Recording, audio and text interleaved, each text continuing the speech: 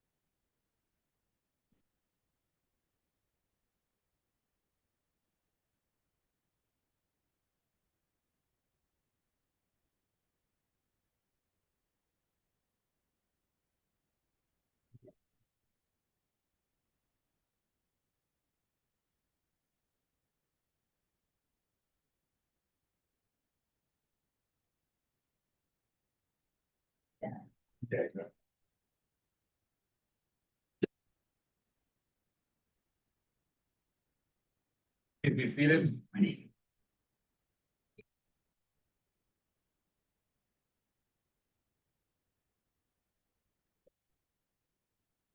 I'll take it.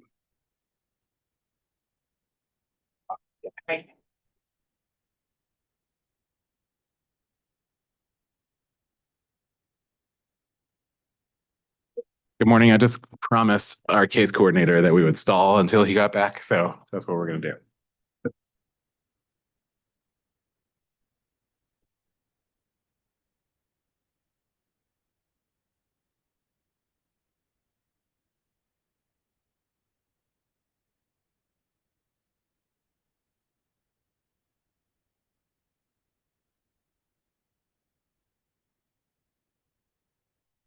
Oh, thank you.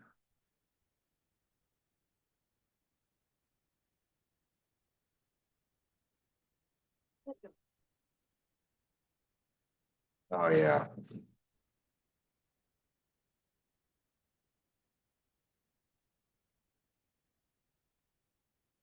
Robin, are we good? Okay.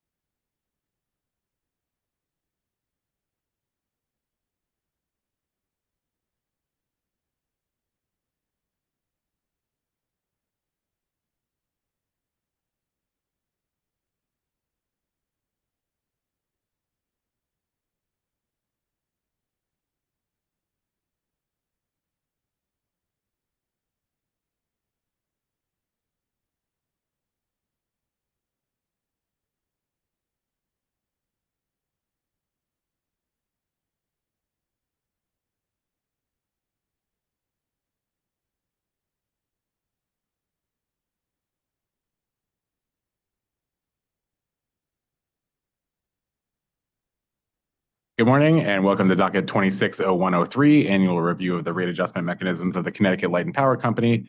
My name is Tom Wheel. I'm the Interim Chairman of the Public Utilities Regulatory Authority. I'm joined today by my top-notch colleagues, Vice Chairman David Arconti, Interim Commissioners Jan Beecher and Holly Cheeseman, and Interim Commissioner Everett Smith is listening to the live stream from a secret, undisclosed location. We are here today for the first evidentiary hearing in this proceeding. We have an agenda in front of us, and we'll start with appearances from the parties and interveners, maybe starting with Eversource. Good morning, Chairman Wheel. Good morning, Vice Chairman Arconti, Commissioner Cheeseman, and Commissioner Beecher. And good morning virtually to Commissioner Smith. Nice to see you all. I'm Lauren Bidra on behalf of the Connecticut Light and Power Company, doing business as Eversource Energy. And good morning, Commissioners. My name is Daniel Crisp, and I am here representing the Connecticut Light and Power Company, doing business as Eversource Energy. Thank you. Office of Consumer Counsel.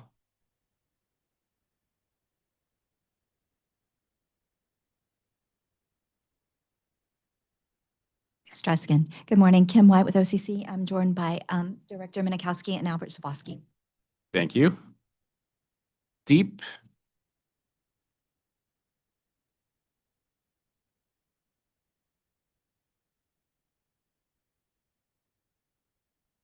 Thank you. CIC.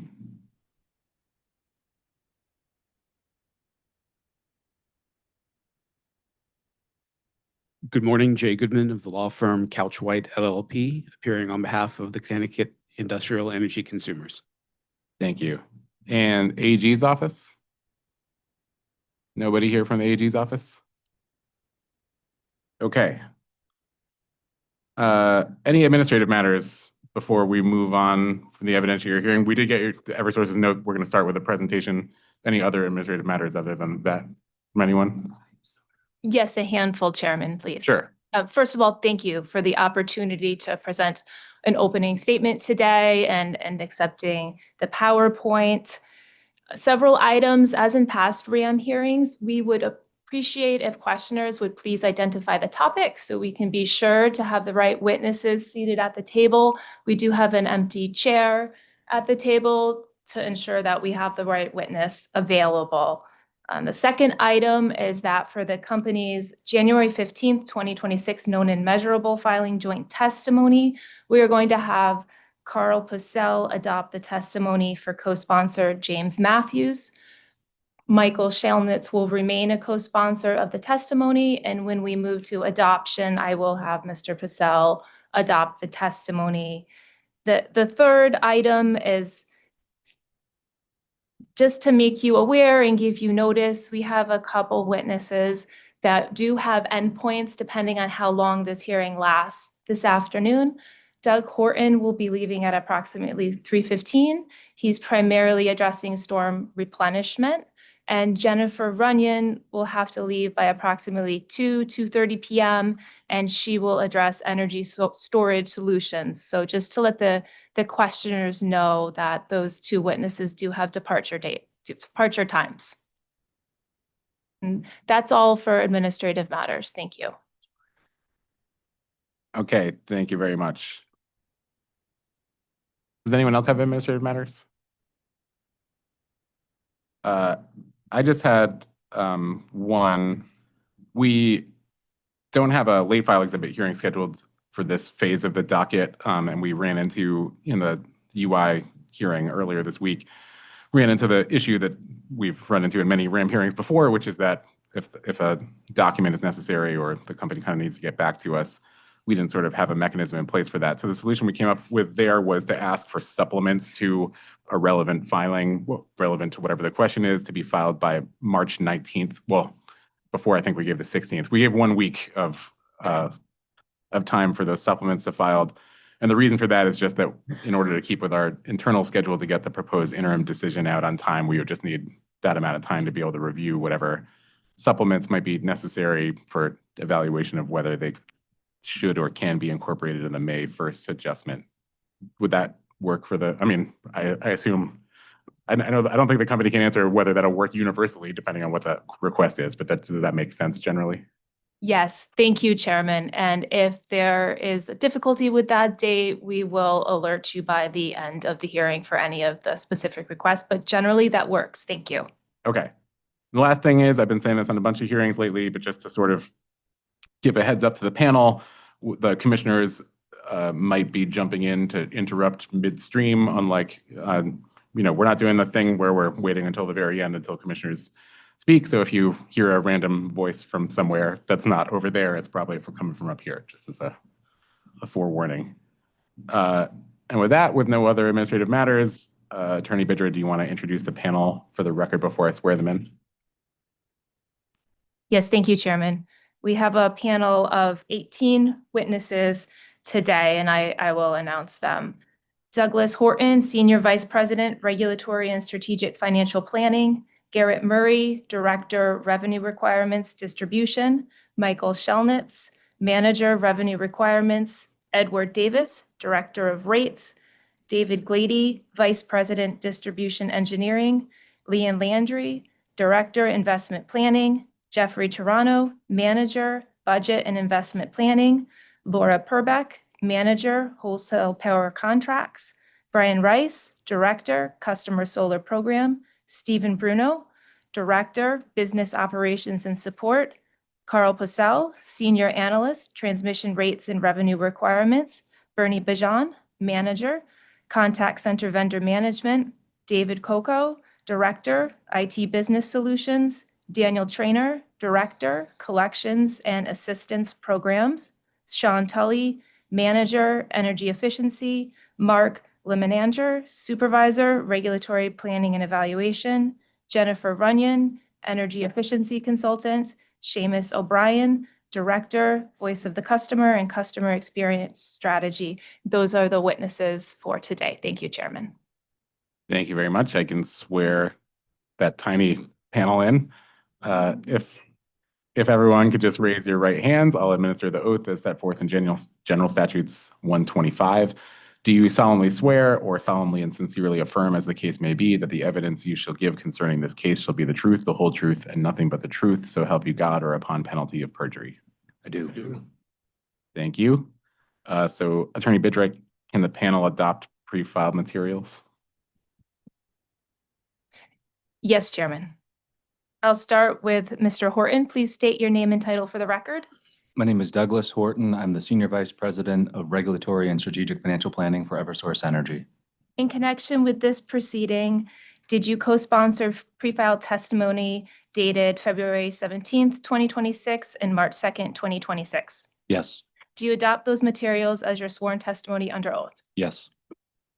Mr. Murray, please state your name and title.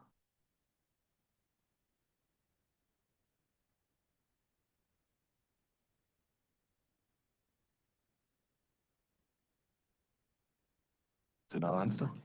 Oh, sorry. Garrett Murray, Director of Revenue Requirements Distribution for Eversource Energy Service Company, here on behalf of the Connecticut Light and Power Company.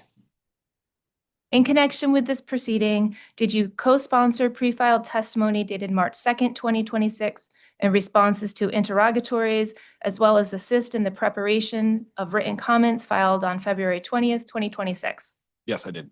Do you have any modifications to those materials at this time? I do not. Do you adopt those materials as your sworn testimony under oath? Yes, I do. Thank you. Mr. Shelnitz, please state your name and title. My name is Michael Shelnitz, and I'm Manager of Revenue Requirements for Connecticut. In connection with this proceeding, did you co-sponsor pre-filed testimony dated January 15th, 2026 and March 2nd, 2026, co-sponsor responses to interrogatories, and assist in the preparation of written comments filed on February 20th, 2026? Yes, I did. Do you have any modifications to those materials at this time? No, I do not. Do you adopt those materials as your sworn testimony under oath? Yes, I do. Thank you. Moving on to Mr. Davis, your name and title for the record, please. Good morning, Ed Davis, Director of Rates for Eversource Energy. In connection with this proceeding, Mr. Davis, did you co-sponsor pre-filed testimony dated February 17th, 2026, responses to interrogatories, as well as assist in the preparation of written comments filed on February 20th, 2026? Yes, I did. Do you have any modifications to those materials at this time? I do not. Do you adopt those materials as your sworn testimony under oath? Yes, I do. Thank you. We're going to move on to Mr. Trainer. Please state your name and title for the record. Good morning. My name is Dan Trainer. I'm the Director of Collections and Assistance Programs for Eversource Energy. In connection with this proceeding, did you sponsor responses to interrogatories? Yes, I did. Do you have any modifications to those materials at this time? I do not. Do you adopt those materials as your sworn testimony under oath? Yes, I do. Thank you, Mr. Trainer. So at this time, I'm going to have the remaining witnesses approach the microphone to adopt, and I'll call them one by one. I'm going to move next to Mr. Glady. And actually, if everyone could come up, that may make this go a little bit smoother. Mr. Glady, when you're prepared at the microphone, please state your name and title for the record. David Glady, Vice President of Distribution Engineering for Eversource Energy. In connection with this proceeding, did you co-sponsor pre-filed testimony dated March 2nd, 2026? Yes, I did. Do you have any modifications to that testimony at this time? I do not. Do you adopt that testimony as your sworn testimony under oath? I do.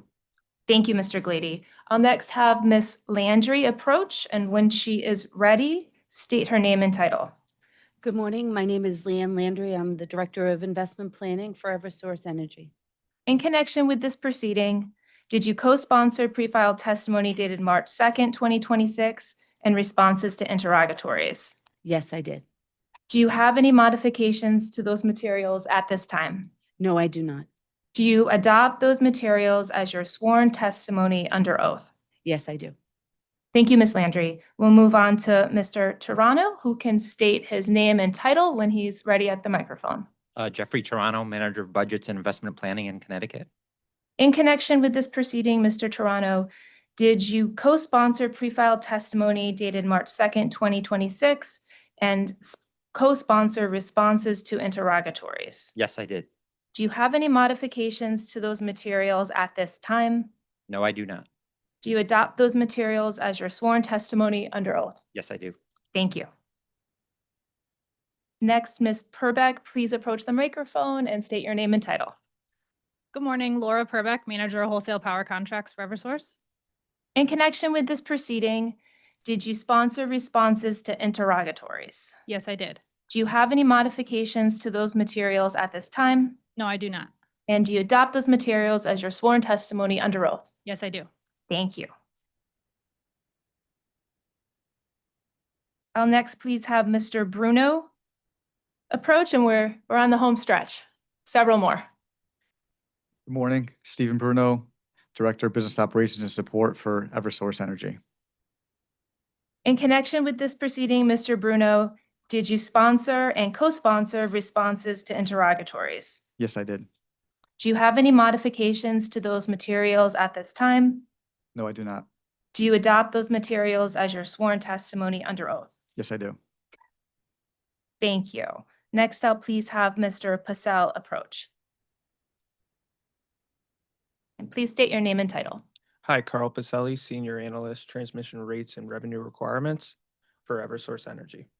In connection with this proceeding, did you sponsor responses to interrogatories? Yes, I did. Do you have any modifications to those responses? No, I do not. Do you adopt those responses as your sworn testimony under oath? Yes, I do. Also, Mr. Pacelli, are you familiar with the known and measurable testimony filed on January 15th, 2026, co-sponsored by James Matthews and Michael Shelnitz? Yes, I am. Do you have any changes or modifications to that testimony? No, I do not.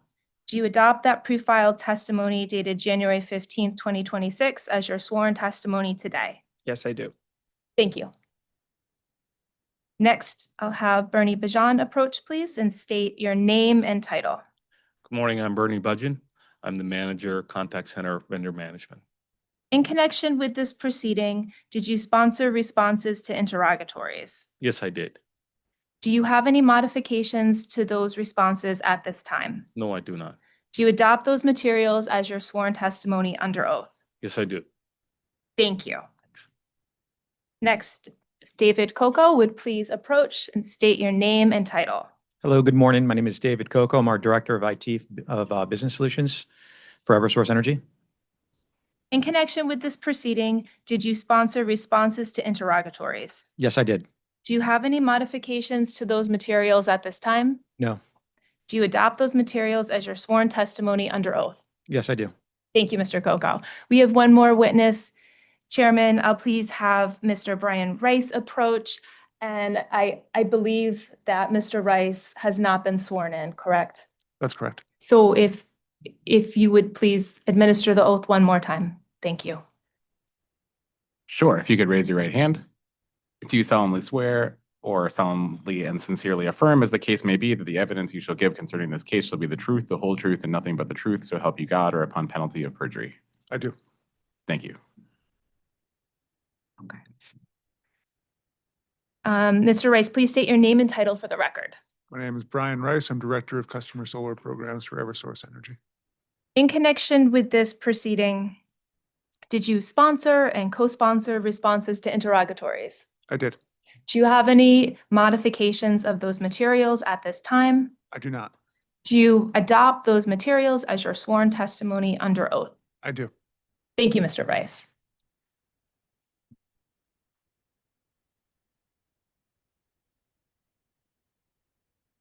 Okay, Mr. Chairman, all of the witnesses that needed to adopt materials have done so at this time, and the entire panel has now been sworn in. Thank you for that. Before our witnesses are available for cross-examination, Mr. Horton has an opening statement, and we have provided the PowerPoint to the case coordinator. It also has been filed in the record and provided copies for the commissioners, and also left some at the back if any stakeholders would like a copy.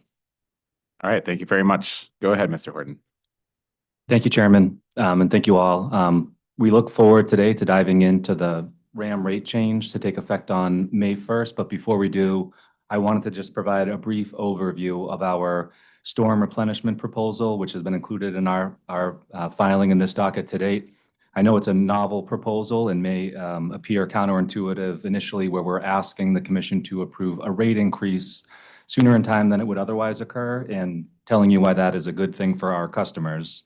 But before I dive into that, I want to first acknowledge and thank PURA for adopting changes to the RAM rate making process in the decision that was issued in docket number 24-1205. PURA's original intent in changing its RAM rate making process in 2021 was designed to mitigate rate volatility by ordering the utilities to use only historical actual information in setting the RAM rates for customers, rather than relying on forecasts.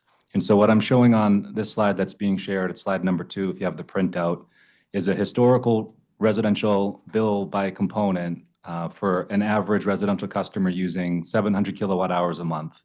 And just to briefly orient you to this slide, the bottom blue is showing our local delivery charges. The green is a transmission component. The orange is the public benefits charges, which is predominantly what is under review in this proceeding. And then the top darker blue is the supply. So you can see in July of 2020, there was a blip that was associated with an increase in both the public benefits and the transmission rate that went into effect at that time. But at the time, it was actually largely mitigated by a reduction that coincided in supply prices. But it was also met with intense resistance from our customers, in large part due to a confluence of factors, which we've described before, with COVID, changes in customer behavior, in usage, and also the fact that it was a very hot summer. And so that prompted PURA to evaluate its RAM rate making process, which resulted in the process I described, where we're relying on historical rates and setting the current year's RAM. And as we've seen in this chart, what it's trying to depict is that since that time, in particular, the public benefits has been anything but steady and stable.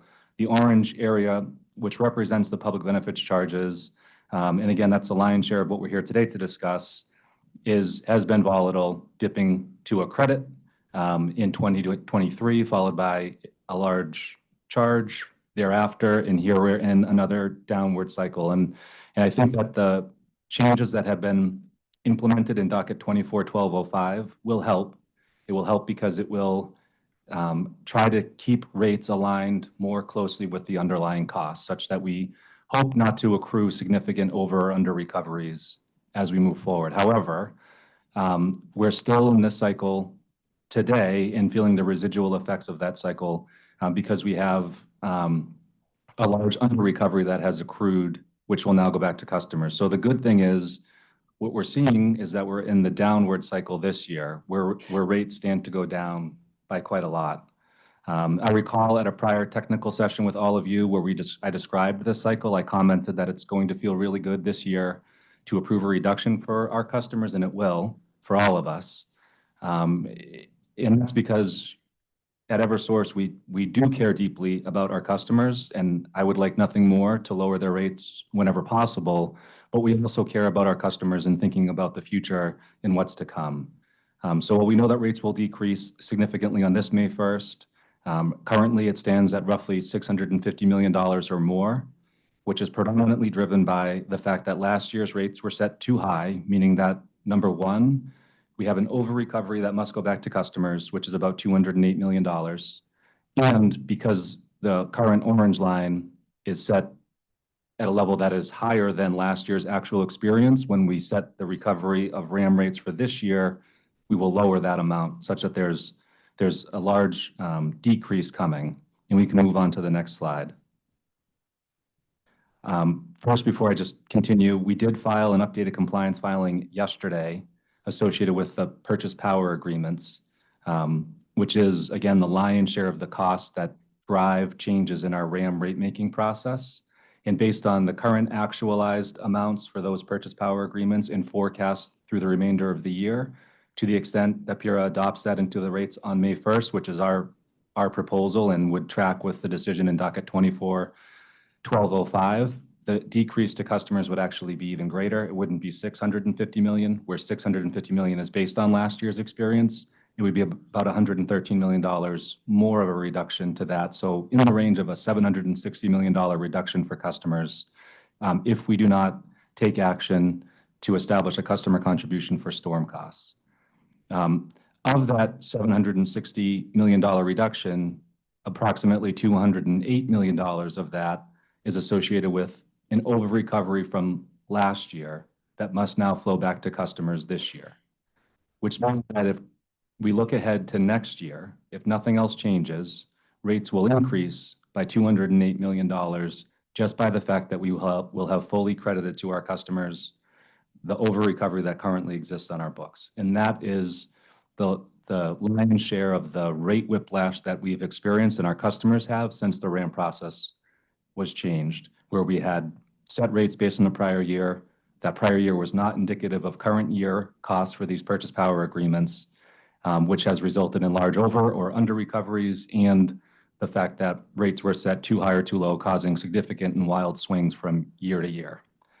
So that means, again, that rates next year would increase by $208 million for the RAM alone, and that's if and only if rates are set this year to match this year's costs, such that there's no over or under recovery to roll into rates on May 1st of 2027, which, despite the process improvements, I think we all can agree that it's implausible that we will be able to set the rate perfectly and there will be no over or under recovery. We also know that rates will increase around this time next year for several other reasons. And before I get into those factors, I do want to point out and make it clear that I know that all of these numbers are debatable.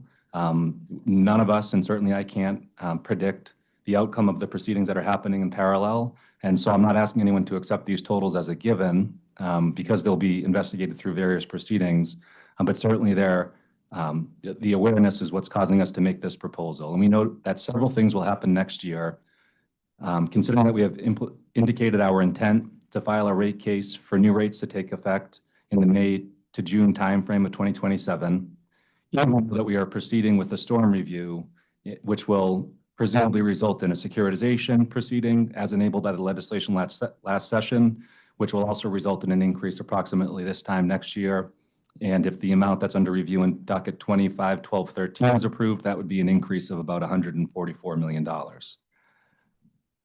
So what we know is that the rate case will decide a lot of things. And as I said, none of us know which direction or the magnitude that any of those things will go. But certainly I expect the rate case will address a base revenue deficiency. That's not on any of the slides I'm discussing here. Here I'm focusing on storm costs in the levers that will be pulled in various proceedings and in the rate case related to storms. I also expect that the rate case will adjust the annual level of customer contribution into the storm fund for catastrophic storms, which are those storms that are not accounted for in base rates because they're unpredictable and impossible to normalize.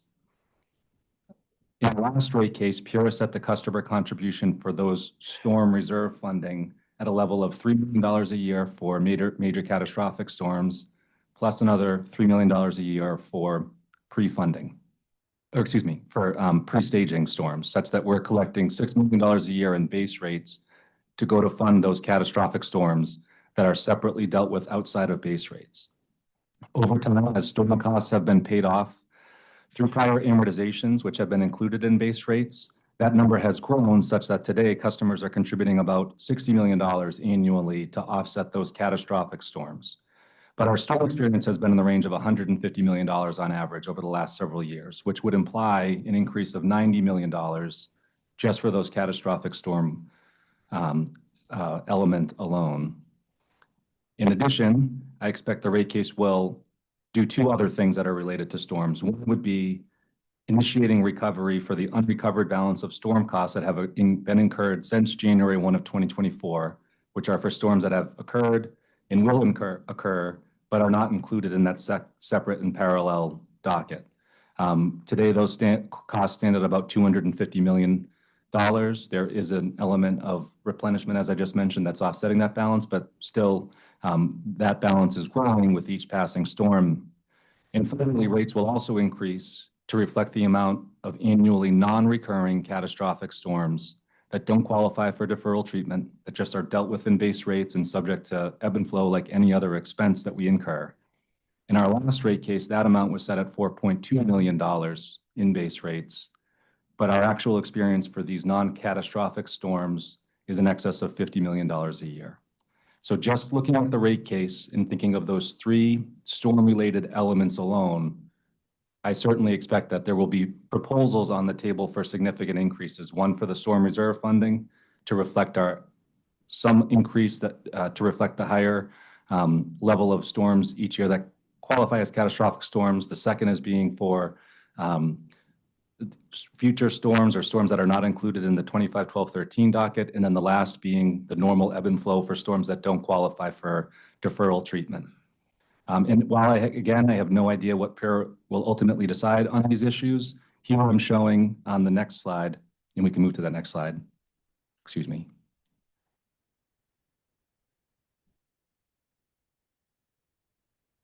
An increase of $150 million to reflect the combination of those things. We also know, so those are the things that we know. What we don't know is what will be the level of net benefits or costs for the purchase power agreements that we'll experience in 2026 through 2027, and whether or not that will cause an increase or a decrease to the RAM rates next year. We also don't know the level of costs for other things that are reflected in the RAM, whether those will increase or decrease. And we also don't know whether and to what extent Pura will increase the level of base rates that are not storm related for CL&P. So on this slide, I'm showing two scenarios. On the top, I'm showing no storm replenishment, and we can see on that top line, rates today are collecting about $1.5 billion in the RAM, but with May 1st, based on the last year's experience in assuming no storm replenishment, rates would decline by $650 million or 43% if we did nothing. In the far right column on May 127, as I mentioned, if nothing else changes in the RAM will go up by $208 million when we will have fully extinguished and paid back to customers the over recovery that's driving a significant portion of that $650 million reduction. I also just described three things that will happen in the base rate case, and I'm putting a tag of $150 million on that. Again, that number is subject to an outcome of other proceedings, but that reflects the storm reserve funding increase, that reflects the storm costs that have been incurred and not currently under review in 25-12-13, and it reflects the fact that non-deferrable storm costs have increased versus what's currently reflected in rates. And the last line I'm showing there is the securitization amount which is under review in that parallel docket happening now of $144 million. So that would show a decrease May 1st, 26 of 43% and an increase next year of 60%. On the bottom of this slide, I'm also showing what it looks like with storm replenishment. And I will admit here, I have had various proposals in this proceeding. I have a lot of thoughts and ideas, and perhaps I've gotten a little rambunctious. But I do think there's a value in establishing some level of storm replenishment. So if we assume $100 million, because there is a known customer liability for storms that are out there under review, what I'm showing on the bottom chart is what things would look like under that scenario with $100 million storm replenishment being established on this May 1st. Rates would still go down significantly. I'm showing a $550 million reduction as compared to the top, which is simply reflecting that difference in storm replenishment. That reduction would actually be greater under both scenarios if PURA implements the latest LMPs in those forecasts and actuals hold come this May 1st. And in the far right chart, I'm showing a lot of the same factors, the only difference being that by having customers pay that customer liability today, I'm assuming less of an increase in the base rates for those other elements, meaning by having customers contribute to the storm balance that's been accrued, a contribution by customers today for that customer liability will result in a decrease in the future liability for customers, in particular for those post-2023 storms that are not contemplated in the $144 million for securitization. So customers would still see a sizable reduction today, and also a sizable reduction, or excuse me, a sizable increase next year, but it would be flatter and smoother with storm replenishment than in the alternative.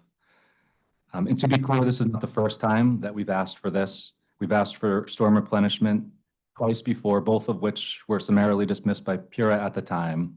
And I know it's counterintuitive to ask for an increase to customers today to help customers for costs later on.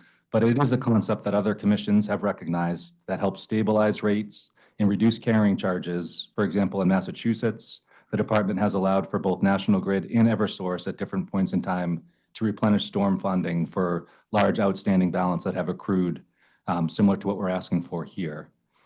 In the prior two cases when we've asked for this, we showed that establishing a replenishment factor would do all the things that I'm saying here, and it would have reduced costs for customers.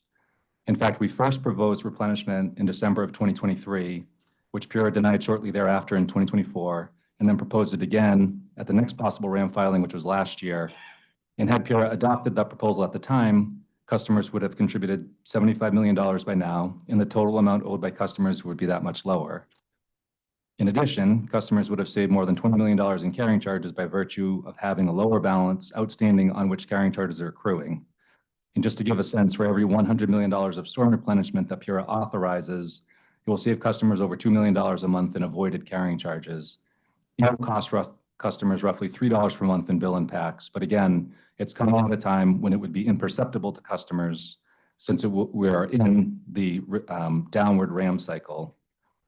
Given the residual effect of the prior process that we're still seeing. And I certainly understand the sentiment that, especially coming from me as the utility finance person, clearly this must be self-serving. And I do certainly acknowledge that by having cash flow coming in hand is a benefit to the company and to our financial integrity, but it also helps our customers directly for all the reasons that I've mentioned. It reduces their total cost for repayment and ultimately will lower bill impacts as a result. We all have an opportunity here to help our customers, and I'm hoping today we can get into this proposal in great detail so that you can feel confident that PURA will still deliver a significant rate decrease to customers, albeit slightly lower than would otherwise occur if we do nothing.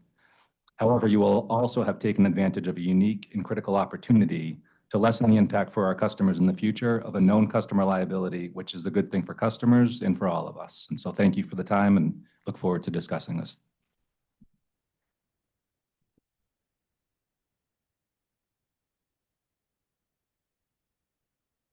Thank you. Is the panel prepared for cross?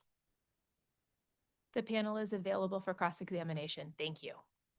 Thank you very much. We're going to start with authority staff. Thank you for that presentation. Good morning. My name is Jonathan Norton with Authority Staff.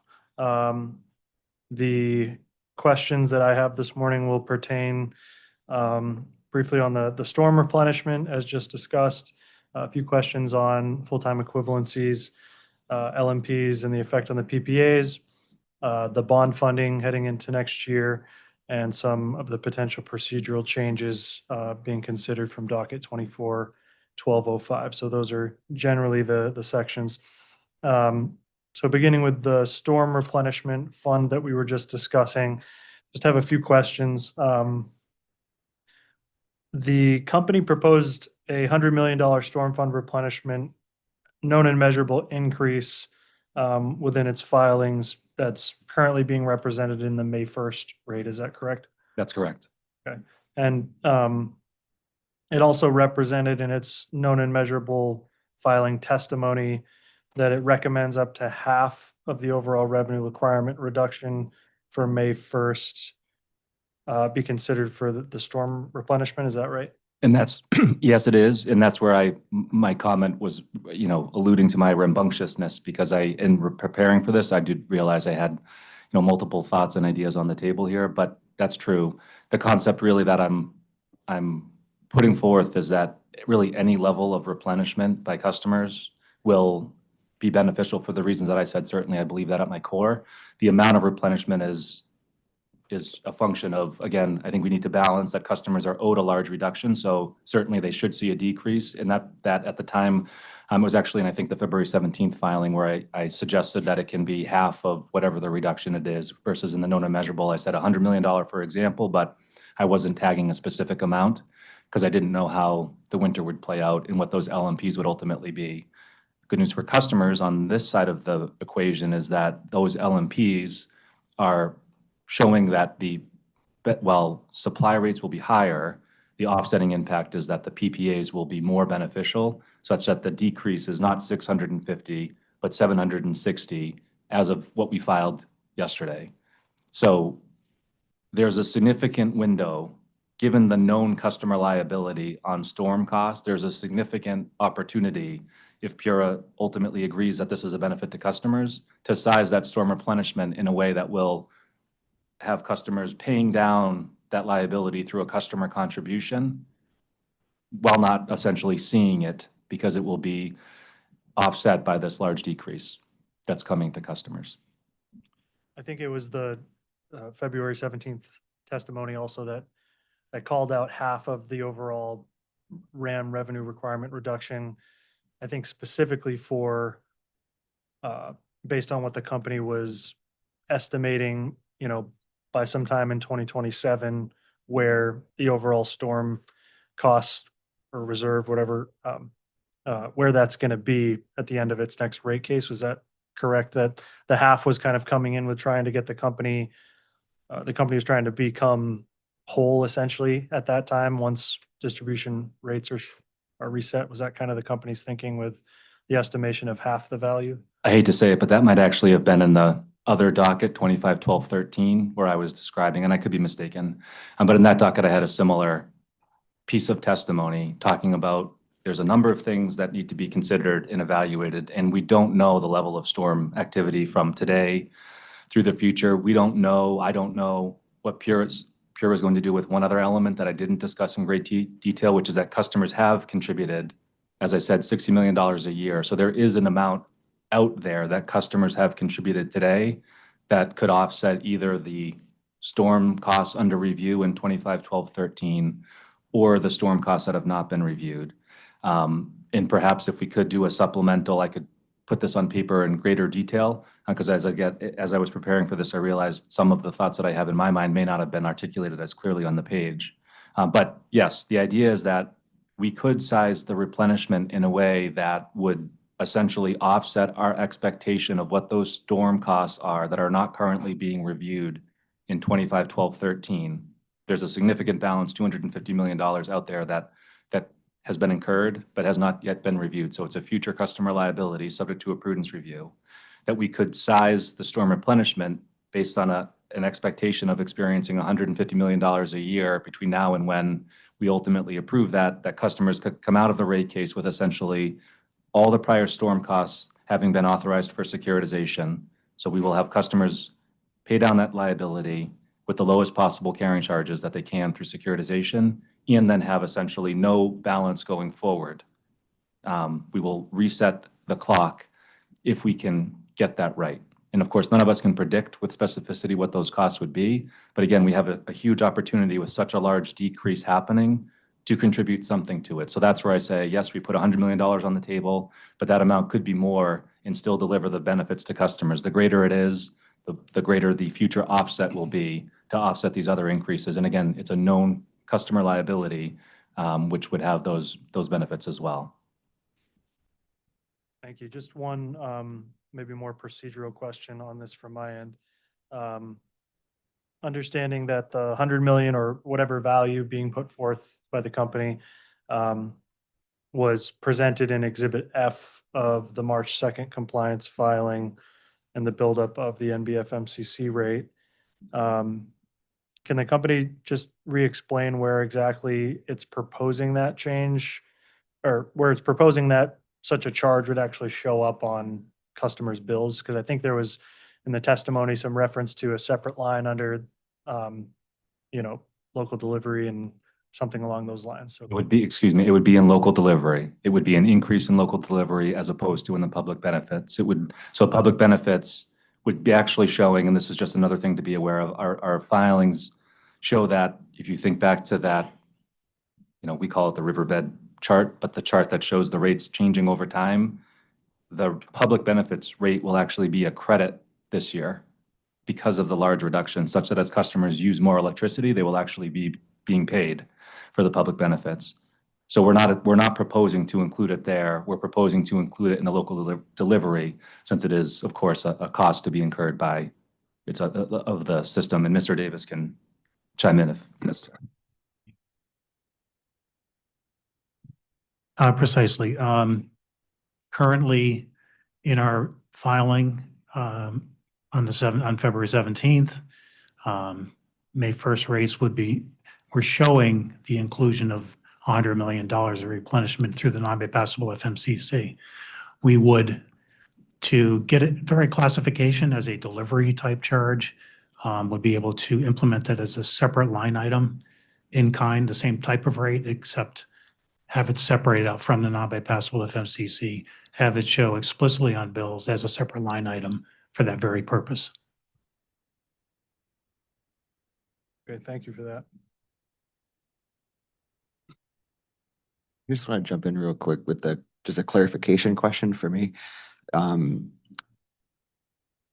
It's called a storm replenishment fund, but it's all treated as, based on my understanding of prior discussions, it doesn't sit in, it's all treated as revenue, right? It doesn't sit somewhere separate. It's just treated as general revenue into the company. To be clear, this will not be revenue that will increase the company's earnings. No, I know that. Okay. It's just like generally speaking. So money is fungible. So that's, we don't have separate accounts for like each component of rates that we collect. Yeah. But what will happen is we will account for this storm reserve, just like the $6 million that had been set in rates back in the last rate case that has grown to 60. We take that in through our rates. We account for it as an offset to the future, to the customer liability, essentially. So I think the answer is yes, it's money coming in, but it is not money that will result in higher, net income by function of having higher distribution revenues offset by the same level of expense. It's going to be accounted for in a way that offsets that future customer liability. Yeah, thanks for that clarification. If I can follow up, but it does lower revenue risk. It would function to lower revenue risk, wouldn't it? Can you explain what you mean by that? To the extent that you would have that, if I'm catching it correctly, that you would have that predictable amount coming in to, in other words, rather than like say a deferral or something like that.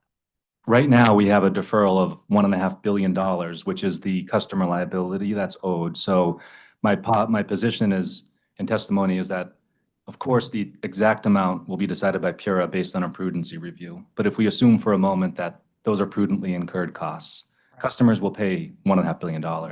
And so at some point, that bill will come due. We're presenting the benefits of having customers pay that liability down sooner. I don't see it eliminating any risk. In the end, if Pura were to determine that $1.5 billion was imprudent, we would unfortunately find ourselves in court. But putting that aside, we would give back any over recovery that has been collected, either through the storm replenishment proposal or through base rates. And that's my point.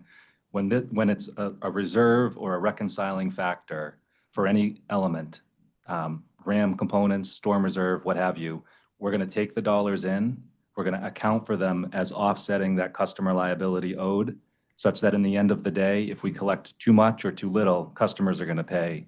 And that's the design of the storm deferral. That's how that works, is we're setting up a storm reserve. It's part of our overall rate that we collect from our customers, but we account for it to offset that future customer liability. Right, but it is it does provide cash flow.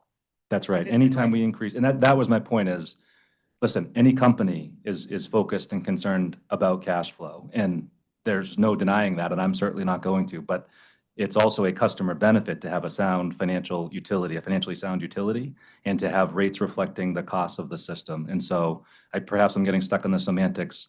I'm looking at it very simply to say that customers owe $1.5 billion for storms. That will come in the future. And so in order to try to mitigate rate volatility by accelerating the customer repayment just for the reserve, the customer contribution, versus what would happen if we were to just wait, that will allow for customers to see a large reduction today and a lower reduction in the future and avoid carrying charges, which is a principle, that is adopted elsewhere. I don't see it as affecting risk otherwise. That balance it's a timing issue in terms of when it would be reflected in rates, and that timing issue also drives carrying charges. Thank you. Thank you.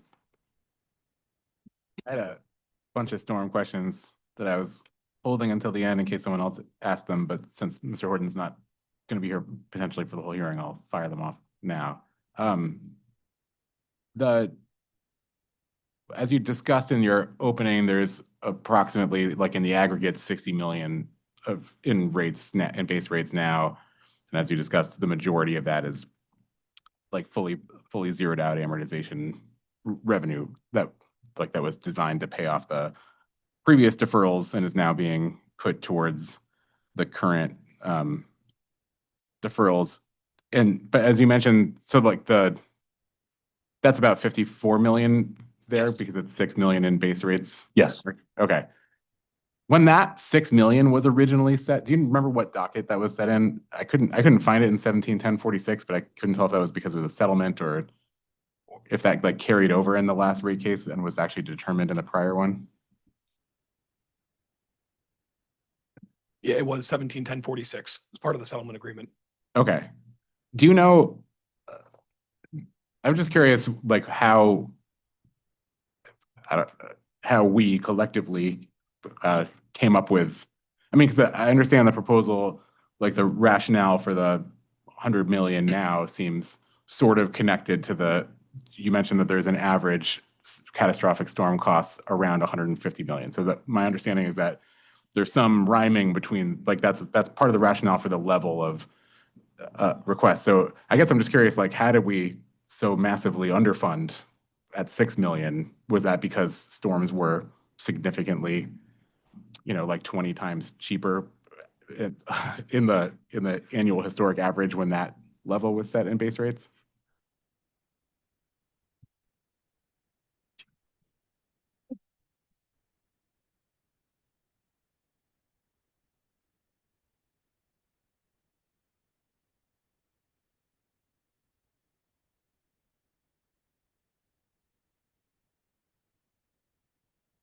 I think we don't know. I wasn't involved in the discussions, and I didn't get involved in Connecticut proceedings until just after that. So, and we don't know the basis of it. I can tell you though that it's actually very similar to my experience in both Massachusetts and New Hampshire, where the magnitude, the frequency, the impact of storms has grown significantly. But I also know we had large storms back in 2013 timeframe here in Connecticut. So I don't know what went into the 6 million. But it's a similar cadence as, like I said, in what we've seen in both Massachusetts and New Hampshire. The base storm funding in Massachusetts was, I believe, $12 million until it was increased to 32 in our last rate case.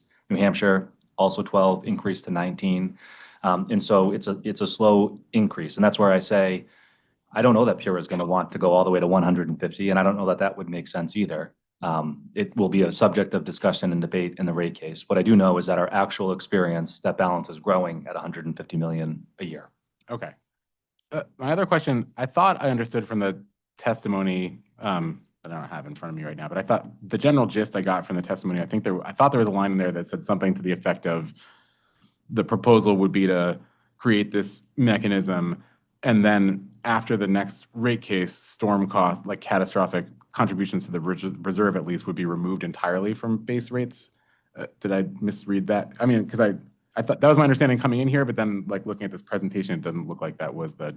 Let me see. I'll try to find it. No, I think I know what you're referencing. It would be our known and measurable filing, but let me just get to that. Okay.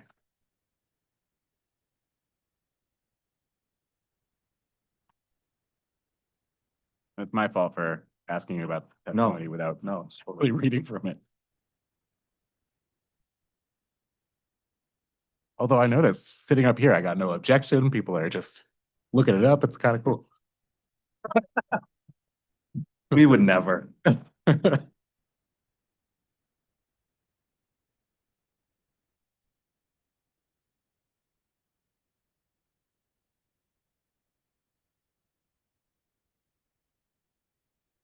Yes, okay.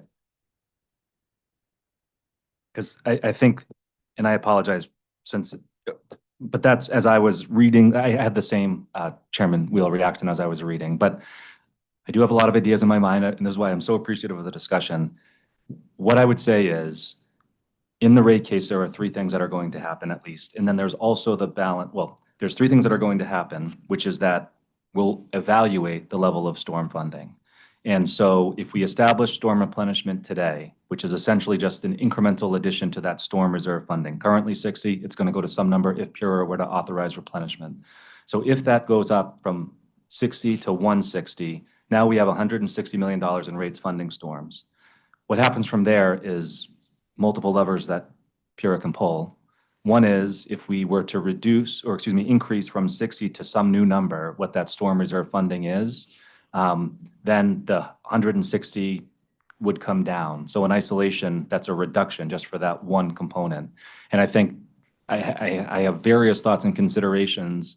I think I'm throwing a lot of things at the wall because any one of them would work. My overall point is that if we can establish storm reserve funding to some extent right now as a customer contribution to the storm balance that's out there, which is significant, then there's benefits and will give us flexibility next year and allow for rates to come down because we have established the storm reserve. That could be to offset the future recovery for storms that have occurred since 2023, meaning if PURA decides, no, I want to keep it at 160 for storm reserve funding going forward, that still would be a benefit to customers because we could say, well, the amount that has been collected will go to offset that future customer liability that's going to come due at some point in time. Or PURA could say, no, I don't want to go to 160. I don't know what, it could go to 100. It could go down from 60. I have no idea what we'll present as evidence that PURA will decide.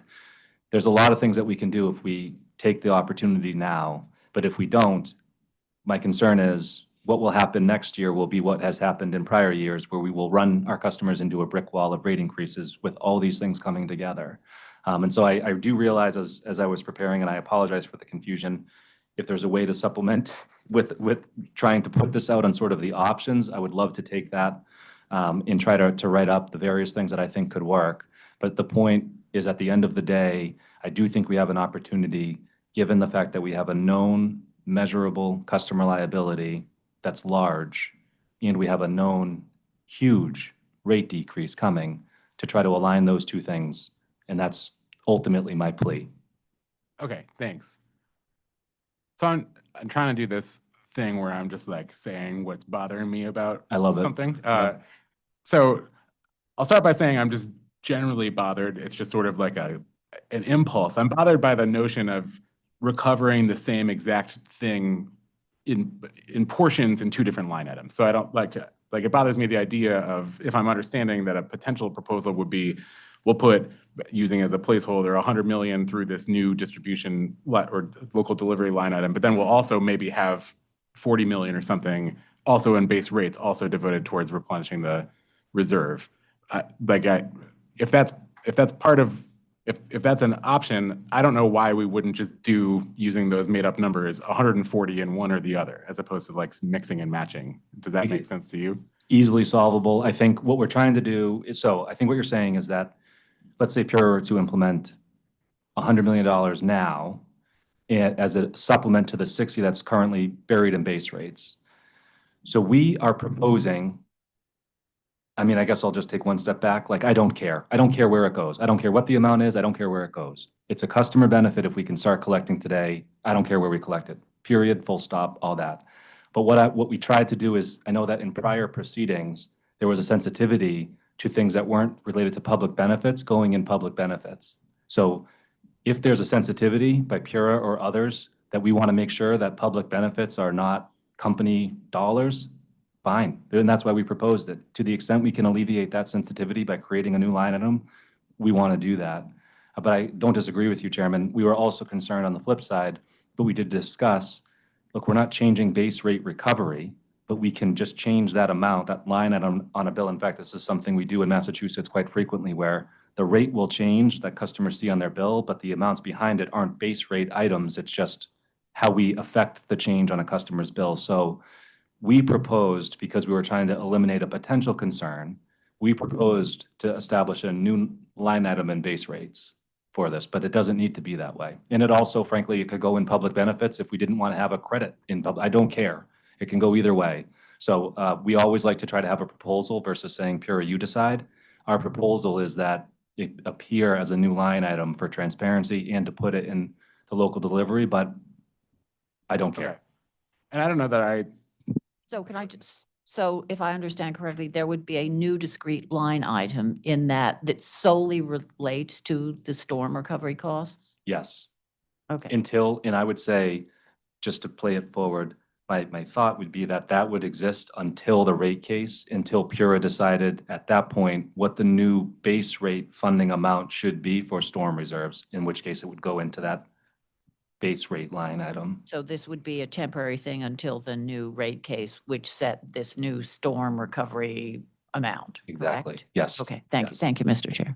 no, thank you. That was kind of where I was. That answered the question.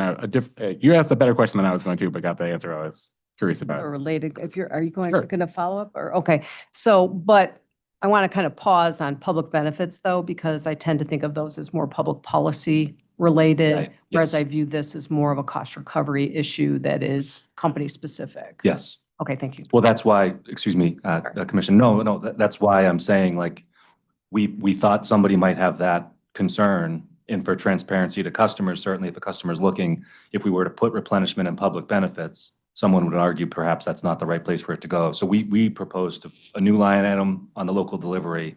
But we also discussed we can do a lot of different things. But that's why we proposed local delivery. Yeah, we can do things too. And so I think this is a constructive conversation. Thank you. Thank you. And yeah, just again, in the spirit of sort of just saying out loud, something that struck me is I took from the proposal that the idea was that this was going to be a new line item that was just going to be there. And frankly, when I read that, it made me skeptical of the, I do understand the rationale of like, this is a good time to consider, rates are going down. If we've got stuff we got to pay for in the future, maybe it's a good time to consider doing that. But if the proposal was that, but this is 100 million forever, as you've recognized, next year, we probably will be in the opposite position. And then now we're just, creating upward rate pressure. That I was a little skeptical of that idea, but with recognition that like, there are costs that need to be paid for one way or the other. So I do understand that part of what you were saying. I guess, and I frankly, like, I'm not sure. My questions aren't really concerned. I think I'm not too concerned at this time about like where this is, what we call it, what it looks like. All those things are important, especially for rate design reasons, for like allocation considerations. But I do wonder, and maybe this is a question for a supplement or maybe a brief. Do we have legislative authorization to just make a new line on a bill? Like, can we just do that ourselves? I don't know the answer to that. I mean, I'm not a lawyer, but I will say definitively, absolutely. I mean, we could brief it. I don't know what the right procedure is, but this is something that in other jurisdictions happens all the time. I don't, so I perhaps though procedurally, it does make sense to do a supplement or a brief, and I would love to take that back and perhaps have other parties weighing in. I do just want to try to address and maybe simplify, because there's a lot of things at play and I have a lot of things rattling in my brain, but if we just focus on one, which is just the level of storm reserve funding, forget everything else, and let's just assume in our brains that there's going to be some level of decrease for everything else. Securitization, going forward storms after 2023, the level of non-catastrophic storms and base rates, and a base rate increase, plus changes in the RAM. All those things are going to happen next year, but if we just focus on one, the storm reserve funding, our proposal is that today we have 60. We're asking PURA to implement another 100, so we'll have 160 in rates. Let's say in the rate case that PURA decides all those other things are going to increase, and it's not the right time for us to have the storm reserve increase, even though our math would say it should be 150. Perhaps PURA says, I can't get there on this matter. A lot of things happening. I'm going to keep that one component at 60.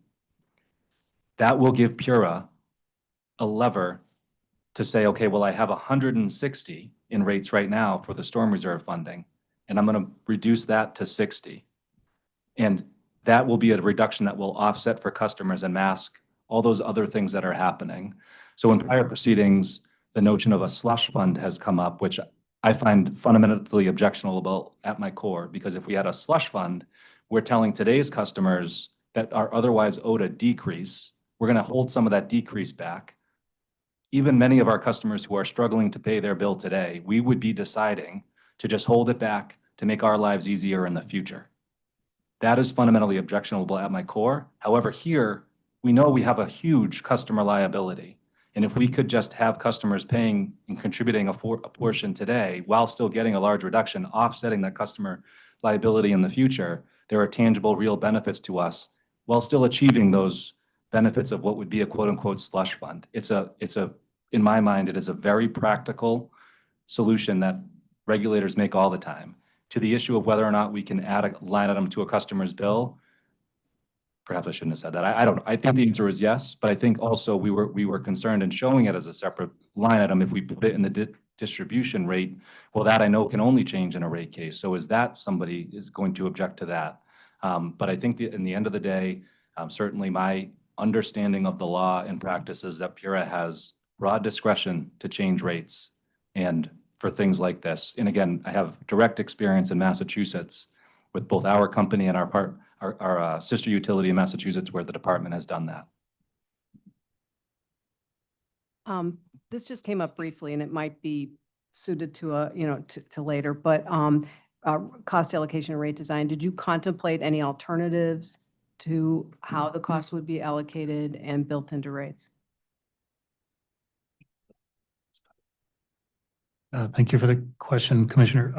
We did. In fact, if you think about the 100 million in the non-bypassable FMCC is sort of in the midst of a change in the allocations and the phase-in. So that's a further discussion that part of that's to be reconsidered or addressed here. But the type of allocations in the non-bypassable FMCC themselves kind of address alternative allocation approaches. So there you have a demand-based allocator versus an energy-based allocator. In the SBC, you have customer-based allocators and energy or kilowatt-hour-based allocators predominantly. Distribution rates have their own set of almost intrinsic sets of allocators. Each type of cost will have its own treatment. So what is a storm replenishment fund type cost?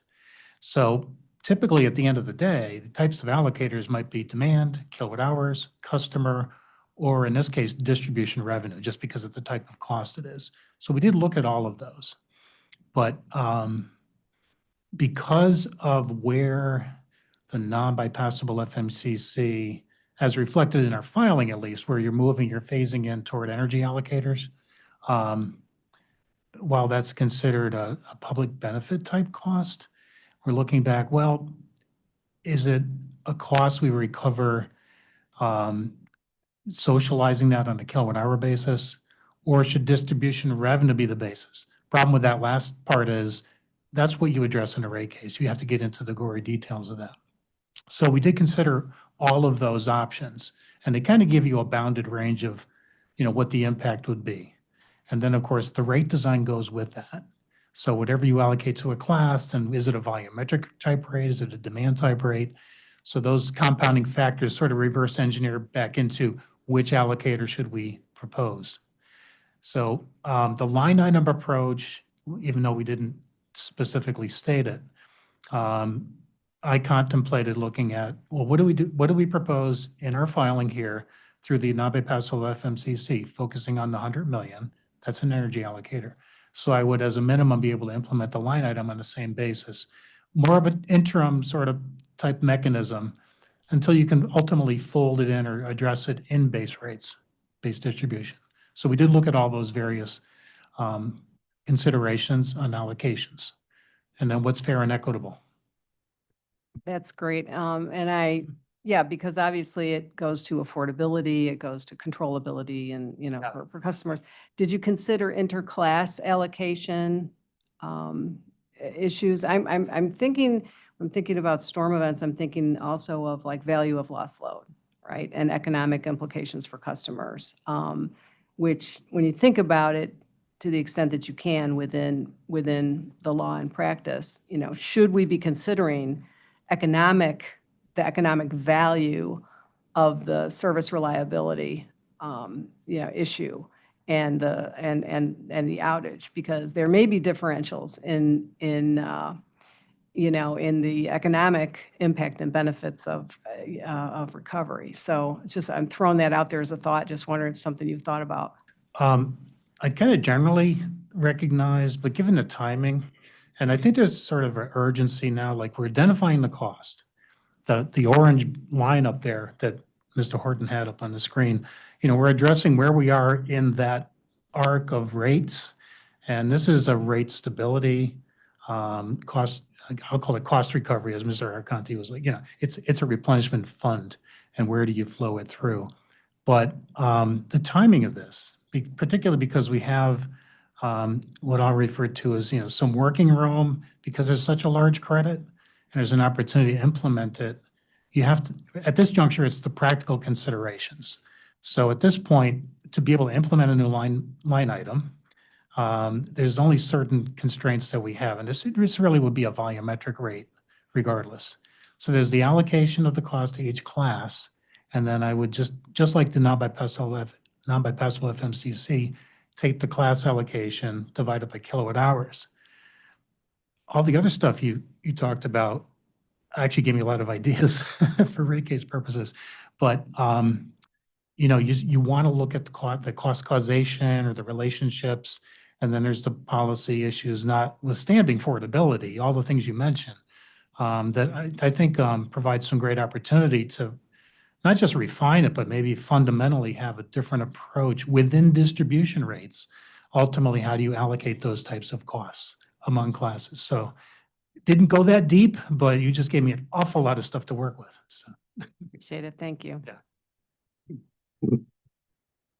Mr. Horton, you said lots of regulators do this. A number of jurisdictions has done this in terms of setting up that separate, perhaps one-time fund to refill the bucket, as it were, or have more water in the bucket to put out the fires. Can you give me some examples? And in those cases, how much was put in and what was the time frame? Absolutely, and that would probably be better in a supplement if we could take that. But as I mentioned in Massachusetts, now Massachusetts has a different framework to begin with because they have a separate, more quickly in time reconciling mechanism as part of just their normal structure, meaning same concept, storms are deferred and recovered outside of base rates, but there's an annual cycle for those rate changes. But they have also established a replenishment, and I know of 2 examples that we could supplement on the record to elaborate. Right, thank you. The last thing I wanted to ask about for this proposal is like how costs are reviewed. So they're gonna throw out a hypothetical just to make this easier for me to understand. So let's pretend we live in a beautiful world where we're zeroed out. You've got no historical storm deferrals sitting there. You've got some level imputed in base rates for non-catastrophic storms, and that just goes with the ebb and flow. And like anything else in distribution, that is what it is, right? Like we're not reviewing, we're setting those costs prospectively, and we're not going back in time and saying, I mean, as you know, we look back in time in a rate case and say, should we adjust this on a moving forward basis? But we're not, nor can we be concerned with whether the revenues matched costs for the sake of it being in base distribution and making retroactive adjustments. For the sake of the reserve, though, like the notion of that is that it's paying down some portion of what's being deferred, and deferrals are by their nature retroactive creatures, like where we do go back and say, should you or shouldn't you have spent this? So how does that work with this proposal? So like if we put 100 million, I guess it's an open question that maybe expands beyond this docket, but if we put 100 million either in this line item or in a reserve function in base rates, what happens if we go back, again, back to my hypothetical, you spend exactly 104 million or whatever in a year. What if we go back in the extreme, say, hey, you spent all that money on clown suits or something, like you don't get any of that? How is there a way that we can get the 100 million back, or is that treated like distribution where no takebacks? You can take it all back. We won't collect a penny on the clown suits. You get all the money back. It's reconciling, and that's where. So right now, this is my point. I think when we last looked at this, customers had paid about 1/7 of the total storm costs, and we have a run rate of $150 million a year that we're incurring, and customers are paying 60. So it's all reconcilable. That's where I said if PURA completes its prudency reviews, and let's just say in an extreme example, every clown suit's disallowed. So $1.5 billion is on our books and they're all clown suits, and you decide, nope, not a penny, but we've collected at that point 300 million or whatever the number's going to be. That will go back to customers, or PURA will find some other means to offset rates for customers. My point is that's not going to happen. PURA is going to decide prudency. I get that. Our track record is such that we literally get 100% recovery of our storm costs. We're really good at this. So I do not expect that to happen to any extent, and certainly not to the point that there would be an over recovery. But you can put your mind at ease, because even if I'm wrong, it goes back to customers. That's my point. It's coming in. So when cash comes in the door for any business, when cash can come in the door, that's a good thing. So there is a benefit to the company of having improved cash flows. Currently, we've been paying for storms at a massive extent without enough money coming in the door to fund them. So we're out that money, that capital. In the end of the day, there's a benefit to us of having that cash, but it's not going to our bottom line. If PURA determines for whatever reason that the costs are not valid or what have you, it all goes back to customers. It's reconciled. So we'll use the cash today because we have cash, and cash is fungible, but we account for it in a way that we show every dollar we collect for this is going into a bucket. It's offsetting that customer liability, and it will be reconciled to the penny. Customers will pay no more and no less. And that's my whole point is, to me, there's no avoidance of risk. The risk is there. We've incurred the costs. PURA is going to review them. It's just dollars we're collecting to offset the customer liability. We're asking you to approve customers to have, improved rate volatility, rate continuity, which is a principle of rate making, intergenerational equity, another principle of rate making, lowering overall costs, always a good thing for our customers when you take into account carrying charges. These are all benefits of this proposal, but in the end, customers are going to pay no more, no less than you tell us they're allowed to pay. Okay. Thank you. I think I know the answer to this already, but just make sure I'm clear. Again, back to the magical world where you're zeroed out. It would be possible that next year there's something that you incur legitimate prudent storm costs that are less than 100 million. So in this, I guess this is what I'm getting at, and sort of what I was getting at before is like the distinction between this being in base rates versus something like a reconciling RAM line item. If this stayed as a line item that reconciled that we reviewed in this case, then each year we would go back and say, hey, you only spent 80, you owe us 20, we'll reconcile that in next year's adjustment, right? Oh, I see what you're saying. So to be on, that's not how I'm viewing it. I'm simply viewing it as large amount owed, little amount paid. Let's try to right the ship a little bit, given we have this opportunity. So really my thought on it, and really has been in each of our 2 prior times we've tried this, is it's a temporary measure until we get to the rate case, at which time PURA will decide what that storm funding amount is. But even though that amount will be in base rates, it will still be reconcilable. And last thing, Chairman, is that I also expect to propose, and Pura will decide, that we have a different mousetrap coming out of that rate case. So we're not gonna, I would not suggest that we continue to defer storms until the future. I would suggest that we have a process, and again, to be decided, where we are looking at these costs in more real time and having rates reflect costs in more real time. So long way of saying, I guess I had not thought this amount will stay and will then become part of the annual RAM cycle, but it may. Okay. Thanks. That's helpful. And yeah, I understand I think obviously that I get that they both models reconcile, but there's a timing difference. One reconciles every year, the other reconciles whenever the next rate case happens, and that part of the reason we're having an issue right now is that flaw in the context of the facts before us in the reconciling mechanism of deferrals. Like that's how we got. There's lots of reasons we got here, but that's numerically why we have over $1 billion sitting out there, because you know, if the only tool you have is a reconciling deferral, then you got to wait until you use that tool where you use it, right? So, but I would just say I mean, I think speaking for myself, I agree. I mean, part of why I was not so sure about this proposal, to be frank from the outset, is that we are, I think, on the precipice of having to figure out a better mousetrap on this issue, and that we've got the current proceeding where we're reviewing storm costs, potentially securitizing them. That'll take a large chunk out of the problem, but the problem's not going to go away even if we eliminated it all historically unless we figure out a way to make sure this doesn't happen again. So I was of the mind of, well, let's not fix this before we are in the place where we are going to figure out the more permanent way to fix this. But I do appreciate it. It makes me feel better to know that the company isn't proposing this as a forever new line item in addition to whatever we're going to figure out in the rate case. And I'm glad you asked, because I realized that wasn't clear. No, it's, in my mind, it's a temporary measure. We're saying rates are going to go up by some number next year. Start it now, all the reasons that I've said. Temporary measure, completely reconciling. To me, there's no reason not to, but I felt that way the last 2 times we talked about this too. And of course, I get it. It would be great if we could never have the rates have to increase for these costs, but it's going to have to happen. And so this gives us an opportunity where we have a massive reduction coming in this sort of residual holdover of the RAM, but none of us know what's going to happen next year on that front. And so again, this gives us a tool, a lever.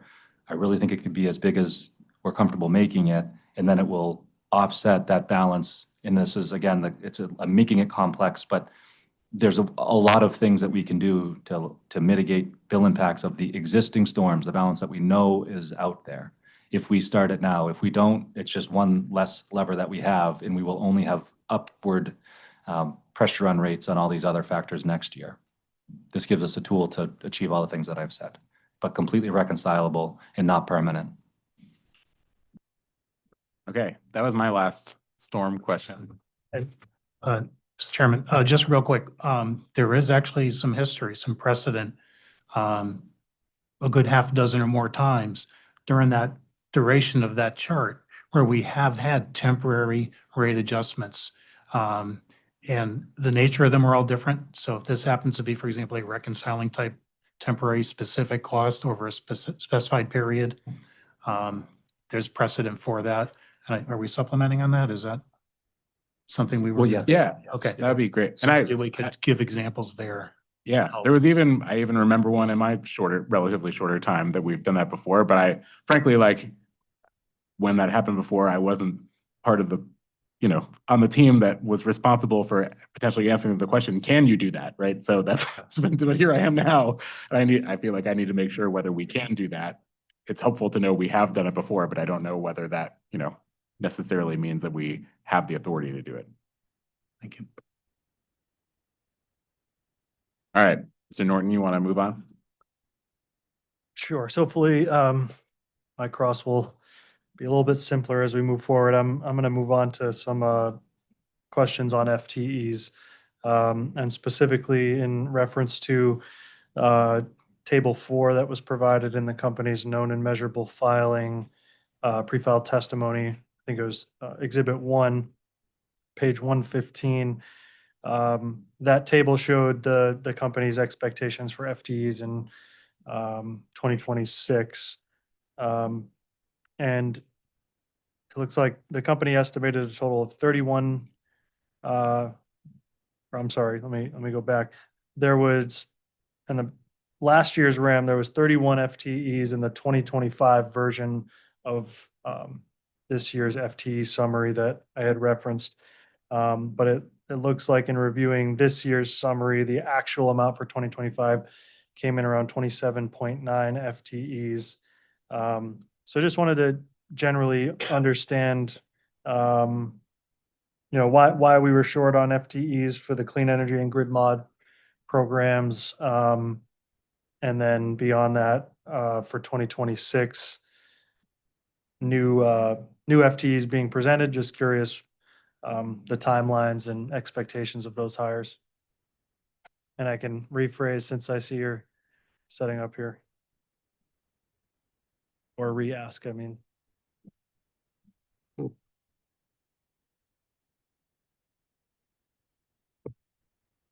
There we go. So I'm Brian Rice. I'm Director of Customer Solar Programs. So I will address the FTEs for the RRES, NRES, SCEF, and LREC-ZREC programs, which are all enumerated in that table, although I do believe the commercial programs, so everything but RRES is grouped together when presented in the known and measurable testimony. I will say the full-time equivalency count for those programs has been generally stable between 24 and 25. But we still have variances due to employee leave can impact the actuals hours charged to a program.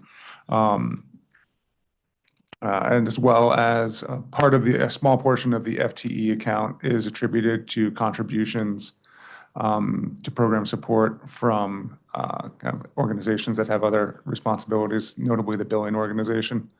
So the contributions and the kind of the actual hours are going to be based on the actual activity from those employees. So that's why that can contribute to a relatively small variance between what we project and then what the actuality is. But I will say, we certainly didn't project any positions that we didn't fill or do anything like that.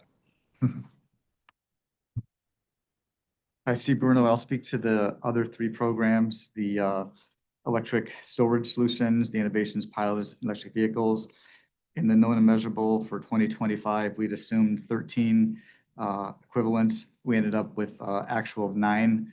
And the primary variance was that 2 of the programs, in particular, the storage and the innovation solutions, the pilots program, they're predicated based on additional work efforts needed by company staff to basically manage the pilots or the projects coming through.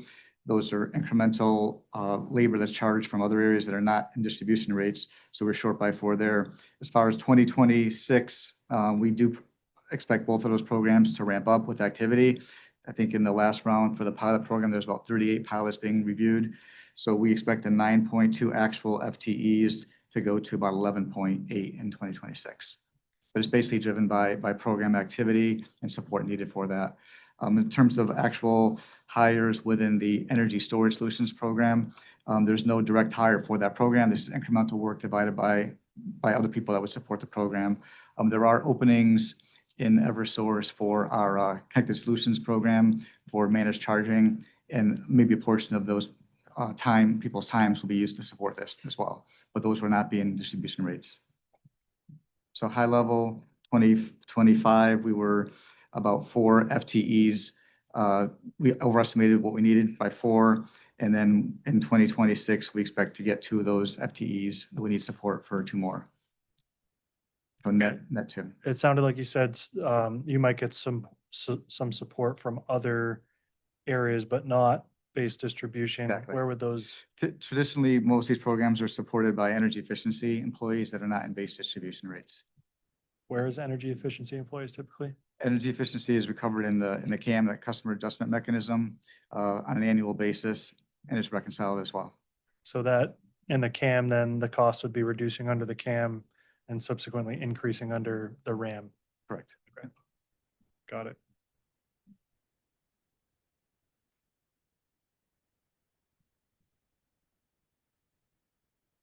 So then the FTEs being presented, the hiring timelines, you said sometime in 2026. Is there any specific timelines for those roles being filled that you're actually going to fill with new employees? Yeah, there's postings for the energy, in the Connected Solutions program. There's 2 positions available there. Once again, those not be full-time for these programs, just a portion of their time. So it's more predicated on the activity needed to support the program level of projects coming through. So the Storage Solutions program, the volume of projects coming through, if you look at what we've spent over the past couple of years, it takes time for the projects to be installed and the batteries to be operational and be charged. The role for this program is to be active dispatch, which has been a small volume need there. We expect that volume to increase in 26 and 27. That's why the activity there. And the pilots as well have been ramping up. There's more pilots that are being approved, cycle 1, cycle 2 costs, and then cycle 3 applications right now. So we expect that to be support from additional staff versus new hires. Thank you. And I would assume the 31 FTEs presented for 2026 is what was worked up and all the known and measurables and Exactly. May 1 proposed rate. Okay. Thank you. I'm going to shift gears to LMPs and PPAs in reference to the company's interrog response to CAE2. Sure. Yeah. And we can ensure they hear you. Thanks. Yep. No problem.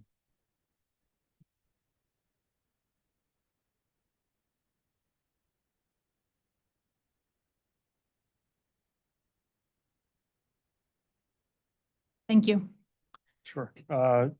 In reference to company's interrogatory response to CAE2, it appears Eversource was estimating a potential $55 million additional net benefit in calendar year 2026 compared to the 2025 proxy, and is now closer to approximately 119 million of additional net benefit based on the latest, I think, compliance filing that just came in. Does the 119 million sound correct? That's correct. That's using projections for March through December of 2026. And January and February actualized. Preliminary actuals, yes. Understanding that the company will be filing an additional update to this analysis in advance of the proposed, or in advance of the final interim decision, I should say. Does the company have any new insights beyond what it just filed, or is that pretty much the latest? That would be the latest. Okay. What about any trends the company might be seeing in the wholesale market, just considering everything happening in the Middle East right now? Is there anything the company can share, expectations maybe that how things might shift? Not in particular. I did do an analysis of the February 17th filing when average LMPs for 2026 were expected to be around $70.72. And then the filing that just was submitted yesterday afternoon, that's March 11th, the average LMPs they trended a little bit upward to about $74.54. So those were basically pre February 28th, I believe, is the date that was initiated. And then post. Okay, thank you. I have a follow-up question on that, Commissioner. I know ISO New England's also, their new CEO, I know they've also been undergoing different potential market design changes. I guess, has there any analysis of how those potential new market design changes would interact differently with even Connecticut or any of the New England states' grid scale power purchase agreements versus how they're interacting now with the wholesale market? Yeah, I think that question would probably be better suited for Parker Littlehale, who's unfortunately not here today. But I think in general, there's still a lot to be determined in those changes. And I think there's a lot of things that are sort of on the table. So I don't know that we necessarily have like something concrete to say about what might happen. Yeah, that makes sense. Also, how many power purchase, I don't know if I'm asking this question the right way. How many potential power purchase agreements are in the queue, so to speak, between Connecticut and the utilities to sign? Are you asking how many are signed and not online yet, or how many may be in the? Yes, both.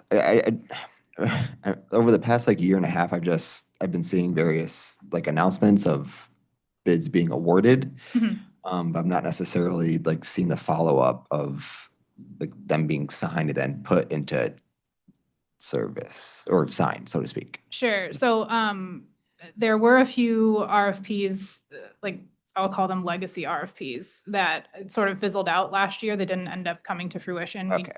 The counterparties did not end up signing the agreements. There is another RFP out right now. It's called the Expedited Zero Carbon RFP from 2025.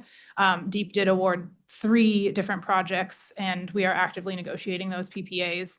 Not sure when we'll sign them, but the contract negotiations are ongoing. And then DEEP also announced a biomass RFP that could result in any number of contracts. And then there's also a 2026 zero carbon RFP that could end up or could result in contracts with nuclear and other, potentially wind, solar, et cetera. But those bids I don't think are due until next week at some point. Correct me if I'm wrong, the biomass, I don't know if I'm kind of putting you on a spot, may not be the right person, but the biomass RFP was legislatively directed to DEEP to do. Yes. Legislatively directed to DEEP to procure for more public policy costs. Yes. Thank you.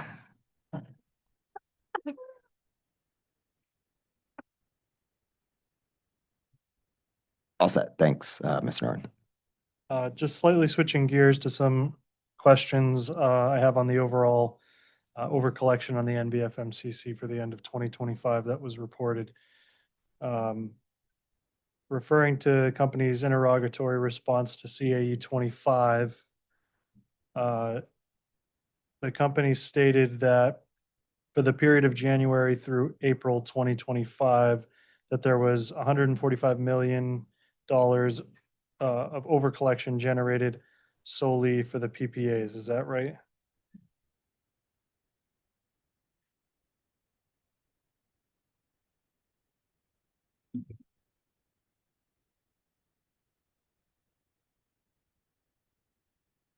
I'm sorry. What was the number that? $145 million for the January 2025 to April 2025 period. Yes, that's what our analysis showed. And the 142 million of which was incorporated for the May 1st, 2025 rate to kind of course correct that. Is that right? At the time last year?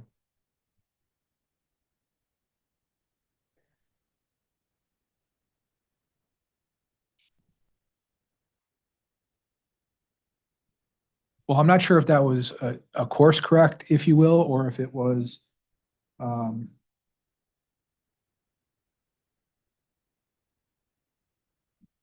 Or maybe another way of putting it was incorporated as a reduction to the revenue requirement for the May 1st rate. it was incorporating the experience that had already begun to happen from January through March of 2025, that went into the May 1st rate. Thank you.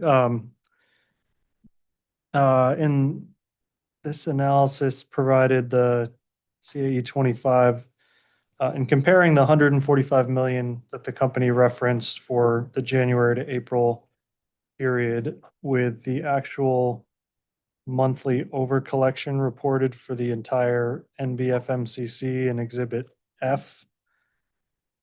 It looks like there is a significant difference on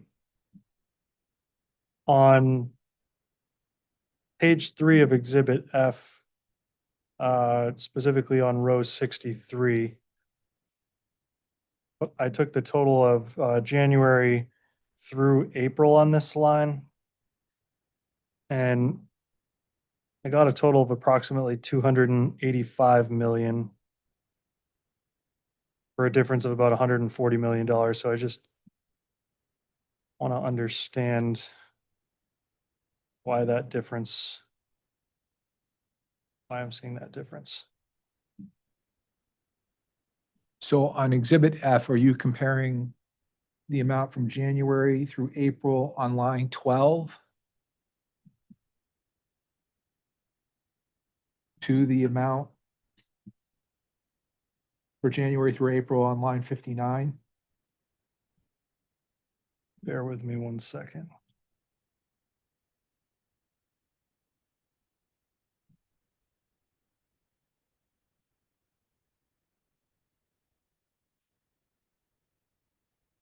So I'm looking at row 63 of page 3 of Exhibit F.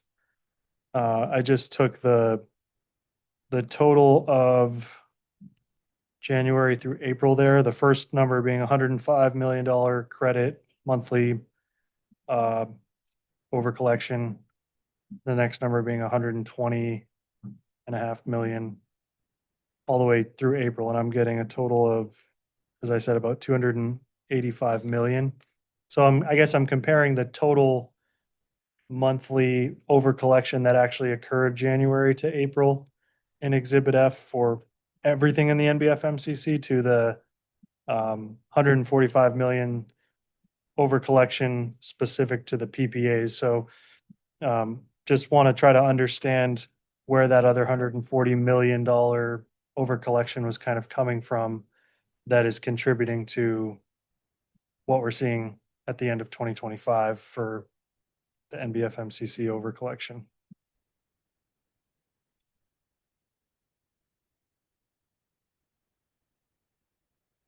And I have some thoughts as to why, but curious your response.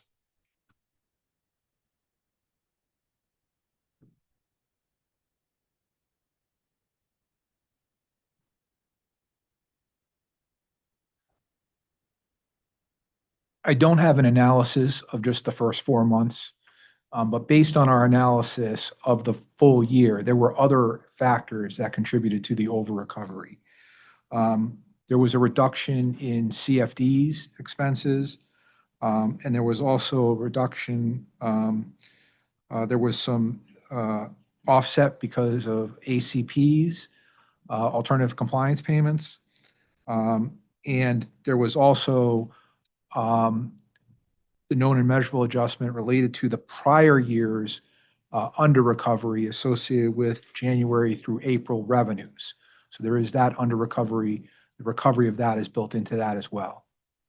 Right. So it would be, since in the 2024 RAM, we didn't make any type of actual adjustment or, estimated remaining year adjustment at all, it would have been assuming the whatever happened in 2023. Is that right? So what would have gone into rates September 1st, 2024 and carried over into those first 4 months of 2025? Yeah, so I actually think it comes from the rate that's earlier, the May 1st rate of 2025, 24. Am I saying that right? 2000. Whatever rate was the under recovery from 2024 was built into the rate on May 1st of 2025. And so that under recovery is still, because of this 4-month lag that we have in the rate setting, that under recovery is still partially there at December 31st and is part of the revenues that are coming in from January through April of 2026. So that is still a factor in that 4-month period. Yeah. And I think that was to the tune of $80 million. Okay. Which last year was, I think, the first time we started kind of truing that 4-month up. So this should, assuming we continue that process, this should be the last time we would see any type of lag discrepancy showing up in the deferral balance. Yeah, I would say that's accurate. Yes. Okay. That's helpful. Because we would capture that in the next rate setting at May 1st, and so it shouldn't be there. Okay. Just to be clear, though, it's just on the prior period over under recoveries. So the adjustment we've reflected starting last year is to account for the fact that there's a prior period over under recovery that's being recovered over the 12-month period, May 1 through April 30th of the following year. There isn't currently any adjustments for the actual cost recovery. That's also lagged those 4 months as well. Right. Yeah, so there was some type of over collection as well that was happening due to other costs, but, you know, yeah, I think you said 80 million was just related to that lag. Yes, 80 million was just related to the lag on the prior year's under recovery. Gotcha. Yeah. No, that's helpful, just understanding, you know, there was, for the full year 2025, the NBFMCC certainly had an over collection due to the LMPs above and beyond what we, I think, incorporated even by September 1st of last year. But to know kind of what else was going into it is helpful. So thank you for that. Moving on to Exhibit F again of the March 2nd compliance. Just in general, on the alternative compliance payment costs on row 36 of page 2. Just notice that it jumped more of a credit by $20 million in 2025 versus 2024. And just wondering why that was. Yeah, so the alternative compliance payments, I believe, are determined in an annual RPS docket. And I don't have the specifics from that particular docket, but it would have been driven by various competitive suppliers that did not meet their ACP requirement, or they did not meet their RPS requirements for 2025 as compared to 2020, versus meeting their RPS requirements in 2024. So as a result, they were required to pay an alternative compliance payment for not meeting their RPS requirements. And so there were just greater alternative compliance payments necessary in 2025. And there's no way to determine whether that we'll see anything deviating in 2026 from that large ACP figure in 2025. Not that I'm aware of. I mean, that's based on competitive suppliers and, the RPS certificates that they are registering in the market system, in the GIS system, I believe. So no, I don't believe there's any way to determine which direction that number would go next year. Okay. Moving on to the TAC, really quick, Exhibit G of the March 2nd compliance and in reference to page 1 and 2. Page 1 shows approximately a $78.389 million shortfall for the TAC in calendar year 2025. Page 2 seems to indicate it is primarily the regional network service charge where the shortfall originates from. Just generally wondering why we see such a large over and under recovery amount year over year in the TAC, just based on the fact that we know the rates. Obviously we have known and measurables that are incorporated each year. Just curious the company's perspective on why we're still seeing major over under recoveries there. Yeah.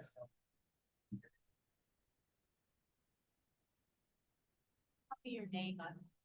Yes, it's Carl Pacelli. Transmission rates and revenue requirements. So we looked into the under recovery for this year, and we determined that it's primarily a timing difference due to the TAC rate change. While the expenses billed to CL&P distribution reflect the January 1, 2025 wholesale rate changes, the retail and revenues don't account for these new rates until the May 2025. So for the first 4 months of the 2025's revenues reflect the billed 5/1/24 TAC rate, which was lower by 30% than the 5/1 25 TAC rate driving a shortfall in revenue.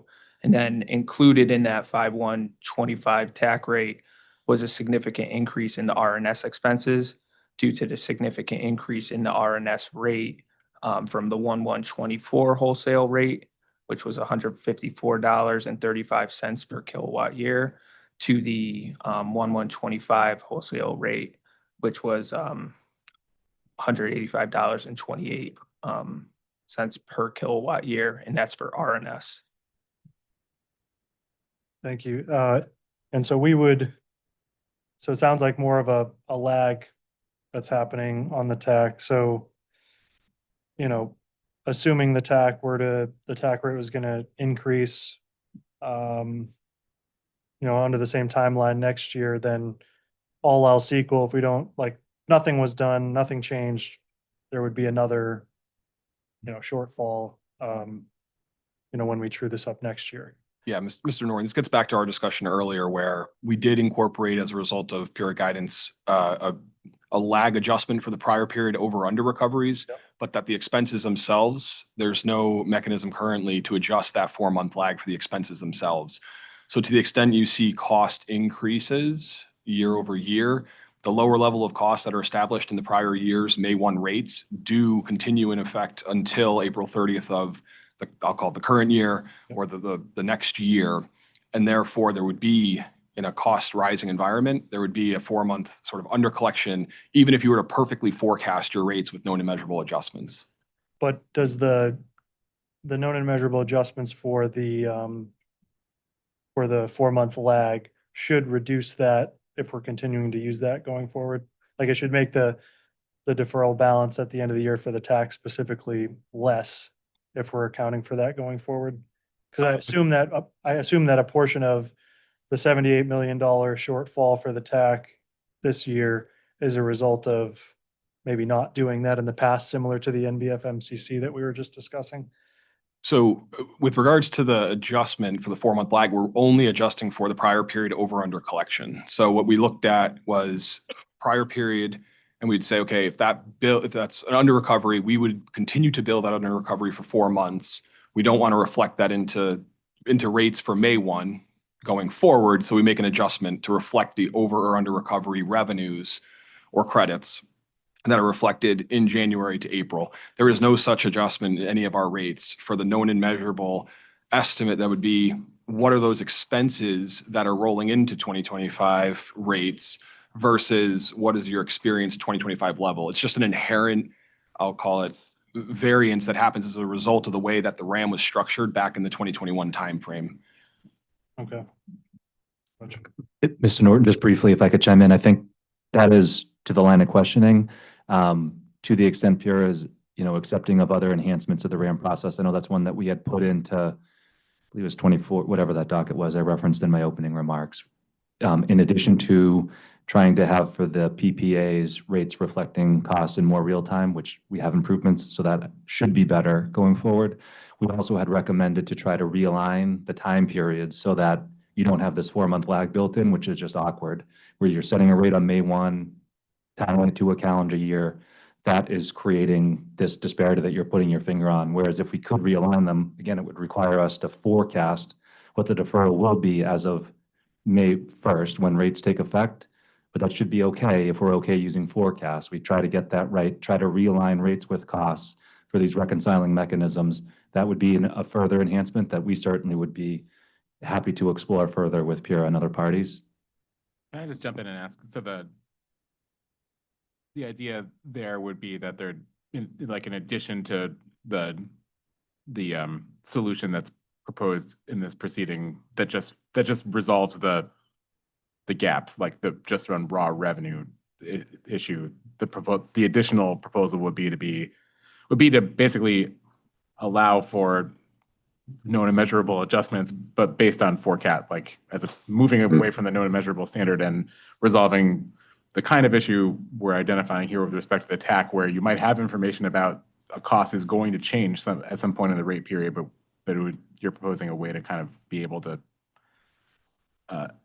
offer a proposal that could mitigate that change. Is that the idea? That's right. And Mr. Shelmitz and Mr. Murray can speak to the details better than I. in terms of how exactly it would work, but I can recall, I think it was that January 7th or 17th technical session that you called where we were talking generally about the RAM components. There were a lot of very valid concerns raised with ensuring from other parties especially, and we don't disagree, ensuring there's enough time to review the rate before it goes into effect. But we're compressed and we have this 4-month lag window. So if though, essentially, what I'm trying to say, not eloquently yet, but I'll get there, is that if we could try, the best thing would be to have rates align with cost concurrently. And in the prior process, prior to the change in 2020, not that we can't improve off of that, we would change rates January 1 and then potentially on July 1st, and we would change it using the best available information very close in time to that January 1st rate. So we could, though, consider further adjustments to this process. We'd have to give on one of our, we'd have to be willing to accept forecasts to have rates changing, say, on January 1st, but reflecting costs as of January 1st. And then we could engage in this very same process right now in having it take place while the rate is in effect.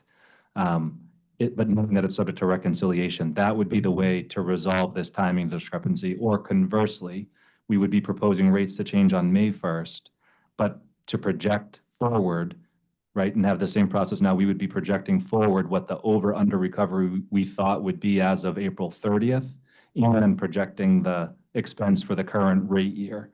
But right now, we have a dynamic where the rate is set on May 1st, but recovering expenses as of January 1st. And that's further exacerbated by the fact that prior to the change, all components were set May 1st of the current year to collect January 1st of the current year rates, but using the prior year's experience in setting that. So it created all these sorts of distortions, which, this PURA is willing to look at. So I guess all I'm saying is that we still have some things that we could adjust further, and we're happy to explore that for sure. Right now, though, we have this still awkward delinking that's causing some weird results in the rate making process. Could go either way. All right, one more follow-up. So, I mean, hypothetically, with that kind of tool, if you're anticipating like a midstream, like cost change, like if the if RNS is adjusted on if you're incurring a different level of RNS expense outside of either the calendar year or the rate cycle, you could adjust for that you could do your best to adjust for that using a forecast. And would that forecast incorporate sort of a revenue requirement that like levels out that total? I guess what I'm asking is, you'd still be saying, here's how much money we think we're going to need for this line item in the given rate period, but with the adjustments, this is accounting for both the 4-month gap generally and also accounting for the total net effect of any expected expense changes whenever they occur in the rate period. Is that the idea? Yeah, so I think there's really two forecasts we're talking about here. So just for historical context, the way the rates used to work is we'd file in like the November timeframe, we'd project out the balance to December of that year, and then we'd also project out the expenses for the rate period if it was January to June or January to December. So for context of this filing, if we were to shift it 4 months, what we would look at is, we'd make our filing, but we would project out the balance as of April 30th of any given year, rather than the current process, which looks at the balance as of December 31st. From that point, you would then look at a projection of your expenses that you would need to collect for the rate period, May 1 of the current year to April 30th of the future year.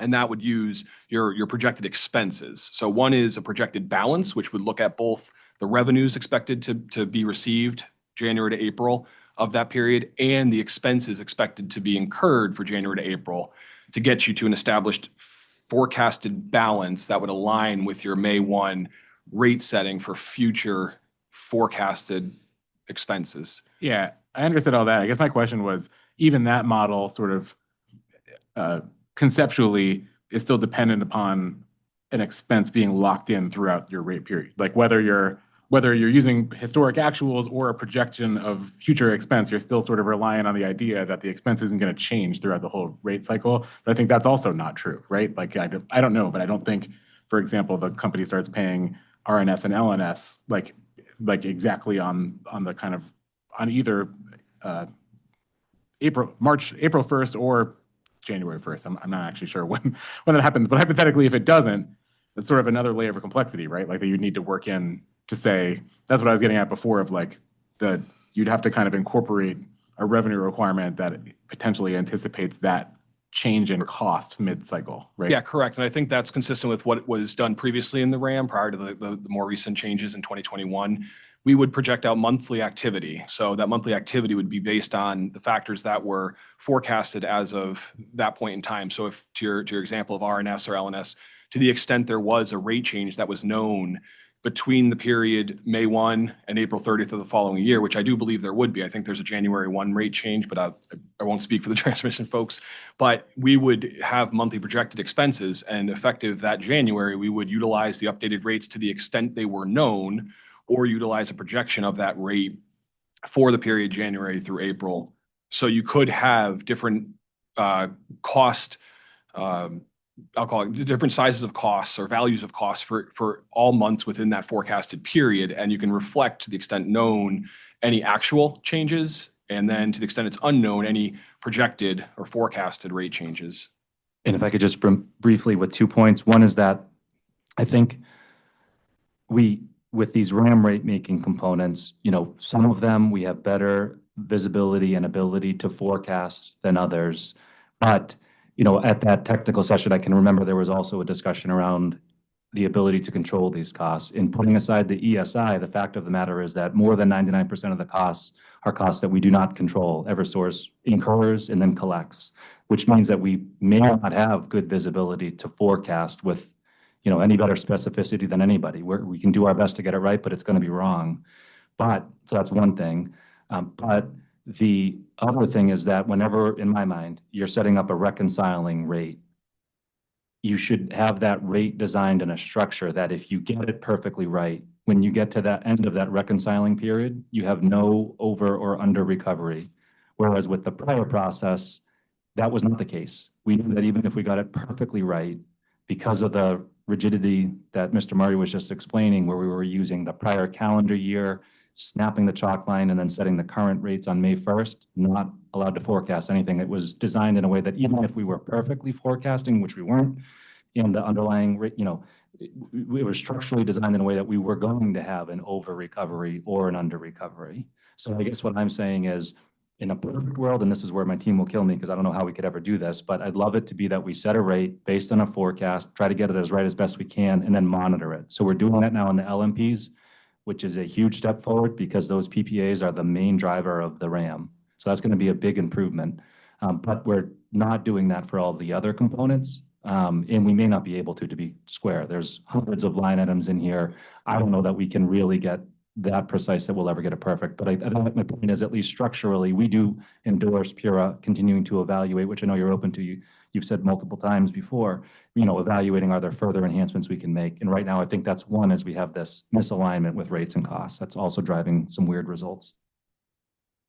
Thank you. And I'll just say, we certainly noticed that in 2025, like in the 2025 RAM filing, we all in the state endured the humongous increase after the 2024 cycle, and then the 25 filing came in. And it was rough to see that we kind of had made no progress at all, despite the fact that we had done a decent job at actually getting the revenues right, but using the system where, to your point, even if you're right, you're still going to be pretty massively off at the end of the day. So just adding that as a comment that I agree that it's worth considering.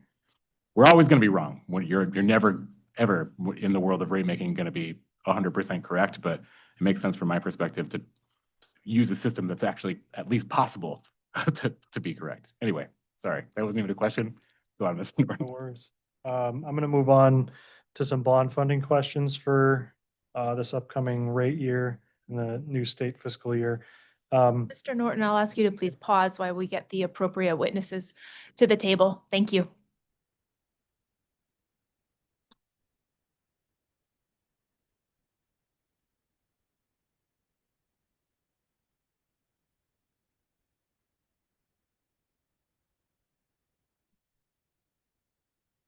All set. Thank you. Does the company have an opinion on whether incorporation of the bond funding for May 1st or September 1st makes more sense.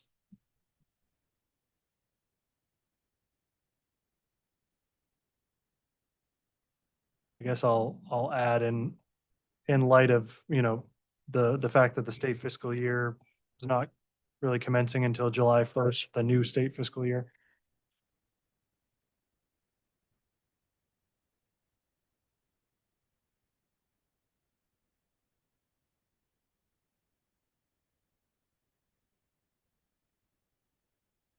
Yeah, so it's our expectation that the state bonding will come through in this following year. So as such, we have proposed known and measurable adjustments. Well, a known and measurable adjustment to the EV one. We did not propose a known and measurable adjustment for the hardship directed state bonding, and that's because we don't have an idea of what that level will look like. So we've utilized in that case the prior year's actual experience as the current year's projection. Understood. Does the company think there's any issue with doing it this way, including it for May 1st, just understanding that the State Bond Commission hasn't approved this funding yet, or? I would say two things. One, to the extent, and I think we had the same conversation in last year's RAM, to the extent that the bond funding is put into rates prior to actually receiving the bond funding, that does cause carrying charges to the extent we're crediting customers before we've actually received the funds. So that was definitely one concern we raised last year when this was new to all of us about the timing of the September 1st rate change and then receiving the state bond funding.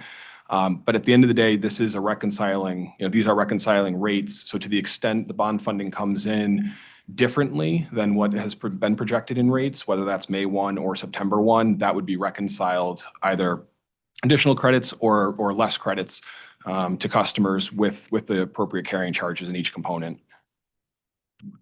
Gotcha. And it looked like, at least in this current fiscal year we're in with the state, the funding that was received, I think in September of 2025, the first tranche, it was included in the Exhibit F filing, and it's being included in the calculation of carrying charges. Is that right? That's correct. What's the company's rationale for the carrying charges on this funding? Just curious. Oh, yeah, no, absolutely. So just like any other cost or credit, the second the company receives that funding, so we've received the cash from the state bonding, customers get that benefit through rates, but the benefit gets through rates over time. So while we've received that cash up front, the customers aren't actually receiving the benefit. In this case, it was September 1st of 2025 through April 30th of 2026. So therefore, customers get a carrying charge on the fact that we've received the funds but have not yet returned those funds to customers. Assuming there isn't a filing already in the record, I was wondering if the company could file a supplement just showing the calculation of the carrying charges specific for the bond funding. I think it'd be helpful to have that on the record. I think CAE 1 was a good reference for the bond funding as a potential interrog to link it to, if you could provide that.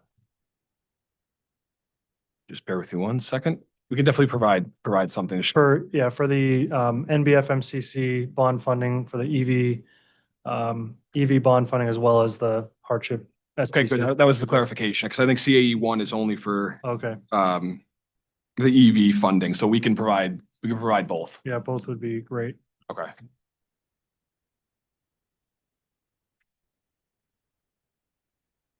Continuing on the topic of bond funding, the company only provided a known and measurable for the EV bond funding. Is that right? That's correct. And I think you answered my next question on the SBC, so that actual credit is just being assumed through the proxy again for the SBC portion, you said, right?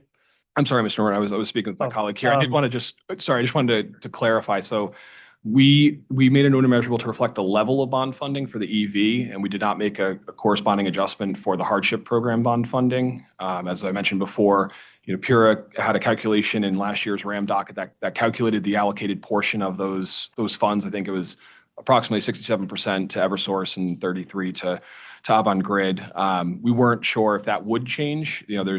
I'm not a lawyer, so I can't interpret the statute, but there was language in there that discussed, a 16 to 20 average. So we weren't sure if the authority was going to look to update that or not. So we did not propose a change to the credit itself. We did, however, put in a recognition of the fact that customers would receive the 4 months, January through April credit that was put into rate September 1 of 2025. So similar to the conversation about the 4-month lag, we did put I'll call it a lag adjustment in our known and measurable. Do you have the reference? 19 page 2. Okay, it's exhibit 19, page 2, if you're looking for the reference. For the lag adjustment on the bond funding, you're saying? Correct, yes. Okay. Yeah, I do have a question on that.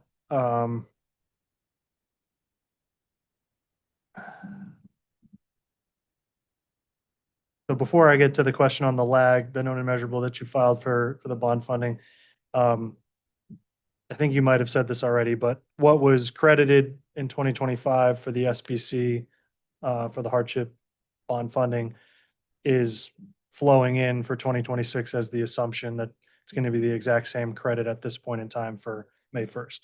That's correct. The statute did not have a difference in total bond funding. It was $125 million, and we have no basis to change the allocation that Pure set in 250103. So we did not make any known and measurable change there. Okay, thank you. And on the timing lag, known and measurable adjustment, is that really necessary? Because, if we're kind of looking at it as a contra cost, so to speak, a reduction of cost, we're not making any type of lag adjustment for any other costs.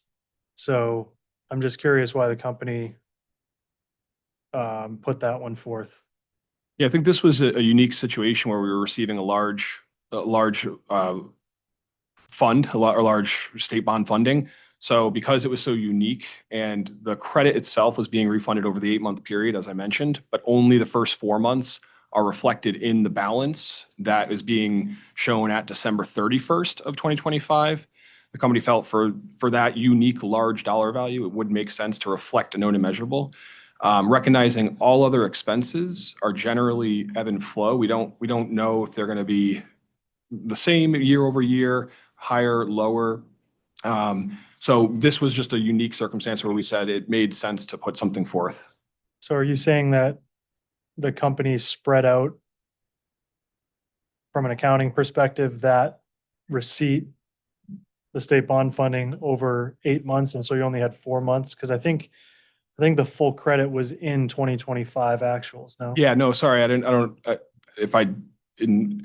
mean to say that if I did. No, we certainly gave credit to customers in the month of September for the full amount.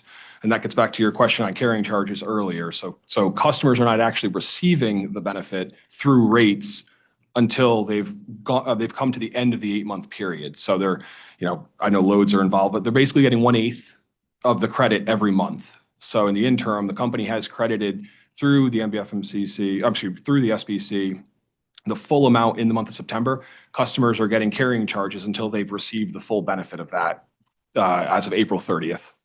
Why did you say?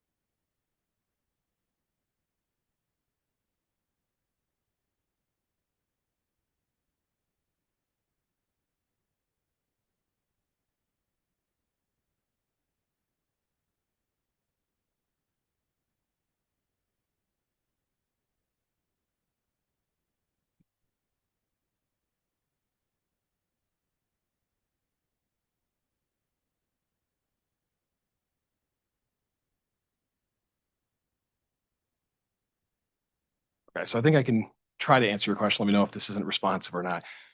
What the intent of that lag adjustment was is to reflect the fact that there was still a credit of 4 out of 8 months of the initial state bond funding from September of 2025 that is in rates as of 12/31/25. There's still 4 months remaining of that credit. So when we used the prior period actuals for the state bonding, specifically as the current period projected, that inherently is going to give customers that same credit, that same dollar value over 12 months, May 1, 2026 through April 30th of 27.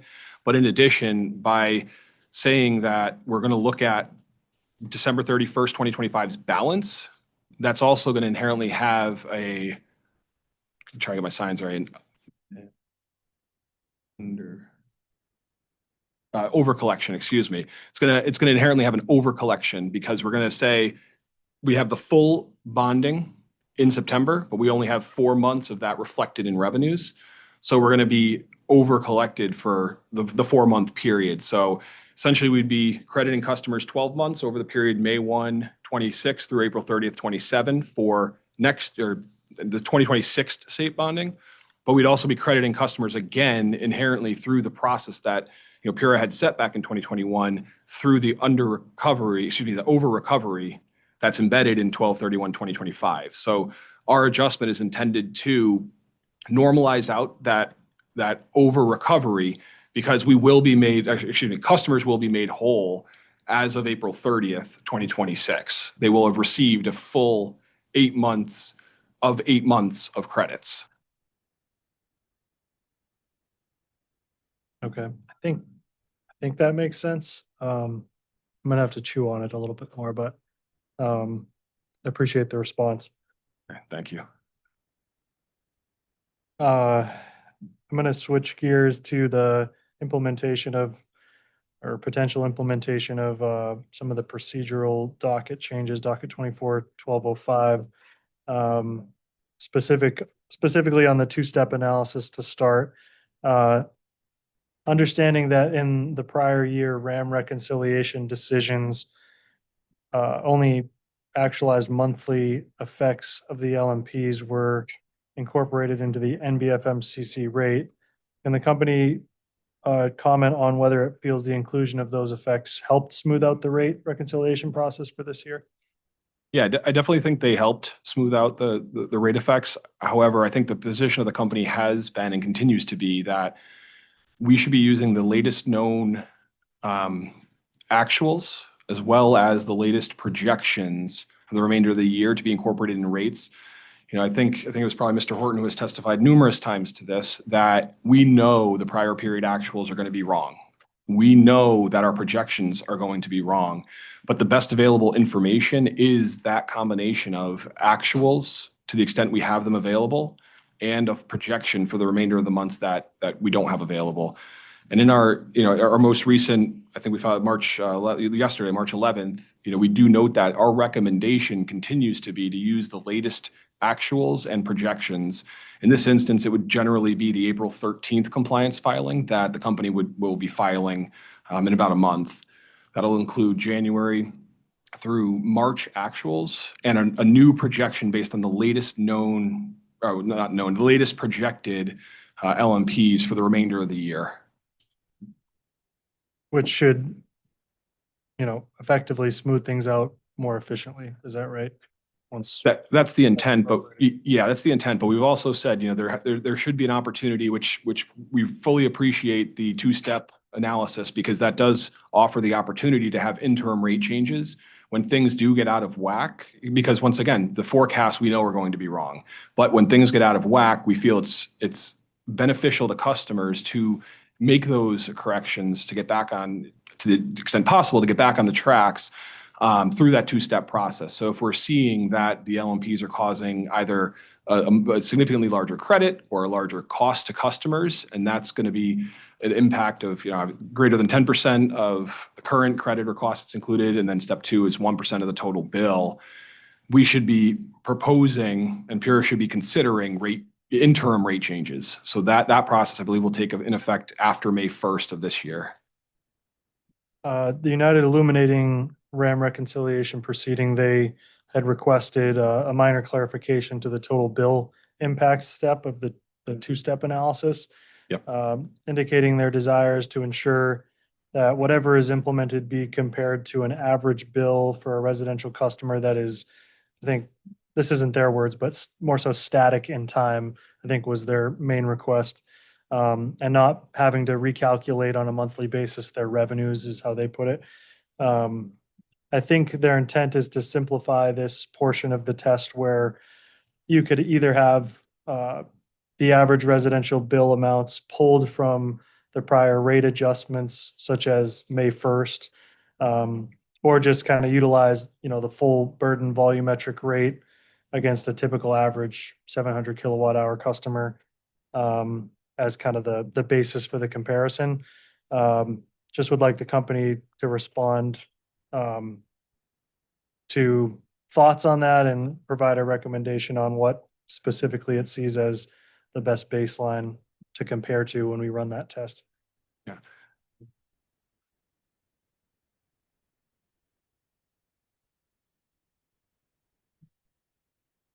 So I don't think the company has a strong opinion one way or the other. I think, we view simplicity as good in this instance. So to the extent we could have a single total bill that we would fix either for static, I think is the word used, that's static for the 12-month period to evaluate those PPA, sorry, I think I'm echoing, those PPA adjustments to. I think that would be beneficial. A lot of times if we make it too complicated, it's hard to understand. It's hard to know what to do going forward. So to the extent we can make it simple, I think that's appropriate. We would be on board with that. Okay. So essentially, if we had said, okay, whatever the average residential customer's bill is as of the prior rate change, or maybe RAM rate change, I don't know if that would make sense, because then you have July 1st supply rates changing. So I don't know what the company thinks about, if we were to look back at the most recent rate change, would it make most sense to be whatever's currently in effect, or from a RAM perspective, what was put into effect? I mean, we're thinking this through on the fly. I think that our thought would be to take, have the usage be a fixed usage as one component that we're incorporating, and then the rate be the current rate, whatever is in effect at that point in time. So if rates have changed subsequent to the RAM, because from a customer's perspective, that of course represents their most recent experience on which we're trying to build this decision. Gotcha. That's helpful. Thank you. And on the cost allocation side of potential implementation of cost allocation changes that have been brought up from the same 24-1205 decision, could the company comment on whether there could be any unintended effects in attempting to incorporate the cost allocation changes that have been proposed for the NBF MCC and SBC at a time when Eversource is proposing credits for both of those rates? Just to unpack that a little, we have from 24-1205, sort of I'd say an establishment of what allocations to use. And then there's the question of the phase-in.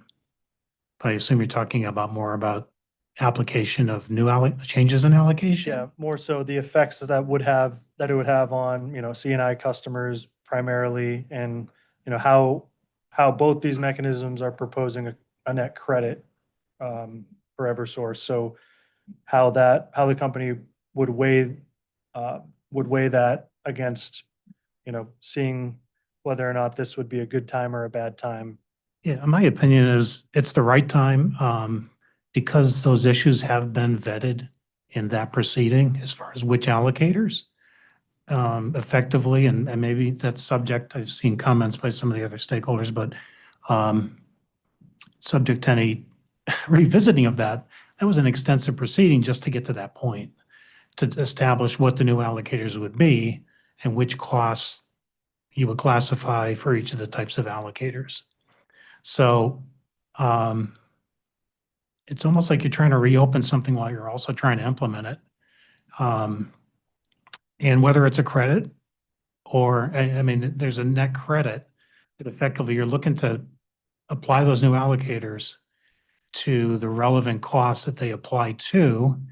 And whether it's a credit this cycle or the next cycle, it's an increase, a charge versus a credit. It's the right time to take an established allocator, apply it, and move forward. And then the question is two parts. What is the impact, the shifting of cost recovery among the different classes?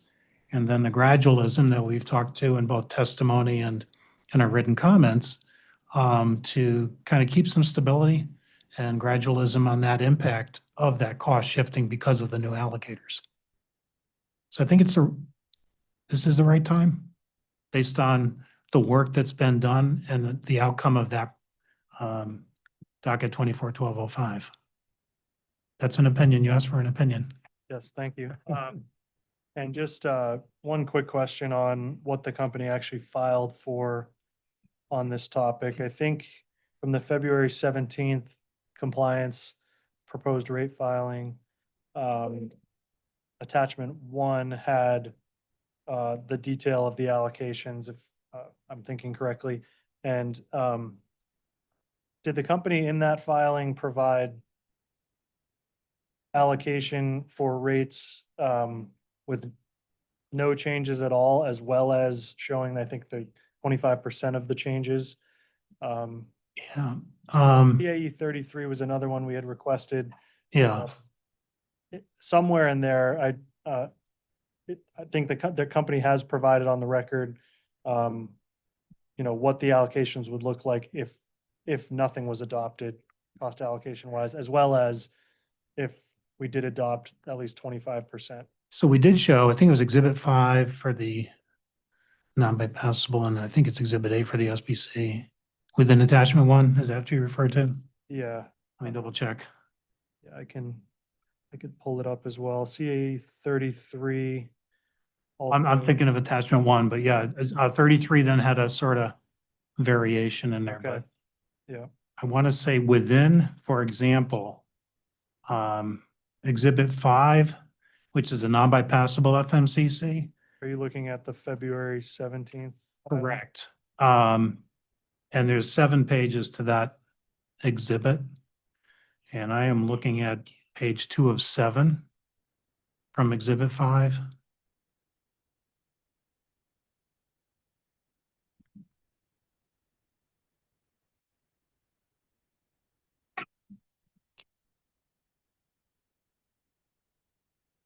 I know it's a big. What's that reference again? Exhibit? So we're in Attachment 1, Exhibit 5, and then there's page 2 of 7. Got it. And you'll see column D, well, it's labeled A. It says non-bypassable FMCC rate current allocation. Mhm.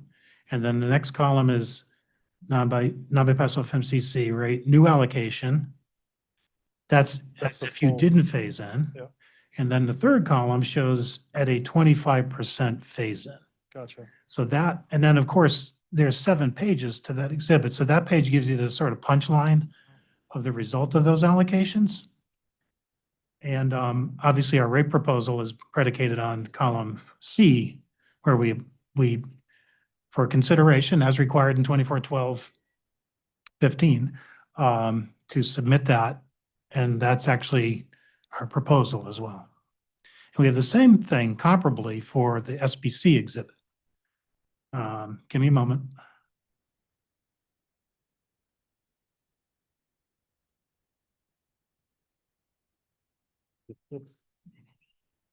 Okay.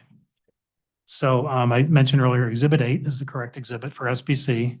And similarly, in Exhibit 8, page 2 of 6, you'll see the similar comparison of, let me just get to that page myself. So you'll see the first column is SBC with GET. That's just because it's a GET application, but current allocators. Then the next column is new allocators, and the third column is the 25% phase in. So that gives you all the current versus proposed all in without a phase in, and then the phase in, and we applied this on a 4-year basis. That's why it's 25%. Okay, that should be good enough. That's all I wanted to confirm. So that's Great. it for me. I can hand it over to my colleague here.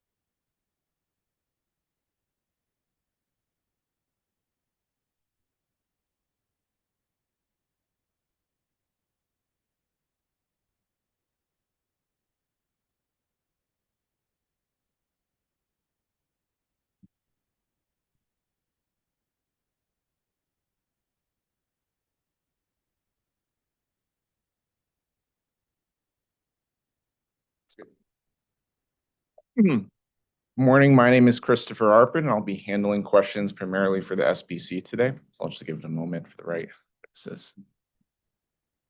Good to go. Thank you. So according to motion number 7, Eversource's total LiDAR cost, including program administration costs, equaled 2.18% of its revenues last year, exceeding the authority's LiDAR budget target of 2.1%. After accounting for Eversource's $11.5 million downward LiDAR adjustment for 2026, this percentage is expected to decline to approximately 1.95% next year, which would be below the 2.1% budget target. So given this information, should changes to LiDAR be implemented this year to reduce costs for ratepayers? Why or why not? That 1.95%, was that an estimate? That's an estimate, Okay. yes. And is that based on revenues in the motion 7? Yes. Okay. So that's one of the factors that we just don't know where revenues will end up, because as usage increases or decreases, that will change the amount of the discount for customers, since it's a usage-based discount. So the more customers use, so during a cold winter or a hot summer, the total dollar of the discount can increase or decrease up to the usage caps that are in place. So does the company have an opinion about whether it should change, or? The forecast that we currently have is 91 million for 2026. Yeah. Okay, thank you. I don't think it should change from that at this point. Okay. Next question. So moving to Exhibit H. So Exhibit H, page 2, the company's reserve for hardship uncollectibles accounts decreased by approximately 30.2 million or 57% in 2025 relative to 2024. Could the company please explain the primary drivers of this decrease? Yeah, so uncollectible expense, there's always many variables that go into that cost. There's the participation into programs. Last year, it was the New Start and MPP program that had a significant amount of cost, nearly 70 million combined for both of those programs. And there's when a customer goes on one of those programs, and right now it's just MPP, since New Start was sunset as of November 1, 2024. Costs get shifted out of uncollectible expense and into those programs as customers are successful on those programs. So customers are paying, they're successful, costs come out of hardship uncollectible expense and flow through the programs. Additionally, the low income discount rate makes it easier for customers to pay. It makes the bills more affordable for those customers that are on it.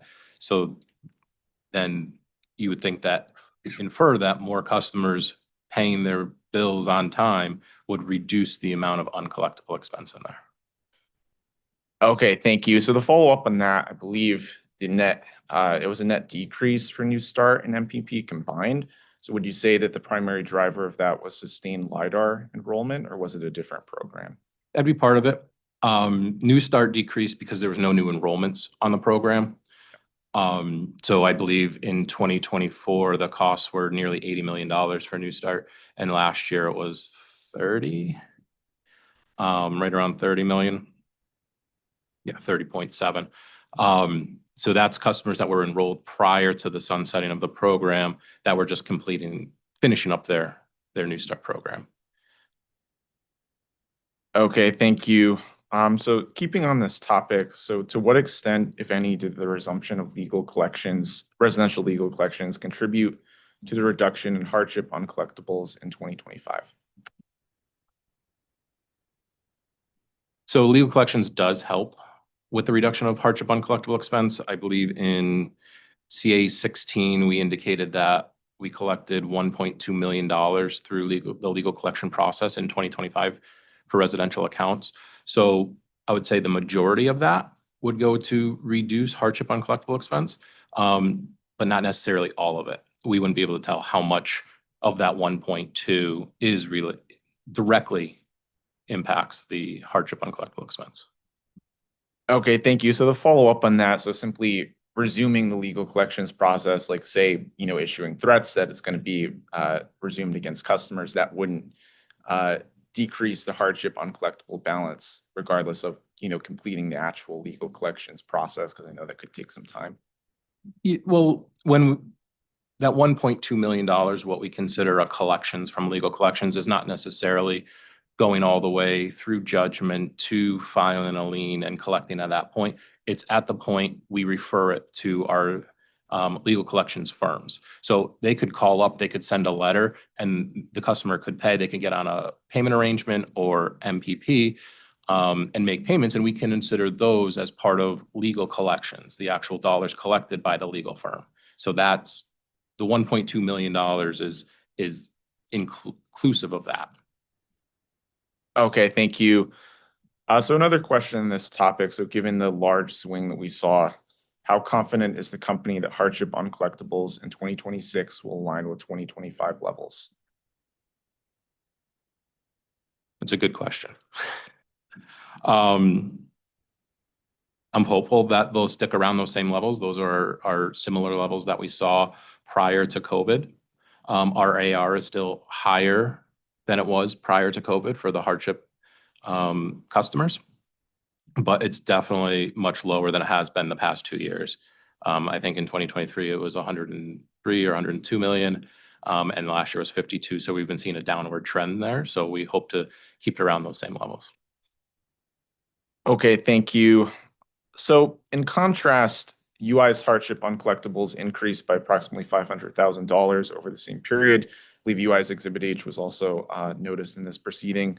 So to the extent the company may know what differences in the company's service territory or customer characteristics may explain why its hardship on collectibles decreased by 57% while UI's increased by about 4%.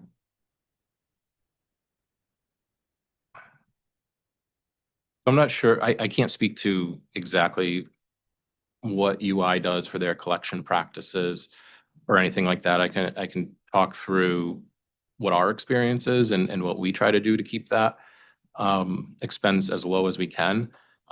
We did see in 2025 the number of customers that were delinquent, number of hardship customers that were delinquent decreased by about 26%, comparing 24 to 25.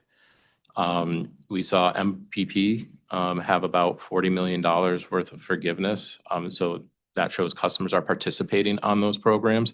We do 2 auto enrollments into those programs a year, November and January, to encourage customers to participate in those programs, which would lower the uncollectible expense, but it shifts it to the MPP costs, those $40 million in MPP costs. And then also the 5-tier LIDR. We saw 37% when we converted from the 2-tier to the 5-tier in June. We saw 37% of customers have a decrease, or excuse me, an increase in their discount. So that makes their bills for that set of customers easier to pay. And that was our largest bucket of customers who changed when we went from the 2-tier to a 5-tier. So 37% got a better discount than prior. Okay, thank you. And you might have touched on this a little, but to what extent, if any, did the company's transition to the 5-tier LiDAR rather than remaining on a 2-tier LiDAR, because I know that there's a difference between UI and Eversource right now, contribute to the company's decrease in hardship on collectibles last year? Yeah, that would be hard to pinpoint there, what exactly the transition did to hardship on collectibles. But as more customers got a better discount and the discount was more right-sized for customers versus just the 10% and the 50%. In my opinion, that would help hardship on collectible expense, decrease because it gives those customers that extra discount, primarily the customers that were on the 10% before, who then got a 20% or 40% discount. Okay, thank you. Can I just jump in? Sorry.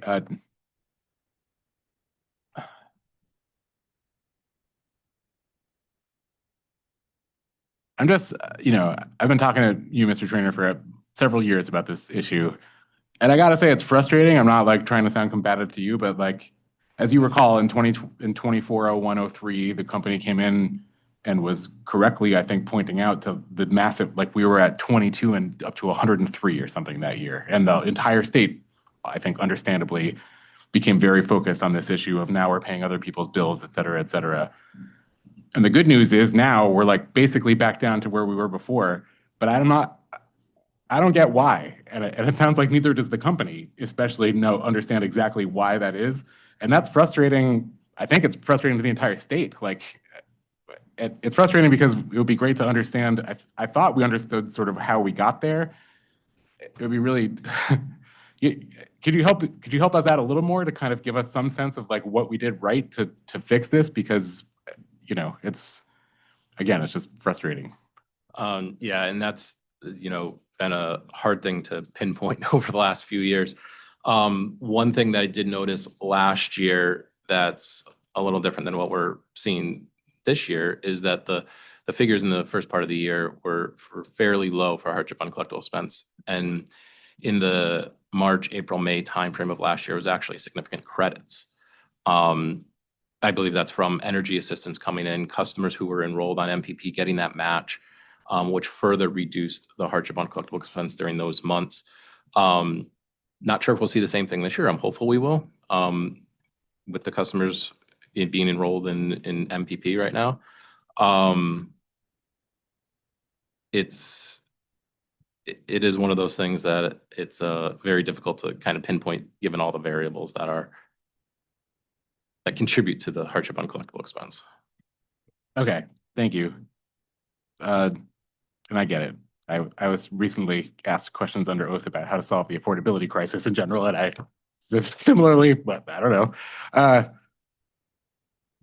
My last question though was legal collections. Was that an entire year? Like, were legal collections resumed for the entirety of calendar 2025?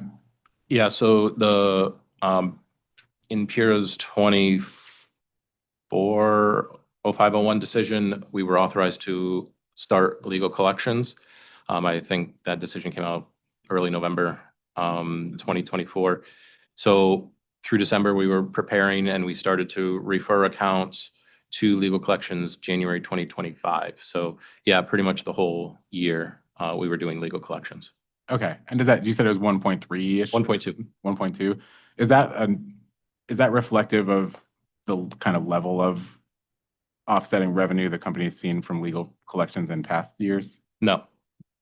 Prior to COVID, it was 5-6 million-ish. I'd have to go back subject to check, but it was significantly more because it takes a lot of time to kind of build up the cases that are in the hopper and then get collections, and we're pretty much 5 years without it.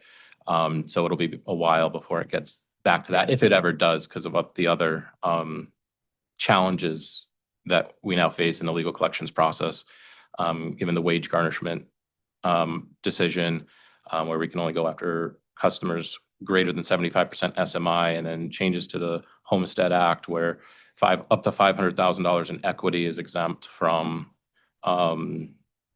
collections for putting liens on houses. So it's become more challenging since 2020. Yeah. I don't know what OCC was thinking with that wage garnishment thing. Crazy. Okay. I mean, I was asking probably for obvious reasons.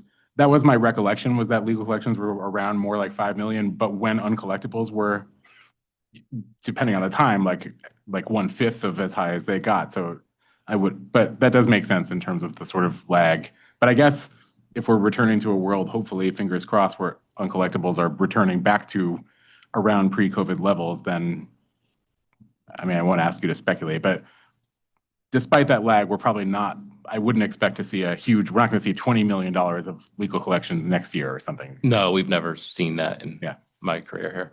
Okay. Thank you. Sorry, Mr. Arpin. I have a follow-up question on the legal collections procurement of a firm. How difficult was that for Eversource to procure a firm? So we've been using the same firms for over 10 years now. So we haven't had to go out and procure a firm recently. I do understand our counterparts at Avangrid have been it's been challenging given the times, and we do see that with our attorneys. There's just it's like one of our attorneys primarily focuses on commercial accounts now because residential accounts is very challenging to make it worth it for them. So we're starting to see that. We haven't had to procure any new attorney firms yet. Okay, thank you. Moving on to a different line item here. So, and I mentioned this a little earlier, but the new START program's cost decreased by approximately 49 million in 2025 relative to 2024, while the matching payment program's cost increased by approximately 32.3 million over the same period. So given that the new START program closed to new customers on November 1st, 2024, was replaced by the matching payment program, why did costs under the matching payment program increase by less than the corresponding decrease in the new START program? Please identify the primary drivers of the net cost reduction. So there's a few drivers there, and the main one is program design. So the new START program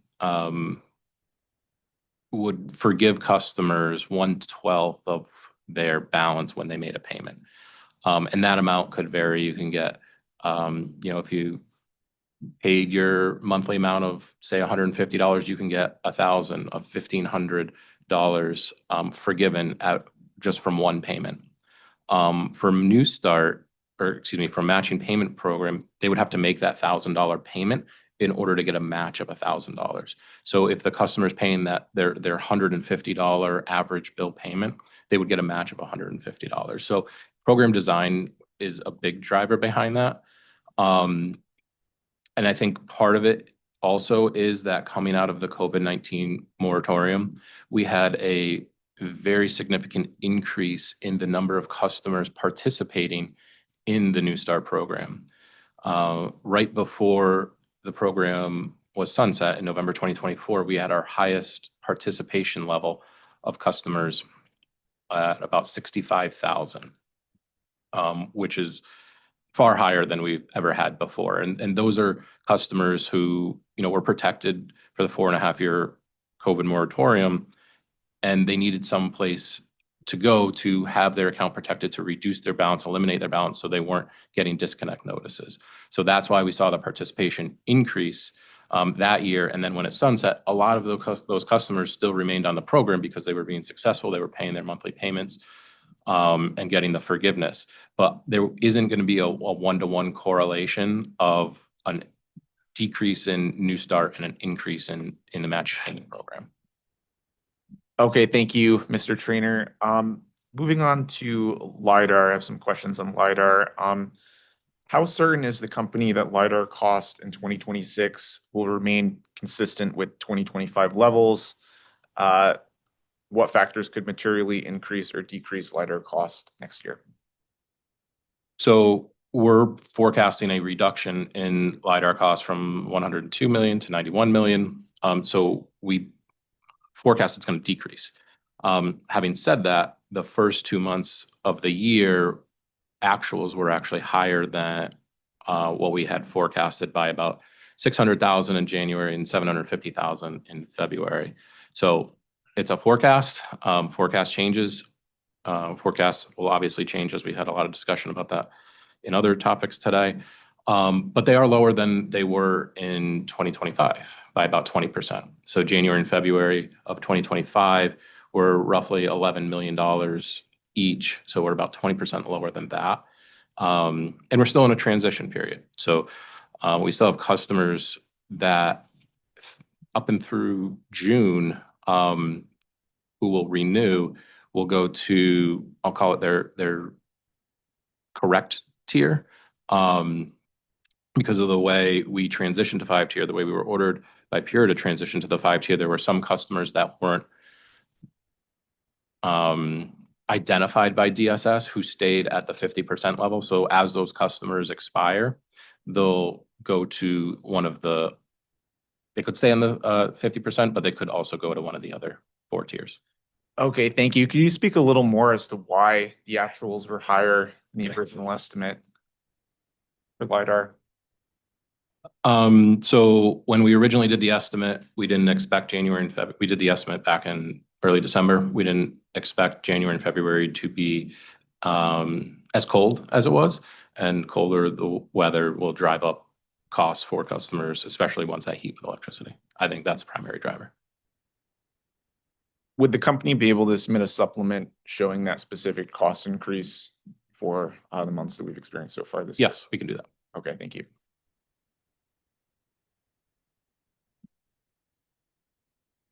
Okay, moving on to sticking on LiDAR, slightly different topic. So the 5-tier LiDAR structure was expected to reduce overall LiDAR cost.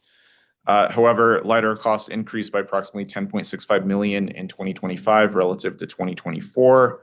Could the company please explain the primary reasons for this increase? Was it relating to enrollment timing or other underlying cost pressures? The primary driver of that is the implementation of DSS data sharing. So which increased the number of customers receiving a discount by about 90,000. So that would be a big increase there. Okay, so it's just identifying more customers. Yes, that were more eligible. customers eligible for the discount. Okay, thank you. I also saw in Exhibit H, the company spent approximately 1.1 million on temporary staffing in 2025 to support implementation of the 5-tier LiDAR. Were these individuals newly hired temporary staff, or were they existing employees who were reassigned to support the LiDAR enrollment? Please explain. Good afternoon. I'm Bernie Budgeon. I'm the manager for the vendor contact center. So yes, to give you a two-part answer, these were Is it better? So these CSRs were temporary, and they were hired just for the anticipated volume coming from the introduction of the 5-tier low-income discount rate.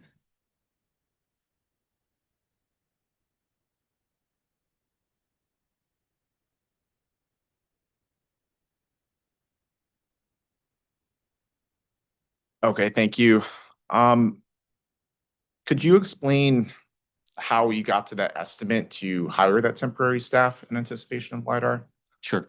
So conceptually, what we did was we started to plan for the staffing, much prior to than June, which was the first month when we anticipated the volume started to come in. And we segmented the customers into 2 ways. One was where customers were getting impacted negatively, where their tier was going down, maybe from 50 down to 15, 20, 40%, whatever the number is going to be going down. And then we segregated the other segment, which was where either they stayed at their tier or they were going higher, maybe from 10 to they were going to 50% on that, just as an example. The initial numbers was people who were getting impacted negatively was 70,000 customers, and 130,000 were the customers that were either staying at the same tier or they were getting the benefit of that. Our anticipation was that individuals that were impacted negatively will have a higher response rate. And we do not have historically any trend for something specific to this. So what we did was we looked at, we made campaigns which are live contact to the customers. We get contacts around like 15 to 20% on that. These customers were going to get impacted materially in terms of their bills going up, their savings going down. them making arrangements in terms of, paying more now and changing their budget on a monthly basis. So we anticipated 30% of the response rate. Now, taking that 30% of the response rate, we anticipated that the calls are not going to come in just 1 month. It's going to be divided. It's going to be like a tiered approach. First, when the letters go out, we're going to get, majority of the volume. So taking that 30% off that 70,000, dividing that, 40,000 customers, actually, sorry, 21,000 customers, anticipating 1,000 calls a day, 21 working days, getting down to if an agent takes probably around like 25 calls a day comfortably. So 60 odd FTEs combined for, the customers that would call the 130,000 customers and then the 70,000. And then what we did was we hired those individuals for the first month. And as the months start to go in, we looked at how the volume is coming in. Do we need the individual? What's our average speed of answers? And then kind of deteriorated. If you look at it, the cost kind of goes down first month. It's a certain amount. It goes down anywhere from a 10 to 14% decline. And then eventually by September mid, we just completely remove those individuals. And that's why it starts with training first, which is approximately 25% of the total cost of that 1.1 million, goes up, peaks, and then starts to go down on that. Okay, thank you for that response. Moving on to a different cost item, the LiDAR call handling time. So according to page 38 of Exhibit 1 of the company's known and measurable filing, the company proposed a $465,000 increase to account for longer call handling times associated with LiDAR customers. This is based on a call study estimate. So given that 2026 will represent the second year of the 5-tier LiDAR enrollment structure, how likely is it that LiDAR call handling times will continue to remain elevated in 2026 relative to the prior year, as customers get used to the new enrollment structure? So that's has always been like, my task to kind of give a good projection. Unfortunately, I can't do that. And I'll take you back a little bit to answer this question. When we were kind of anticipating what this 5-tier is going to do to our incremental average handle time, we just took a guesstimate of 22nd. That's what it is. But based on our time study, we've done like 432 calls that we've reviewed starting July onwards. And how we did that time study was first of the year, January to June, certain average handle time, and then from July onwards to kind of go up. The average handle time in terms of discussion starts to climb up. And what we have to keep in mind is as we are into 2026, we haven't even completed first quarter on that. It is going to take, a longer time to see the real impact because initially a lot of the customers are trying to have that conversation, why my bill is going up or what's going to happen, what do I need to do on that? I think a steady state is going to be, what I do now for at least for 6 months, and then kind of can come back and tell you like, yeah, there should be a steady state. Maybe it stays at 20 seconds or even lower, or maybe go 5-10 seconds over than that. So I don't have like a real number or projection for you to do at the moment. Thank you. I'm going to jump in and call it for lunch, the lunch break. So we'll come back, I think at 2, is that what the agenda says? Okay, we'll be back here at 2 o'clock. Thank you very much.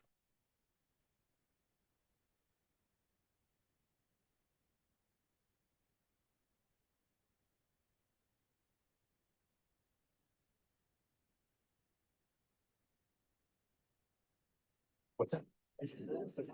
He's back in accounting. Yeah, but fortunately, she's still with us. What do you think?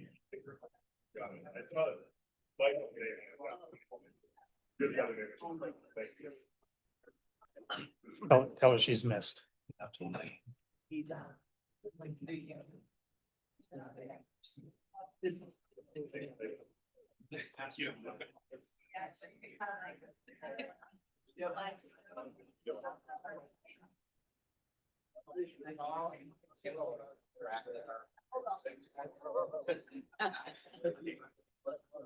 I do go. Yeah. You have to say that. No, I just. Okay, well, we were concerned.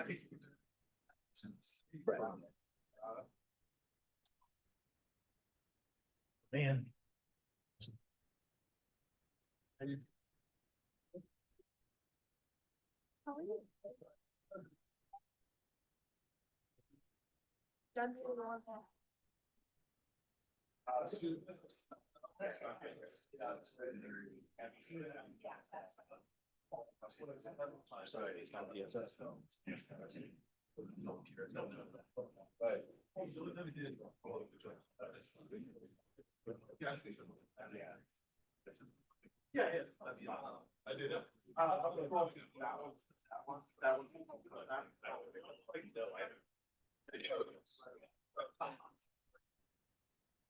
I guess this is. I mean, I feel like everybody's rushing over. They're scared. We walk back.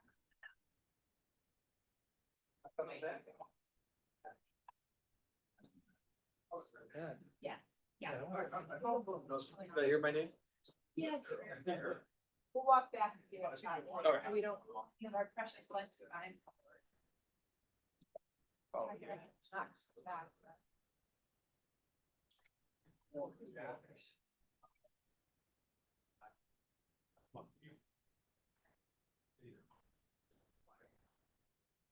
Okay, sure.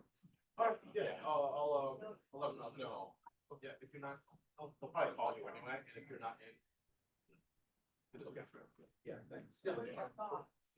Hope you all working. Yeah, and I'll try to be. Right for about shortly also. Okay. In 2 o'clock. Yeah. Yes, 2 o'clock.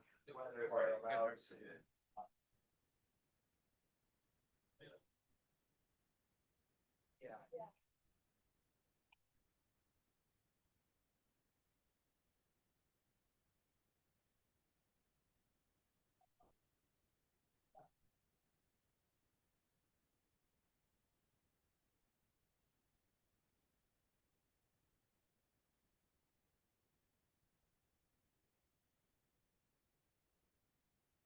Make sure none of these mics are on. This is why I check.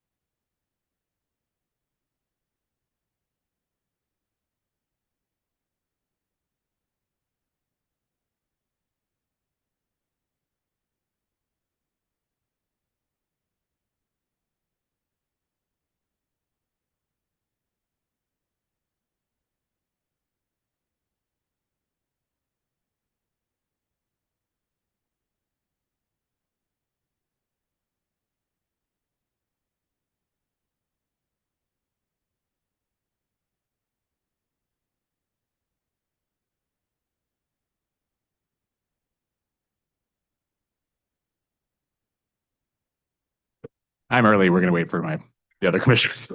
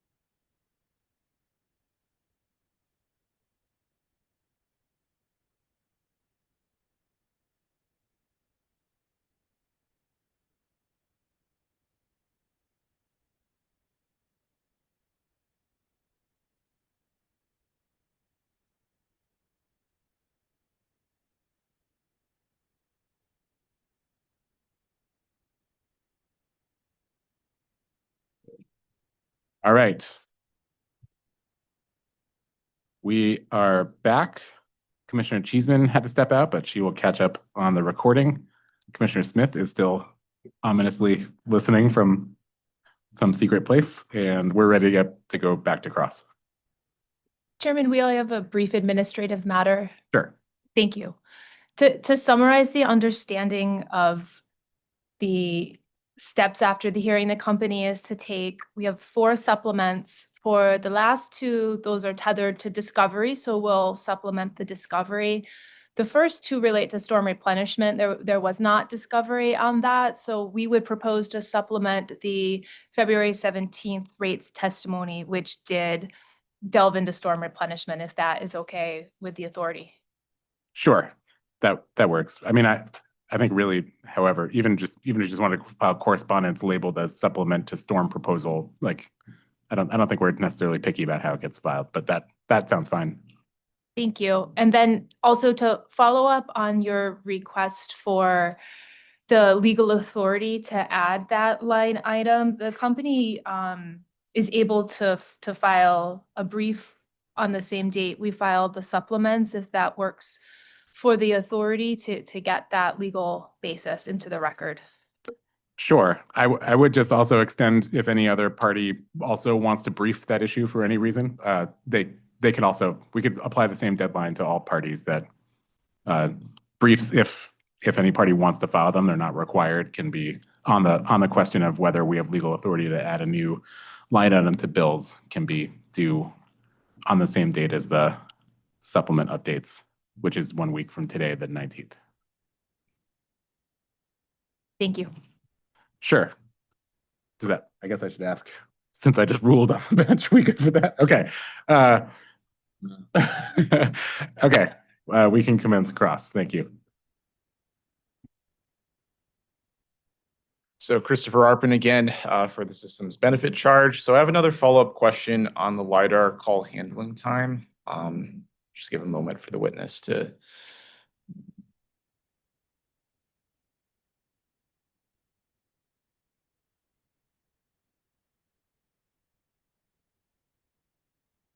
Yes. So you're mentioning earlier that it's difficult to estimate increased call handling times. So if the increase in call handling time estimate is wrong and staff that are not needed are hired, what protects ratepayers in that scenario? Is it a prudency evaluation of those costs by the authority, in a future RAM proceeding, or is there some other internal company controls that prevents those costs from being incurred? Can you hear me? So I wanted to understand, you made a comment about the forecast being wrong. Yeah, so the forecast is not wrong, it's not accurate. So because there is a difference in that. We base it on how the calls are anticipating, like, coming in. We have staff that comes in, there's a conversation that goes on. And I'll give you an example. When we listen to a call, there are a lot of customers, when they call in, the conversation is not just simple. It's not that, hey, what's my discount rate looking like? How can I go down? There's a lot of back and forth to explain the customer about how they can get to a highest tier. And then there's a lot of understanding of what their financial situation is. It's just not like a clear-cut conversation. That conversation gets longer on that. And if I come back and say, like, it's 20 seconds, that conversation can go up to like 30 seconds, 40 seconds. Or if the customer is completely understanding what it is that the agent is trying to do, and there's only limited, tools that we have to help the customer out, that can go down to maybe 10 seconds. And then to come back to the prudency of it, if the average handle time is higher, then we will come back and say, instead of 20 seconds, based on the call time study, it is going to be 30 seconds or 40 seconds. If it's lower, then we're going to reduce that, and that adjustment is going to be done, the following year on that. Yeah, and just to elaborate a little bit on that. So the rate setting process is designed to set rates at a level that we're expecting to incur those costs using this projection. To the extent that the projection is off, we will only be recovering and reconciling to the actual incurred expenses. So that process will happen in next year's RAM, where we will take a look back at 2026 actually incurred expenses and reconcile those to the revenues that we received, and any over or under collection will be credited or charged to customers with the appropriate carrying charges.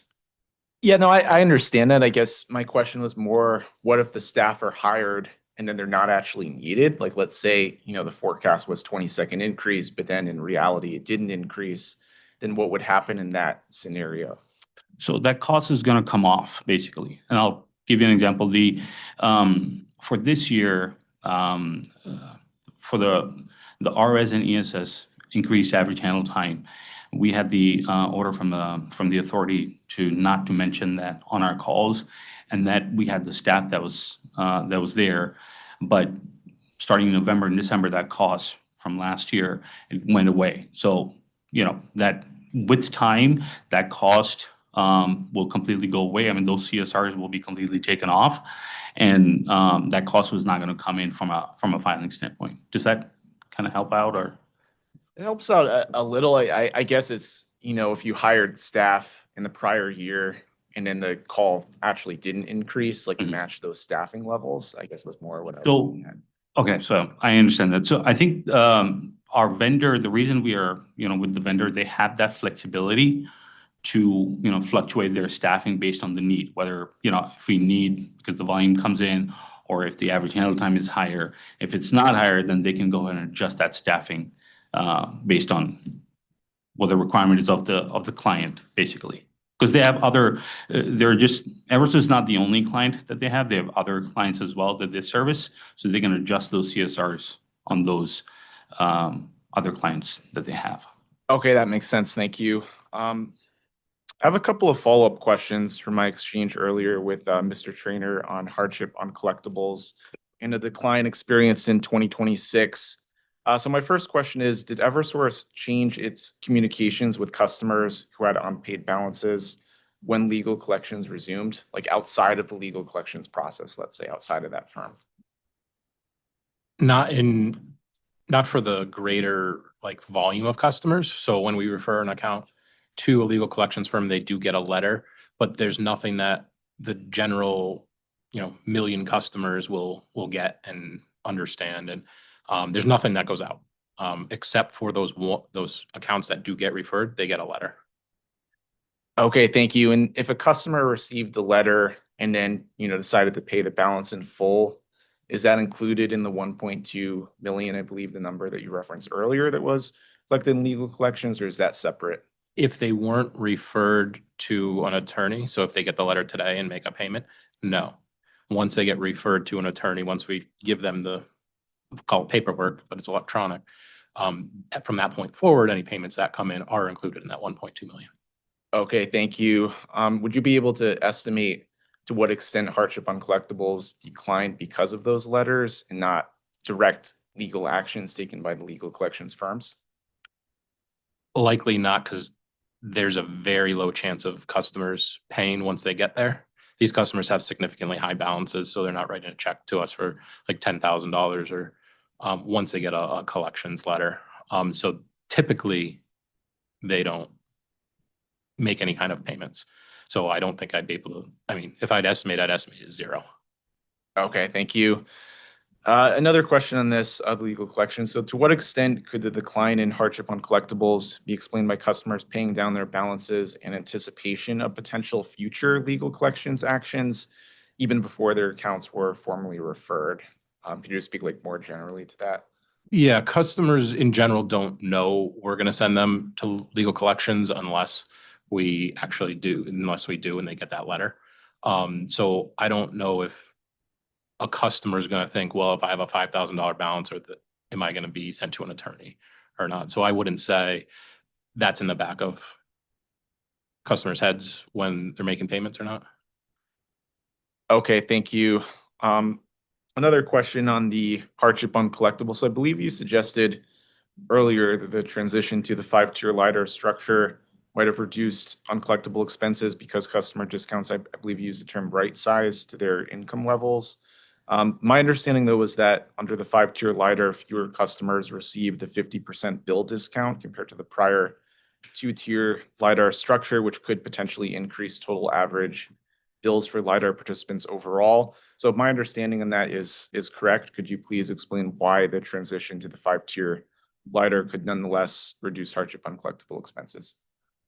So the transition from 2-tier to 5-tier, so 37% of customers, as I mentioned before, got an increase in the discount. 33% stayed the same. The 33% that stayed the same were all in the 50% tier. And some of those customers are gradually coming off that tier and going to a different tier, a lower tier that they qualify for.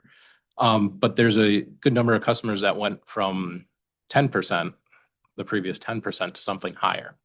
So in Dockets 17-1203 RE11, kind of the premise of the 5-tier is to, I'll say, right size again the discount for customers to reach a energy burden of 4 to 6% share of wallet. So as you increase the discount, those customers need a larger discount to meet that 4 to 6% energy burden target. So when I say right size, that's what I mean. To say I'll say the higher income, low income customers, those ones that are getting 5%, typically only need the 5% discount to get into that 4 to 6% range for energy burden. So when I was saying right size, that's really what it is putting them in the tier to get them to that 4 to 6% energy burden. Okay, thank you. Just have a couple more questions here on SBC bond funding. Can I just jump in to go back to the last subject? I think I just had one more follow-up on the additional staffing, the call handle time issue. One question I had was I noticed that one of the known and measurable adjustments is the removal of LiDAR additional staffing that was in place in 2025. And my understanding of the rationale for the necessity for that cost was the increased question, like the expectation that more customers would have more questions about the 5-tier LiDAR design. But that's also my understanding of the rationale for the increase in call handle time as a known and measurable adjustment. So it feels to me like we're taking one cost off for a reason, but then increasing another cost for the same reason that we brought the other cost down. Does that? Yes. I mean, so it just strikes me as sort of an odd rationale. I think I understand what you're asking basically. So let me first start with the 5-tier additional staffing basically. So when we were sending out, the staffing was put in place to anticipate a herd of calls coming in when we were sending out these notifications, especially to customers that were impacted negatively. Their budget is going to get impacted on that. In the past, the response rates for those hardship customers when they get a letter, in terms of collections or anything to do with their bill being impacted, their response rate is high. So if we didn't have that staffing in place, they would call in. They're already worried they're going to have to wait for a long time and not get that answered. And those calls or complaints will kind of flow into different. So we wanted to have that staffing so that we can easily kind of transition them and ease them into giving the information as long as possible and as clear as possible to them. So, we took care of that event. Now, previously from 1st till January to June, we were only explaining and giving out information for only 2 tiers, either this or that. Now, when we get into the tier 5 tiers, basically, there are a lot of individuals from a future standpoint and for the existing population as well. When they're coming in, they're asking, one, why did I go down? So explanation of that. And then also explaining new customers that are not on hardship at the moment as to where they can land, whether it's 5 or 50 or in between on that. That is going to be continuously because we're going to be talking additional. So that average handle time is. Yeah, I get it. So the implementation of 5-tier LiDAR, the implementation itself drove a higher call number, but the structure of LiDAR in of itself requires longer call time. Yes. Okay, got it. And one thing, follow up, Mr. Trainer, on the question about the 5-tier design ultimately potentially positively impacting uncollectibles is, I guess, like as a my rough understanding, correct me if I'm wrong, of the 5-tier change was that there were going to be fewer total customers who were receiving the 50% discount. Is that right? Yes, that's correct. Okay, but I think what I understood what you said before was, while that's true, maybe there's a greater total of customers generally who are receiving a discount, like I don't know how to put it in a relative term. We're like missing a tense in our language or something, but a higher discount, I guess, than they were prior to the 5-tier change. Is that sort of the sense of it? Yeah, so when we went to the 5-tier, there was, like I said, 37% increased their discount. I think it was 33% stayed the same. Let me go to my notes. Put that wrong. 37% increased, 29% decreased, and 33% stayed the same. Okay. So most of those that stayed the same, in fact, all the ones that stayed the same were at that 50% level. So we expect that to decrease, and we've seen a decrease since June when we transitioned over. And those people are going to 1 through 4, tiers 1 through 4. Okay. So across like all eligible customers, there's a net increase in there's a net increase in the available discount to the customer population. Does that, I mean, Are you saying look at the average discount, what's customer getting? Yeah. No, sorry, that isn't what I meant. I think I meant what you already said. I understand the math. Like if more people are getting an increased discount than are getting a decreased discount, and a certain percentage of them are remaining the same, then there are more people whose lives are improving as a result of the 5-tier discount. Yeah, what we're seeing is customers come off of tier 1 and tier 5, and the tier 1s are increasing, the tier 5s are decreasing. So they're kind of meeting in the middle at tiers 2 and 3. 4 is just really, really low because it's really only one qualifier. So most of them are on tiers 2 and 3. Okay, got it. Sorry again, Mr. Arpin. So my last question. So last year, the authority set SBC bond funding at 33% for UI and 67% for Eversource, rather than the traditional 80-20 revenue split based on estimated 2025 SBC hardship costs relative to the 5-year pre-COVID average. So now that actual 2025 cost data are available, should the allocation percentages be revised to reflect actual hardship cost, or maybe even including known and measurables for 2026 as well, if the evidence shows that the trends differed between the EDCs? Why or why not? Yes, I don't think the company has a strong position either way. I think, not being an attorney, there is language in Senate Bill 4 that does describe the years to be used are 2016 to 2020. Once again, not an attorney, I don't know if that's prescriptive or if the authority has the ability to modify the allocations outside of that. So we don't feel strong one way or another. Okay, thank you. And those are all my questions. So I thank the panel for their time and for answering questions today.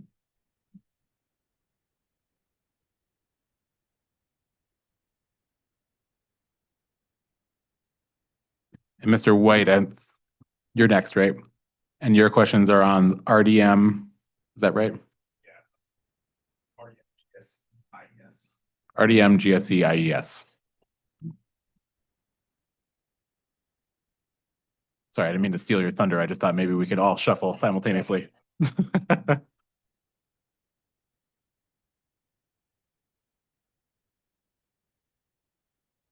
I hesitated a little bit just because the GSE and the RDM relate to the March 2nd filing, but I'm guessing that's a relatively easy question, so I'm hoping that I might be able to get answers today.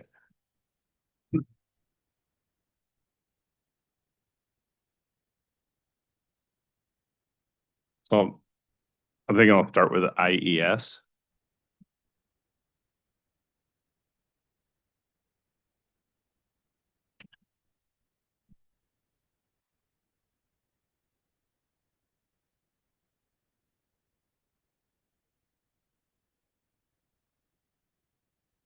So if you could refer to CAE 5, Exhibit 39.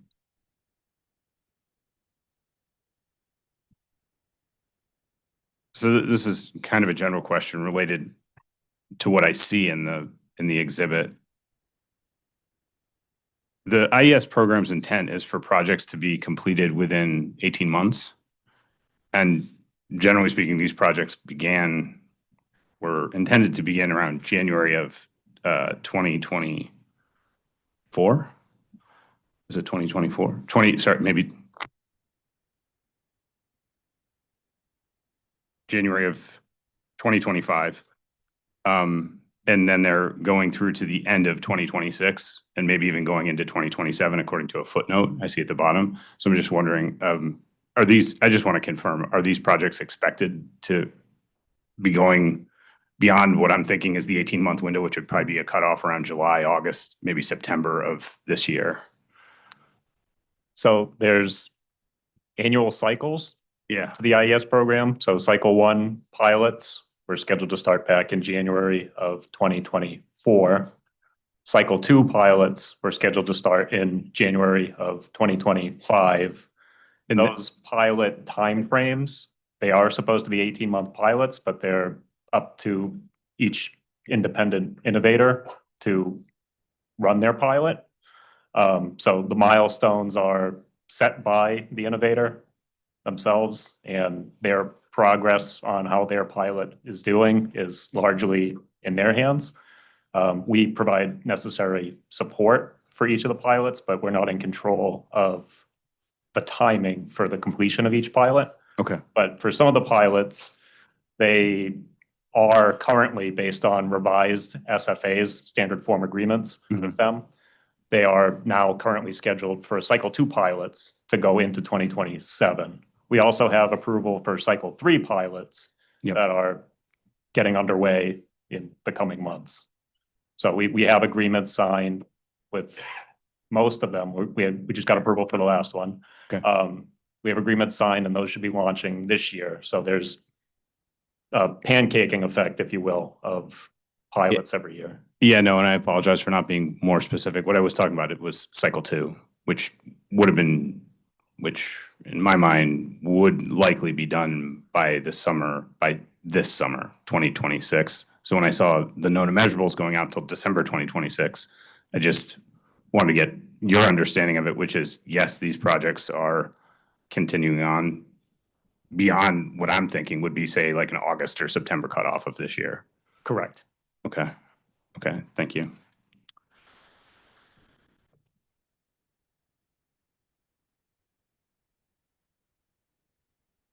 A couple questions on GSC.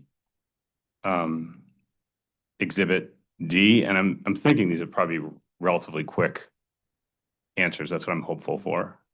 Does anybody have to change seats? I'm not sure. Are y'all still with IES? Yeah, I'm all done with IES. Thank you. I don't think I'll be talking, so it probably will be fast.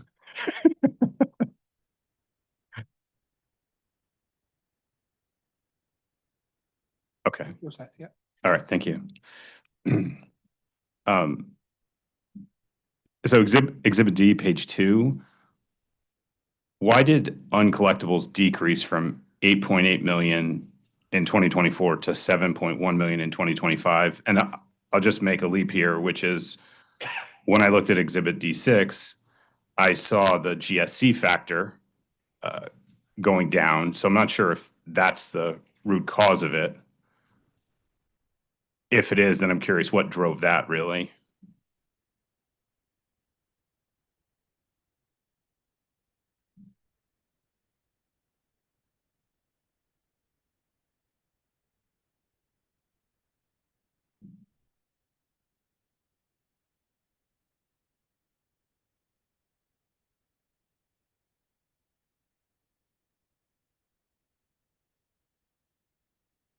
Sure. So it's sort of a two-part question. I'm looking at exhibit D, page 2, uncollectibles, non-hardship uncollectibles decreased from 8.8 million to 7.1 million from 2024 to 2025.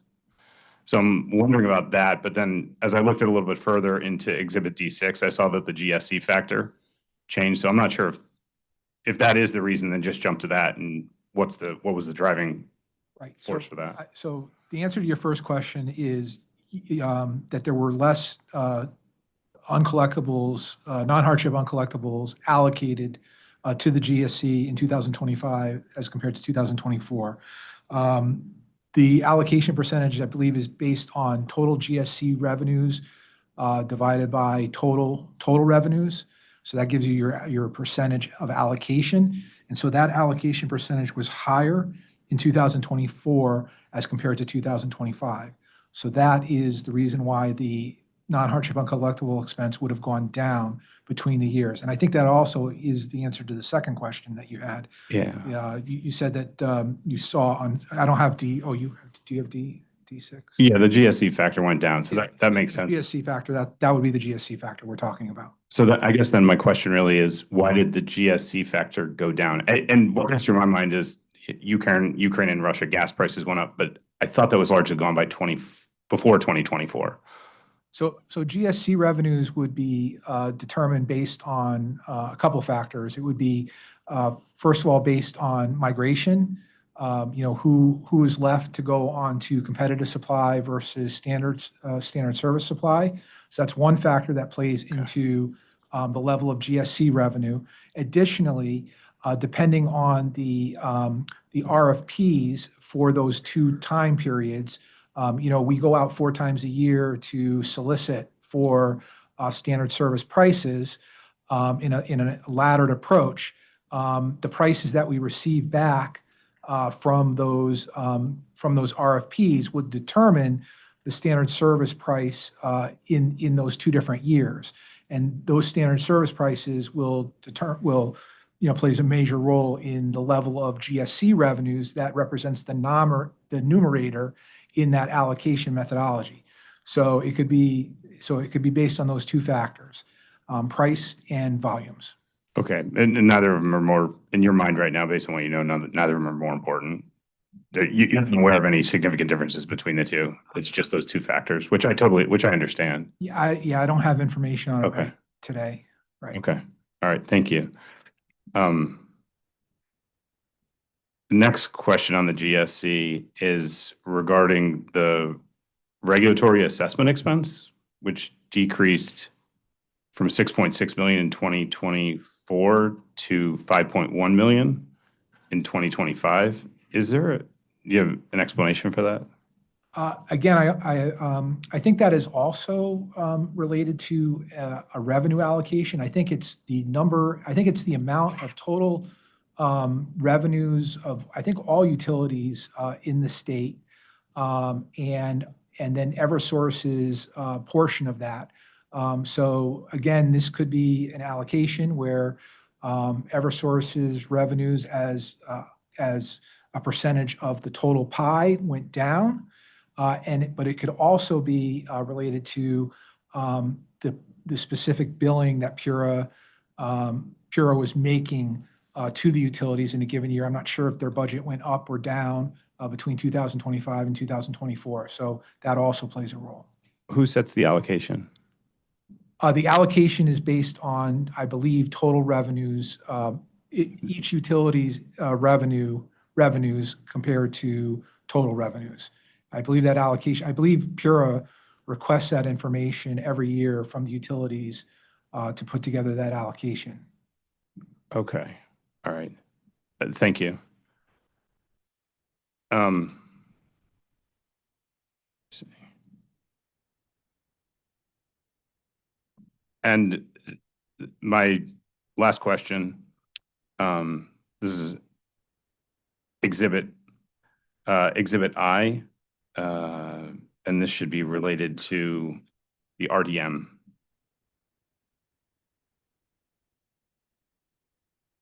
RDM questions here? We have it. Okay. Let's see.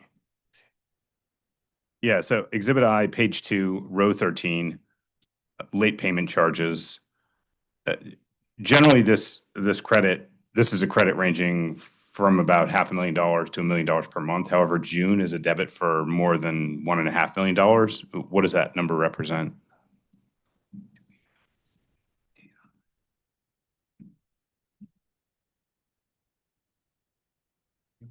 We don't have data on that one particular month's debit, so we'd have to hit supplement. Okay. If I think it should be simple enough. Is that okay if I? Thank you. Yes. Is there an exhibit to supplement? Exhibit I. Oh, perfect. Does that work? Thank you. And just to clarify again, your question is, why was there a charge of 1.5 million in the month of June as compared to all the other months, which are credits? Yeah. Thank you.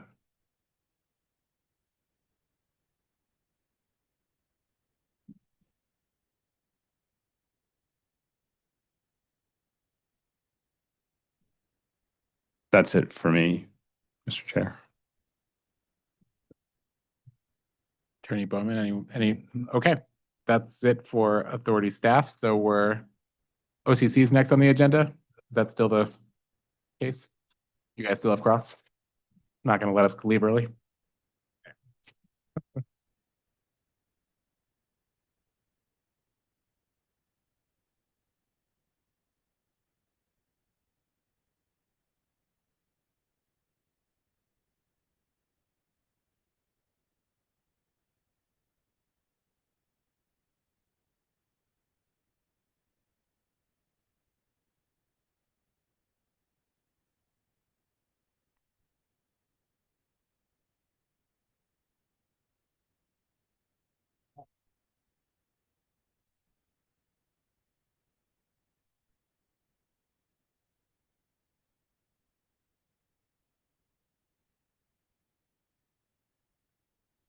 Good afternoon, Albert Sablowski for OCC. I'll try to be as quick as I can.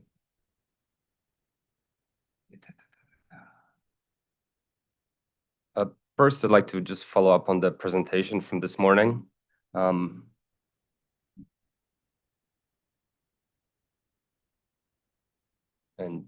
I believe this is the last page of that presentation where that table resides.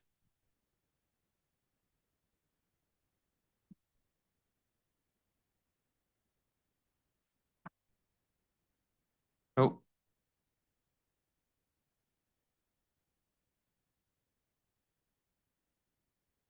How did the company calculate the storm-related base distribution charge of $150 million versus the $125 million on the last page of that presentation? I just wanted to know how that $100 million in storm fund replenishment asked here in the RAM translates into a 25 million reduction in the bait race ask.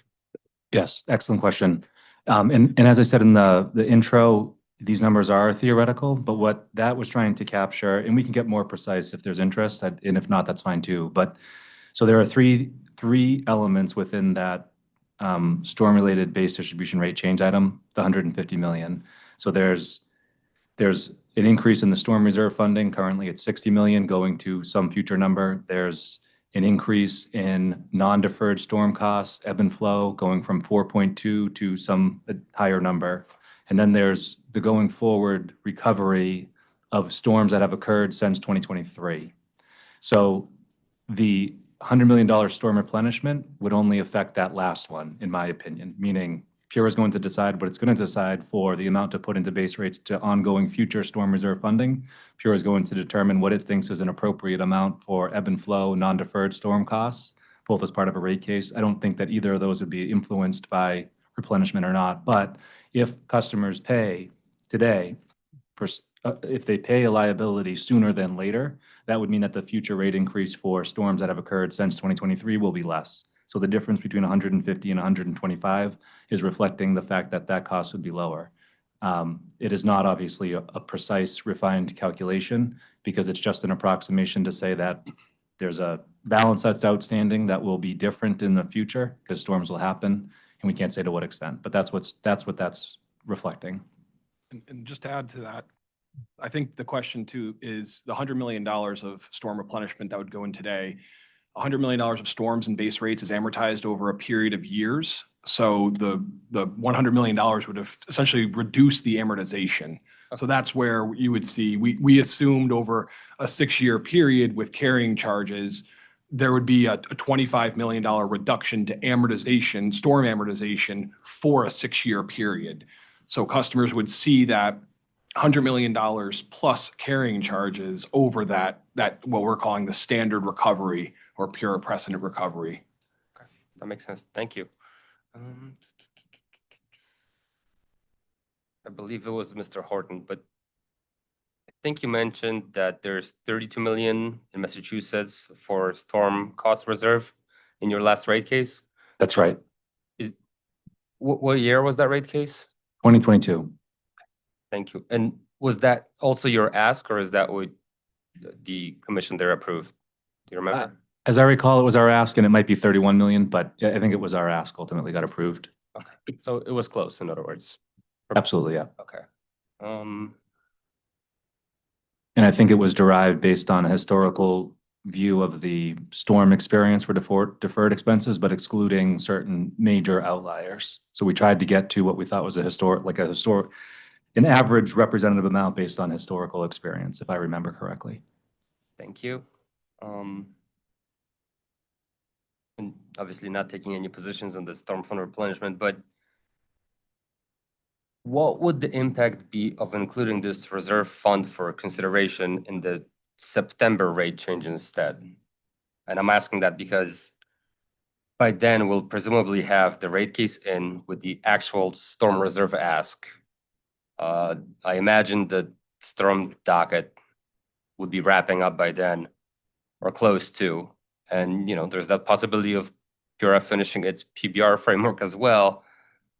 Wouldn't that allow for more clarity on where we stand? And wouldn't maybe PURA be able to make a more fact-based, educated decision, generally speaking? Well, I think the challenges with doing that are twofold. We have the opportunity right now to take advantage of a significant reduction in rates that I don't see happening in September. So we would then lose the opportunity for that rate continuity benefit. Customers would see a larger decrease in May, which is going to feel really good, but then we're going to have an increase presumably in September and followed by the increases that I've laid out next year. So we'd lose that chance. And then there'd be half the time that customers would be paying and paying down the customer liability that's owed. So the benefits would be that much smaller. The amount that would be offset for future recovery would be lower. The avoided carrying charges would be less. So that would be the downside I would see with that. Okay.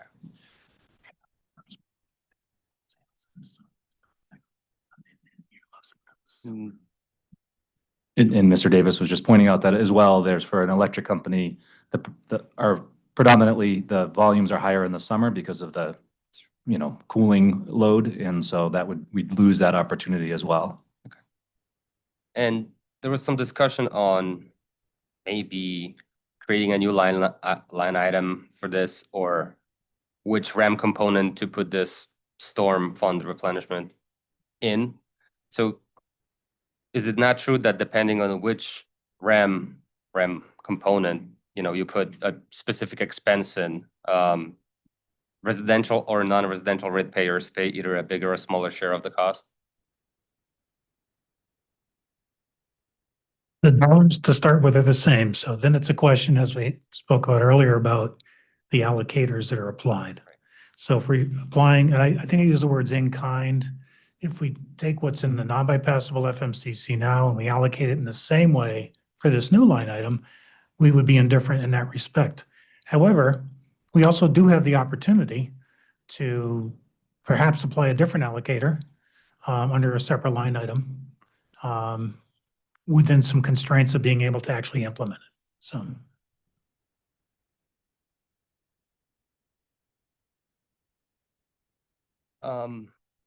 I was looking at the storm docket recently, and I believe in that other docket, once securitized, that will go through the CTA, where the gross earning tax, I imagine, would apply, and also maybe on collectibles to some extent, depending on which line item we put it in the RAM, this storm fund replenishment, for example, right? Would these apply, yes or no? And where would that make the most sense then? Certain expense, saying, right, it doesn't matter. Certain expense perspective, which line item we put it. Put it in a different line item.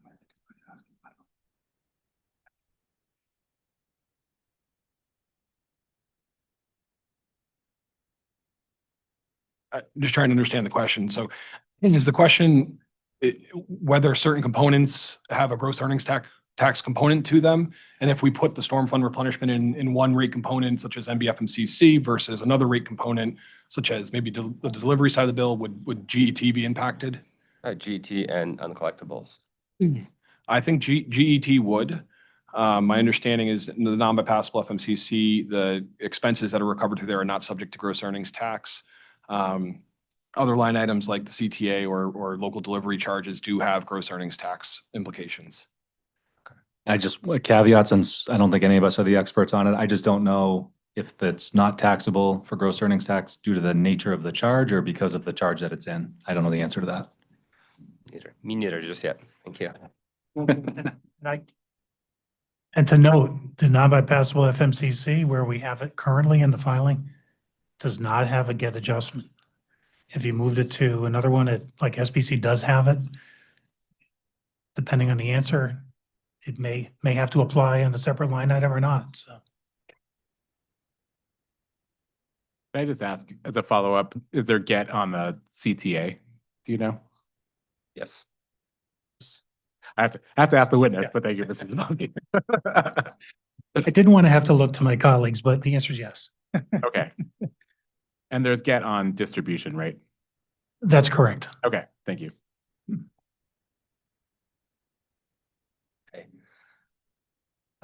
Since we're in the itty-gritty, could we please turn to that February 17 filing, attachment 1 Excel file that we, that there was some conversation about prior? I'm just trying to understand that file. If we go to Exhibit 5 tabs and go to that page 2 out of 7 that you were on before. Yeah, I'm there. Okay. Way faster than me. 1 second. I just happen to be there. So, So if you could just walk me through what column D, F, and H actually mean, like starting with column D, is that what's currently in the rates right now? Or that is the proposed rate, obviously? actually, so I'll start with spreadsheet column H is what we proposed. Okay. But if we go back to column D, the first column, if we don't apply any new allocators, like a split, so if we're applying the entire, here we have what's called a revenue allocator, but it's effectively a demand allocator for all costs. That's what column D represents. So that's kind of what we've had to date in prior filings. Column F, the middle column, reflects, forgetting any phase in, taking a share of the costs that are demand related, allocating those on demand. Those are the so-called ISO New England operating reliability type costs. I forget the specific terms, but there's a set of costs that would still, as in column D, be allocated on demand. The remaining are allocated on what's so-called the energy or a megawatt hour allocator. And so that middle column reflects the hybrid of the demand and the volumetric type allocators energy. And then what we've done is taken that conversion from purely demand to a hybrid, but only gone 25% of the way, assuming a 4-year phase. That helps a lot. Thank you very much. Okay.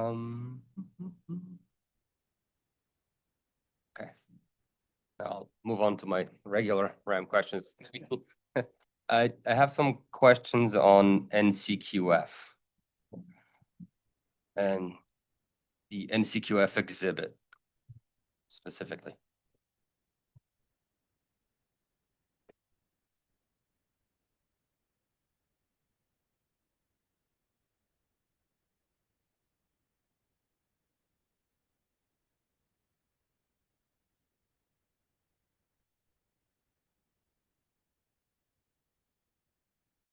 I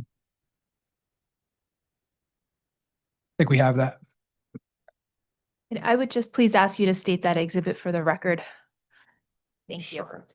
This is exhibit F20 NBFMCC NCQF spreadsheet. And if we could just go to page 1. Sorry, is this the March filing? Yes. Okay. Because there was also there's Exhibit 42 in the January filing, which is also NCQF. Thank you. Thank you. I believe there was cross last year where when we asked about how much NCQF expense was driven by NRES or RRES specifically, the company responded that it couldn't give a number at the time and that it's in the process of updating its C2 queries so that it's able to isolate those in the future. So does the company have an update on when the system or query update will be completed?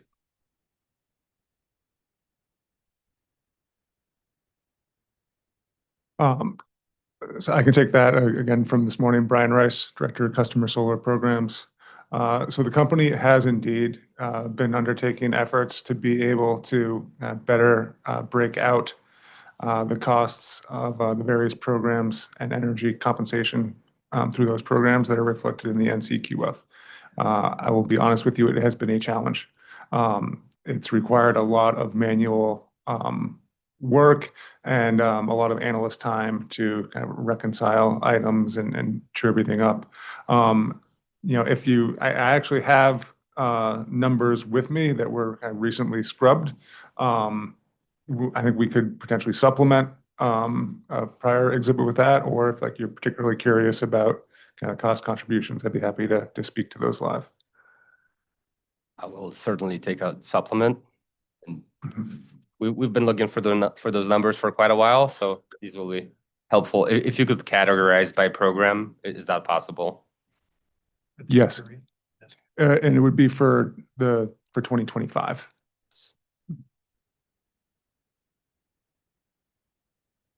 Thank you. So essentially, just to make sure we're on the same page, if we could get the NCQF expense divided by particular program, are we on the? I'm just making sure that we're on the same page. So that if I'm looking for Yes. For RS expenses of NCQF, does that make sense? Yes, what we can certainly identify is the portion of NCQF expense for 2025 that is associated with projects participating in the NRES, RRES programs, legacy Rider N projects, virtual net metering, and SCEF. Great, way more eloquent way of putting it. Thank you. We'll take a supplement too. I'm guessing this exhibit or? Sure. If that could be a supplement to Exhibit F20. It would also be helpful if there's a way, and I recognize, yeah, I was the one who asked all these questions. Thanks, so throw that out there. I recognize that, I know that it's been a journey, but as you know, there's one line item in the NCQF has 32 line items. The total is around 140 million. One of those line items is 138 million and is labeled solar. So I assume like most of this, I guess what I'm getting at is to the extent that this information could point to exactly what part of the NCQF filing the program costs are coming from, that would also be helpful, because I think as we've talked about before, there are a number of things labeled solar. And I think like everyone's sort of working under the assumption that the big one is somehow driven by behind the meter programs, but like that's the big mystery, is like what's, you know. Right, and the challenge is that, so that big item is all based on monetary on-bill credits. Yes. That are calculated and processed and provided through our billing processes. So to kind of isolate those costs, you're relying on a lot of codes and IDs that were created for programming purposes. But I mean, just to eliminate some of the mystery, like I can tell you now. So of that 140 million, approximately 75 million is associated with monetary on-bill credits, or actually, excuse me, associated with the value of banked kilowatt hours for legacy projects under the Rider N net metering program.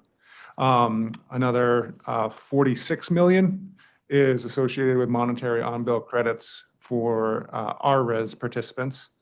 Those are the two biggest items, and the majority right there. Another 16 million is associated with virtual net metering projects. And the individual contributions are from other areas are, an order of magnitude less from there. Thank you. That sounds like an exciting supplement. But I just wanted to ask for clarification, like I'll embarrass him, and I'm just not in the room, but Eric Annis talked to me about this when we were still allowed to talk about these things. And he asked me, like, how come the companies can't, like, from your billing system, ultimately, on an account level, like what's going which way when it comes to any kind of net metering or buy all, sell all tariff. So I guess the question I would have asked this year maybe would have been, can't you just pull all, like, in a single year, go into your billing system and determine, essentially, like, we should have had this level of revenue based on sales, we should have had this level of revenue coming in from this customer, and we had this level of revenue, and the gap and the difference between those two things is ultimately a cost driver. But I guess my question is that essentially what you're doing? No, I wouldn't characterize it exactly that way. I think we tried to do our best to explain kind of how each component of cost is reflected in some of our IRs, I think C12 in particularly. And in that, we included an example of the what's called the meter box that appears on customer bills, and it reflects data from two channels that the meter records, an import channel and an export channel. And I think the main three buckets are, the first one is just a customer using, the energy they produce on site behind their own meter, and that never even touches our meter. So we have no visibility into that really, and that's not affecting anything that is recovered through the NCQF. So the next item is when a customer exports power, the first thing that export is applied to is power that they consume, within that same billing period. And that offsets what they're going to be billed for that billing period.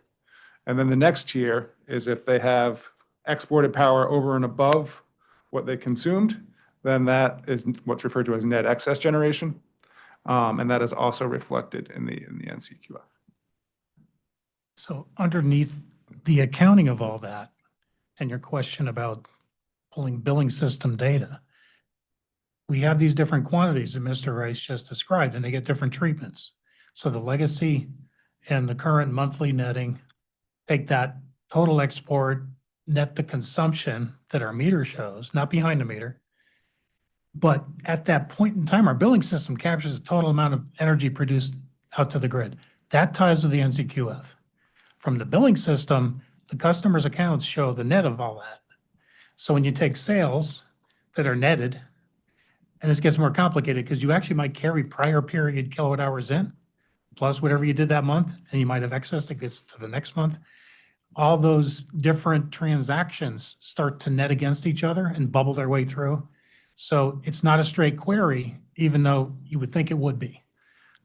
So there's always an accounting trail of what the power purchase expense ties to. It's actually a metered export kilowatt hours.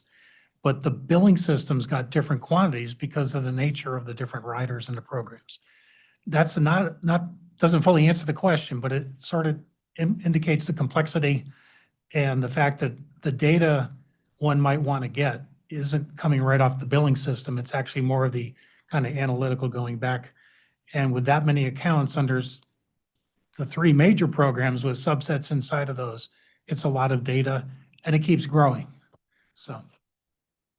Thanks, I understand. I guess just as one last follow-up, and I recognize I'm the reason we're all still here today. I tried to blame it on OCC, but it's actually my fault, and Mr. Horton's. Like if I'm an RRES customer, like you could measure the kilowatt hours I'm pulling in from the grid across an entire year, and you can measure how much revenue you've collected from me in the same time period. And you could net out on you can assume that I've paid all my bills. And you could compare those two data points, and you'd know, like, okay, RRES customer, revenue recovered versus kilowatt hours actually passing through the meter from the grid into the home. And couldn't you just use those data points alone to say whatever is between those two things is a net cost? Because ultimately it's sales it's energy that the customer used but didn't pay for.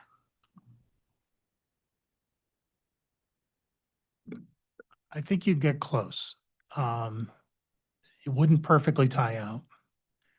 And there's multiple components and complexities. For example, if a customer is on competitive supply and the supplier bills them, you kind of lose some quantities and categories of costs.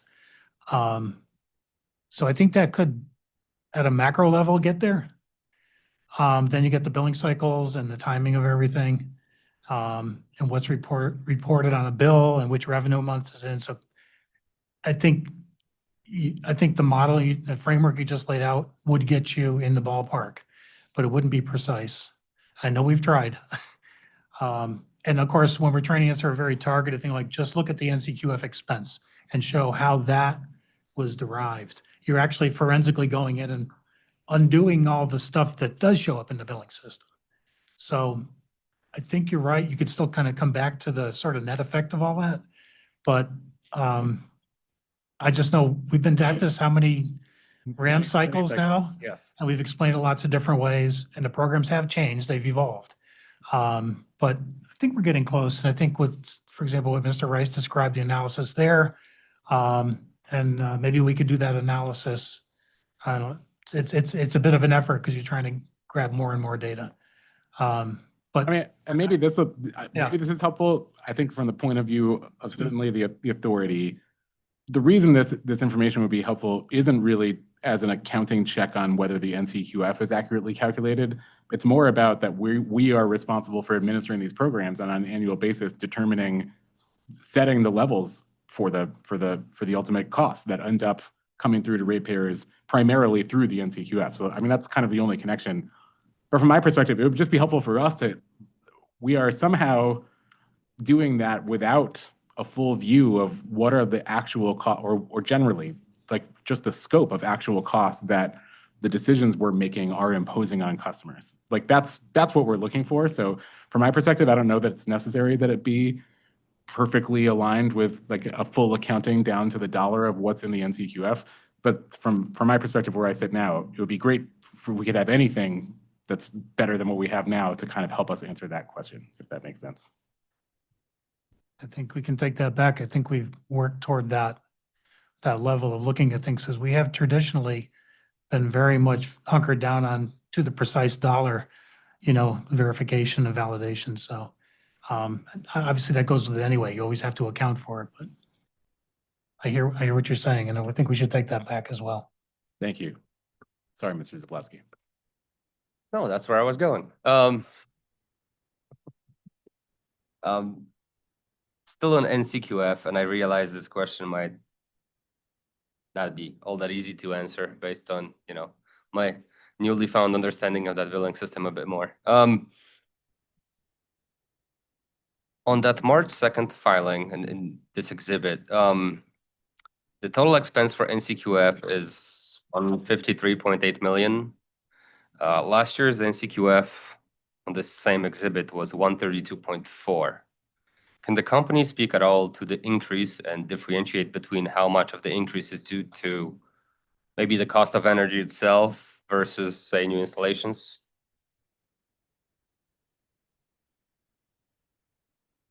Yeah, I'll take that. I mean, it's difficult to kind of pin down like one issue or even parse between all the factors that can drive what's ultimately recorded in NCQF expense. It's obviously going to be impacted by the level of enrollment in programs. And we've certainly had enrollment growth in RES as well as NRES.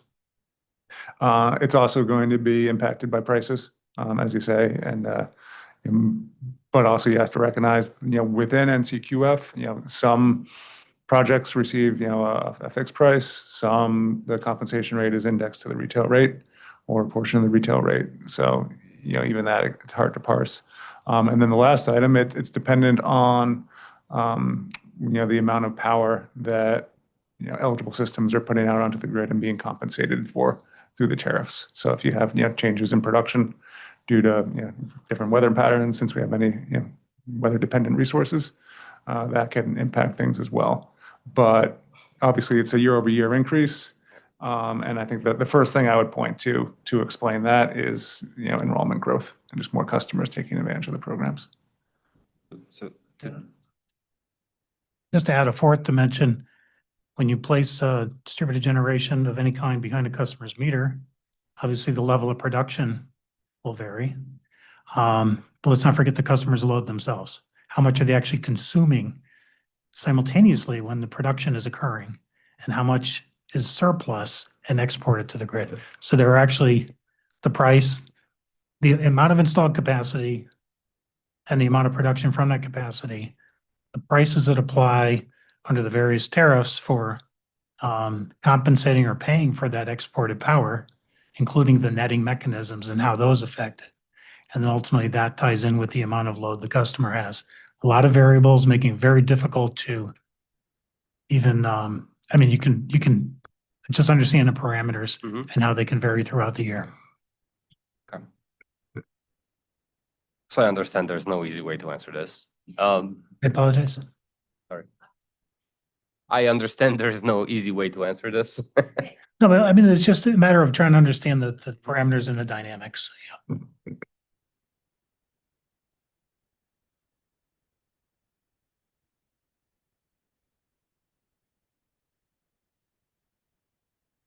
So if I ask differently, that 20 million growth in NCQF expense, could you guesstimate how much of that was due to new installations, new customers? Not off the top of my head. Like I said, I'm saying that like we don't have definitive numbers for you, like off the top of my head. We haven't produced them. And I've explained why it's like challenging to produce them. I'm not going to say it couldn't be done. I would, the data is there. It would just, I think, to ultimately get to a definitive numbers would take a very large number of analyst hours to produce, which is why we haven't been able to kind of provide those specific numbers. Okay, thank you. I have a question on bill redesign. And that question is, and I'm purely in terms of the cost, not any specifics on bill redesign. I'll just pause you to make sure we have the right witnesses present. Thank you.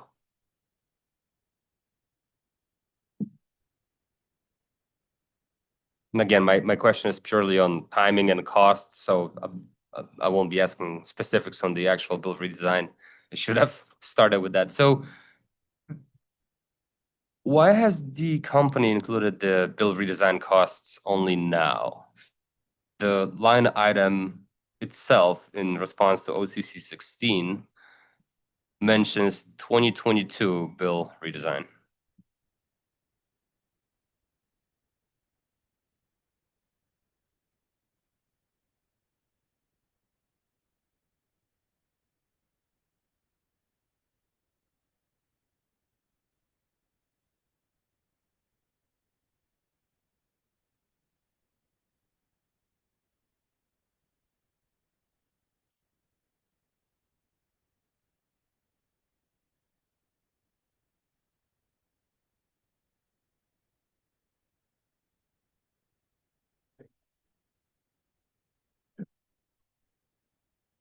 So my understanding is there was a few tracks related to the implementation of the bill redesign. There was a portion completed in 2023, a portion completed in 2024, and the final portion was completed in 2025, at which point the company, from an accounting perspective, placed the entirety of that capital project into service.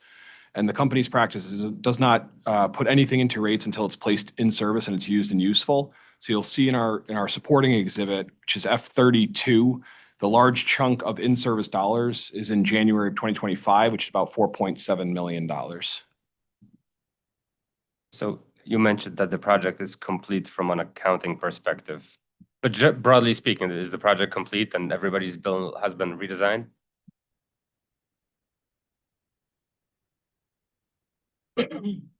All of those bills that were covered under.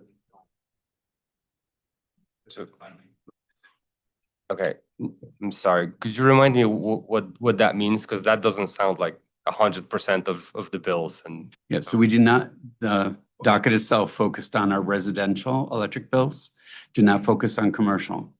It was also narrowed down to the basic bill. So customers who were getting a basic bill that had one service with us, which is about 90, at the time was about 93% of our customers. Thank you. You're welcome.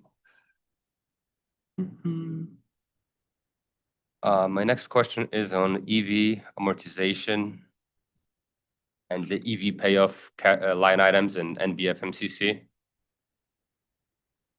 And so that line for EV amortization, the increase there year over year, does that simply stem from like a full year of full year's amortization period? Is that what that is?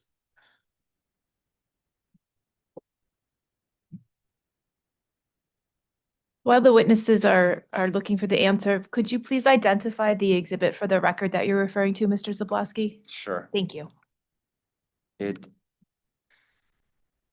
It's the March 2nd filing. Sorry. It's the Exhibit F NBFMCC, I believe. Let me double check.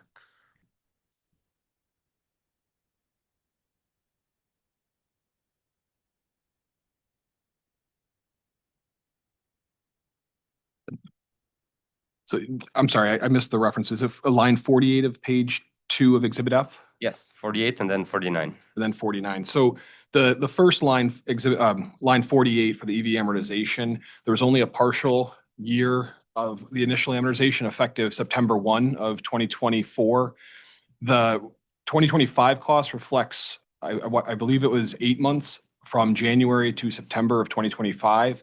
And the EV amortization payoff amount was as a result of the authority's decision where they required the company to apply the EV state bonding first to the remaining EV balance that was to be amortized over the remaining 8 months. By paying that off first, customers were saving carrying charges at the WACC that had been accruing historically on that balance. So in accordance with that, the company paid off the entirety or the remainder of that EV balance to avoid future carrying costs. And the remainder of that EV state bonding was also applied in September as part of the line right below. It's line 50, what should be line 50. I think there's a swap there, but. Yep. Thank you. Makes sense.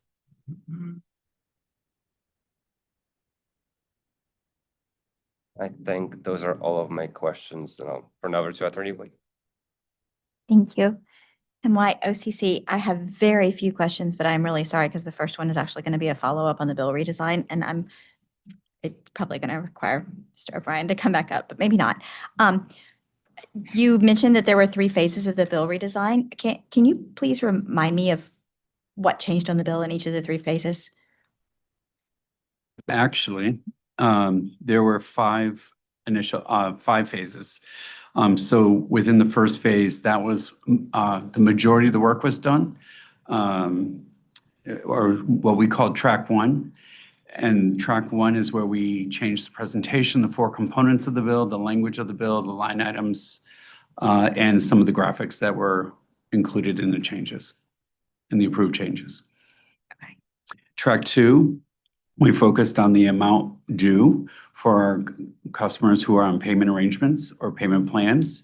Those customers now are able to see the amount due as that payment plan amount. They are no longer getting a separate black and white bill. Track 3 focused on our meter box for solar customers, where the kilowatts to and from, where we changed the language. And then in track 4, that was the website landing page. That focused on making the bill available on the view pay, on the view bill and pay screen. And then track 5 was changing the language for the operation fuel and making that the capability of a $1, $2, and $3 donation within our backend system. Attorney White, may I? Certainly. Thank you so much. This is very informative. So are you saying these changes were simultaneous or? They were not simultaneous. Okay. So we actually led with track 3 and 4. Those were very simple changes or easier changes. So while we were doing design and development for the bigger change, track 1, we implemented track 3 and 4. That was in the exact 3 and 4 were May 27th, 2023. The operation fuel went live on June 24th, 2023. The bigger change of track 1 within our main system, that went live October 26th, and customers receiving their November 1st bill, that billing cycle, started to see the new bill.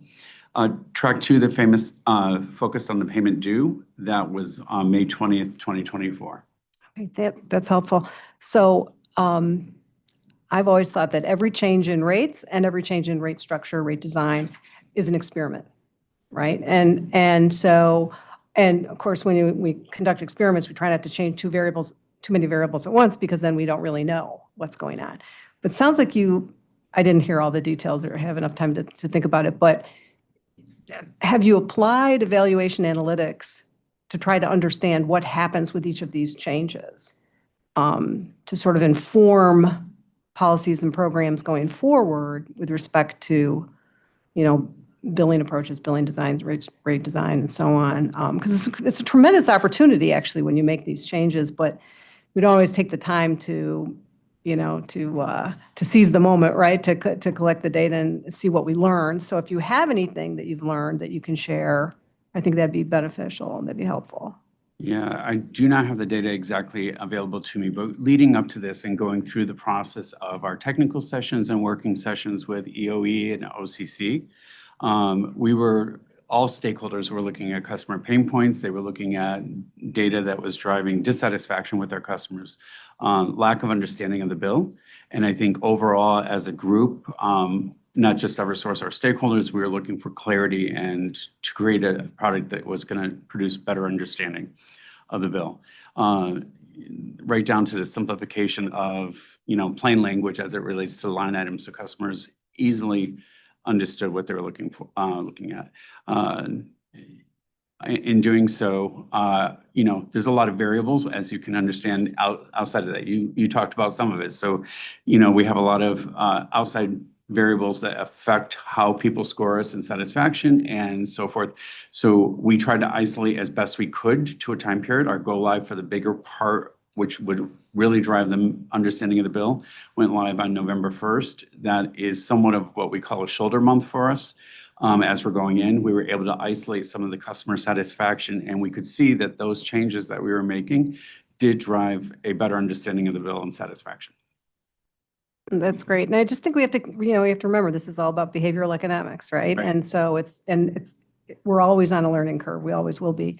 And we have to control for a lot of factors that are hard to control for. I'm not saying that this is easy social science, but there are people who do this and get some graduate students who would just love to have a research project with you from one of our great universities, So yeah, I just think it's an area we really benefit from knowledge. And it doesn't mean that we're going to get things, it doesn't mean we'll always get the expected outcome. And that's okay too, because we learn as much from that. So I just appreciate the learning more about these kinds of things. So thank you. You're welcome.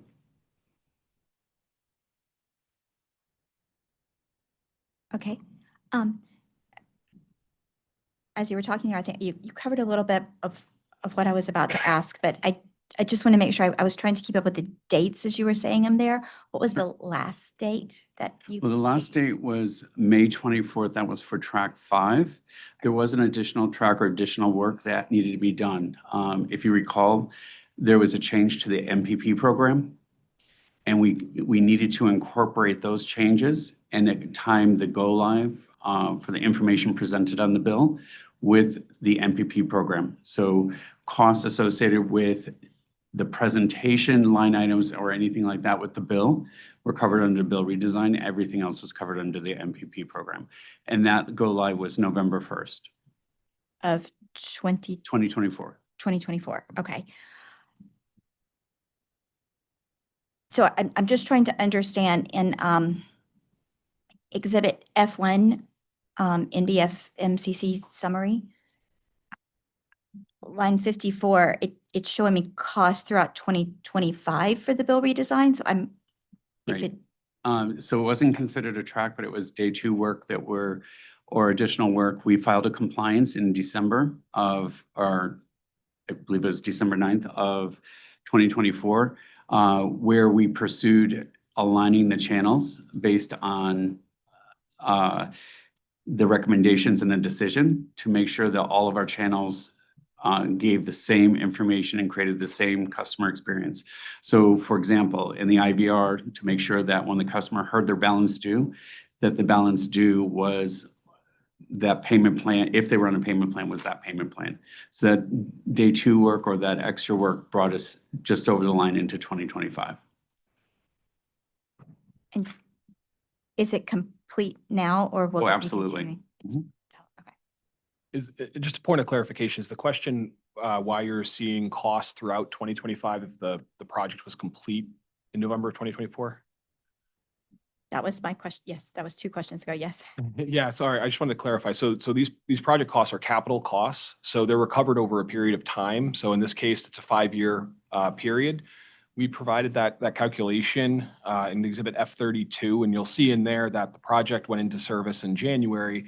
There were some lingering project costs, but much significantly less in the following few months. But that revenue requirement on those capital additions will remain in the MDFMCC for the next 5 years, but that revenue requirement will be declining over that time period as that capital project is recovered.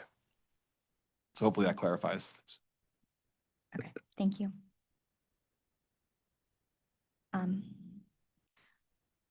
Okay, I believe probably the remainder of my questions are going to go to Mr. Trainer, because I'm going to refer to OCC 13.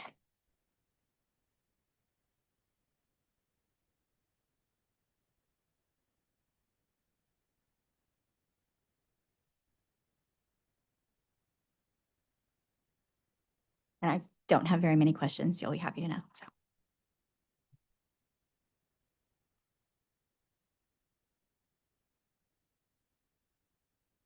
It was OCC 13, you said? Yeah. It's more of a general question, though. I mean, you can pull it up, but you might know the answer.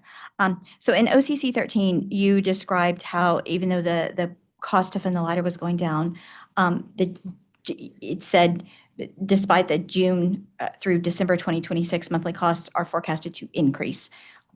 I didn't quite understand in reading the entirety of OCC 13 why the June through December costs were going up. I understand the rest of it, why everything else is going down. That made sense, but I didn't get the June through December part. If you could explain that to me.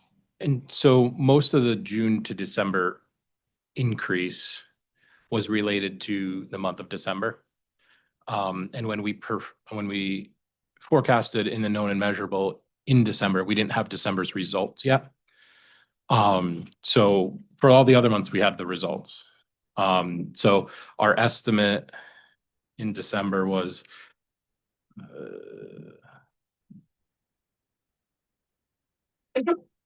$173,000 more than what was actually incurred that month. So that kind of threw off that whole 6 months. So if you look at isolate December or remove December, then it's essentially flat. There's a couple months where it's 30,000, 40,000 maybe difference, likely due to rounding. But it's really driven by December.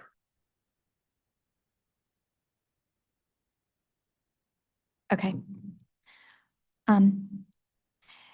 So could I request, since we're doing updates to things rather than late files, probably the easiest way is just to say, make an update to OCC 13, in which you could provide the weighted average discount for LIDAR at the moment. And if this is in the filings already, I did not see it, so you can just tell me where, but and some sort of table or chart that shows me the number of customers on each tier. So yes, we can do the weighted average discount. The number of customers on each tier is in the order 10. We filed on March 3rd, that OCC responded to that motion 11. So in there, there's the number of customers by tier.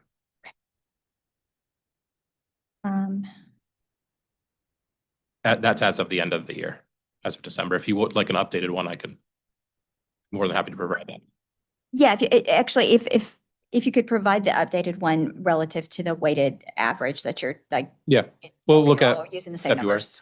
Yeah, we'll look at Makes sense. February. I'll give you the weighted average in February and then the number of customers by tier. Okay.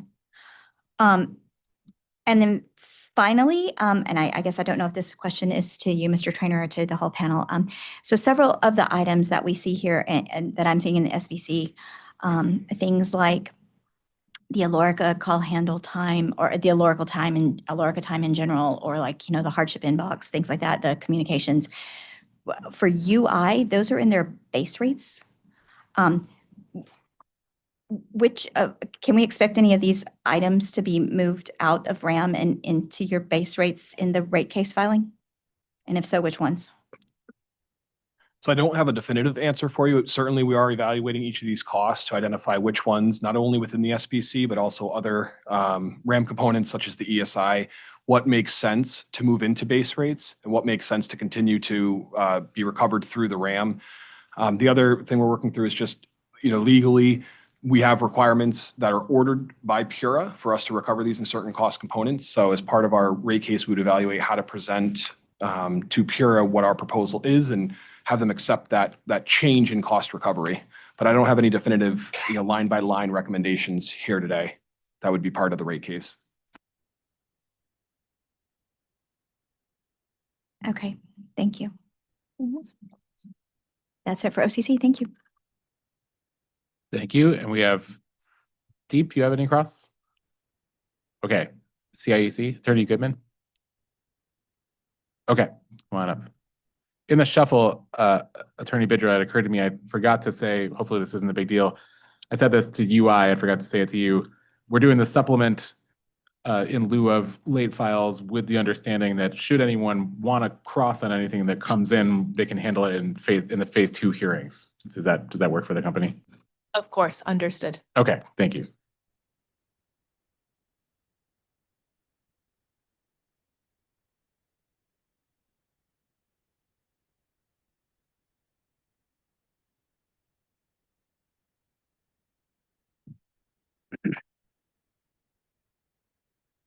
Good afternoon, panel. My name is Jay Goodman. I have just a couple of questions today on behalf of the Connecticut Industrial Energy Consumers.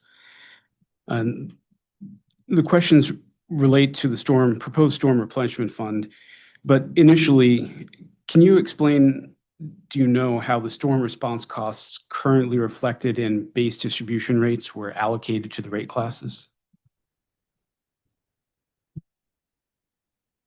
I don't know the precise answer. I would have to look into an allocated cost study, noting that rates are never set exactly equal or the same way a cost study might indicate. Costs occur. So we would have to follow up, and I can get a quick answer and say from our last study, and depending on if we can identify the comparable costs from our last case, that would be sort of equivalent to the storm cost replenishment. So we'll find out where we treat storm costs and any reserve or other funding, and we can give an answer to that. I can certainly supplement I think you had a couple of questions, but however you'd like to treat it, if that would help. That would be helpful. Yep. I don't have a preference for I don't think CIC has requested anything that could be supplemented. Yeah, okay. I mean, I could subject to check. It's probably a demand allocator of some kind. Okay. But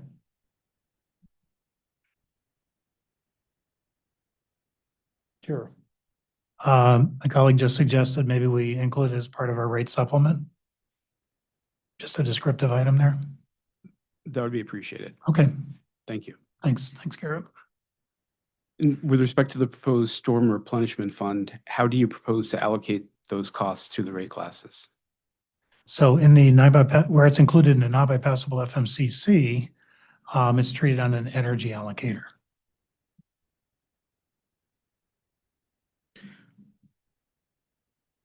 Why are you proposing to allocate the costs on an energy basis? It basically falls within the category of the non-ISO operating costs, which are currently and would remain as a demand allocator. So all other costs, and that's where that storm fell into. All other costs fell into the energy allocator category.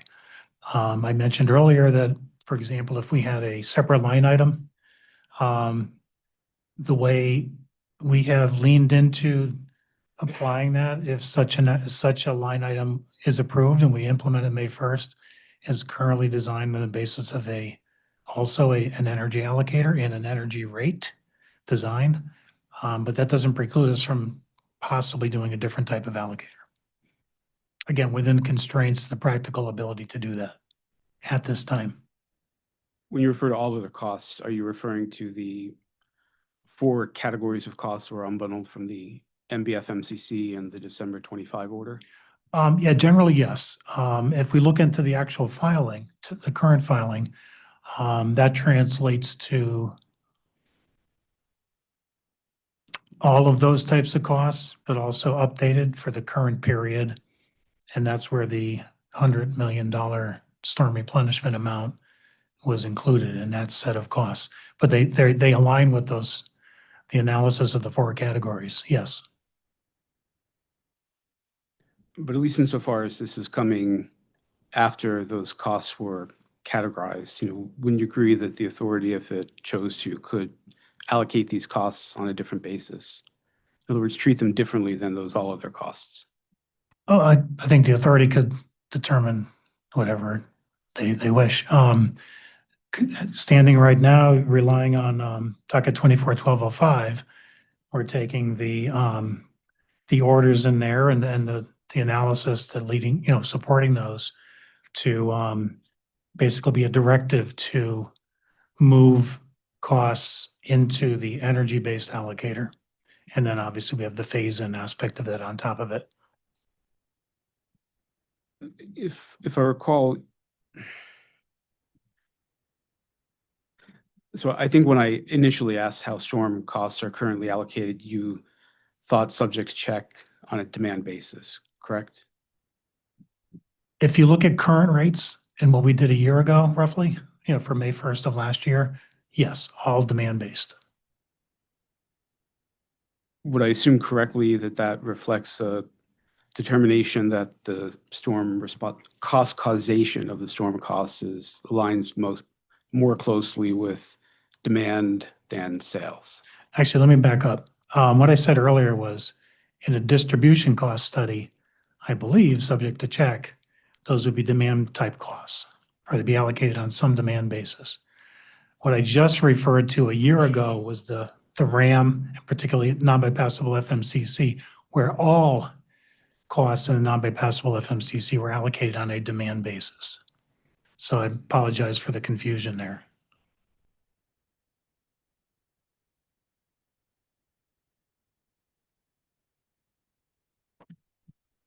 What would you say is the main cost driver for storm costs? Apologize. Withdrawn. No, okay. No, I just didn't fully hear it. No, I understand. That's okay. I'll move on.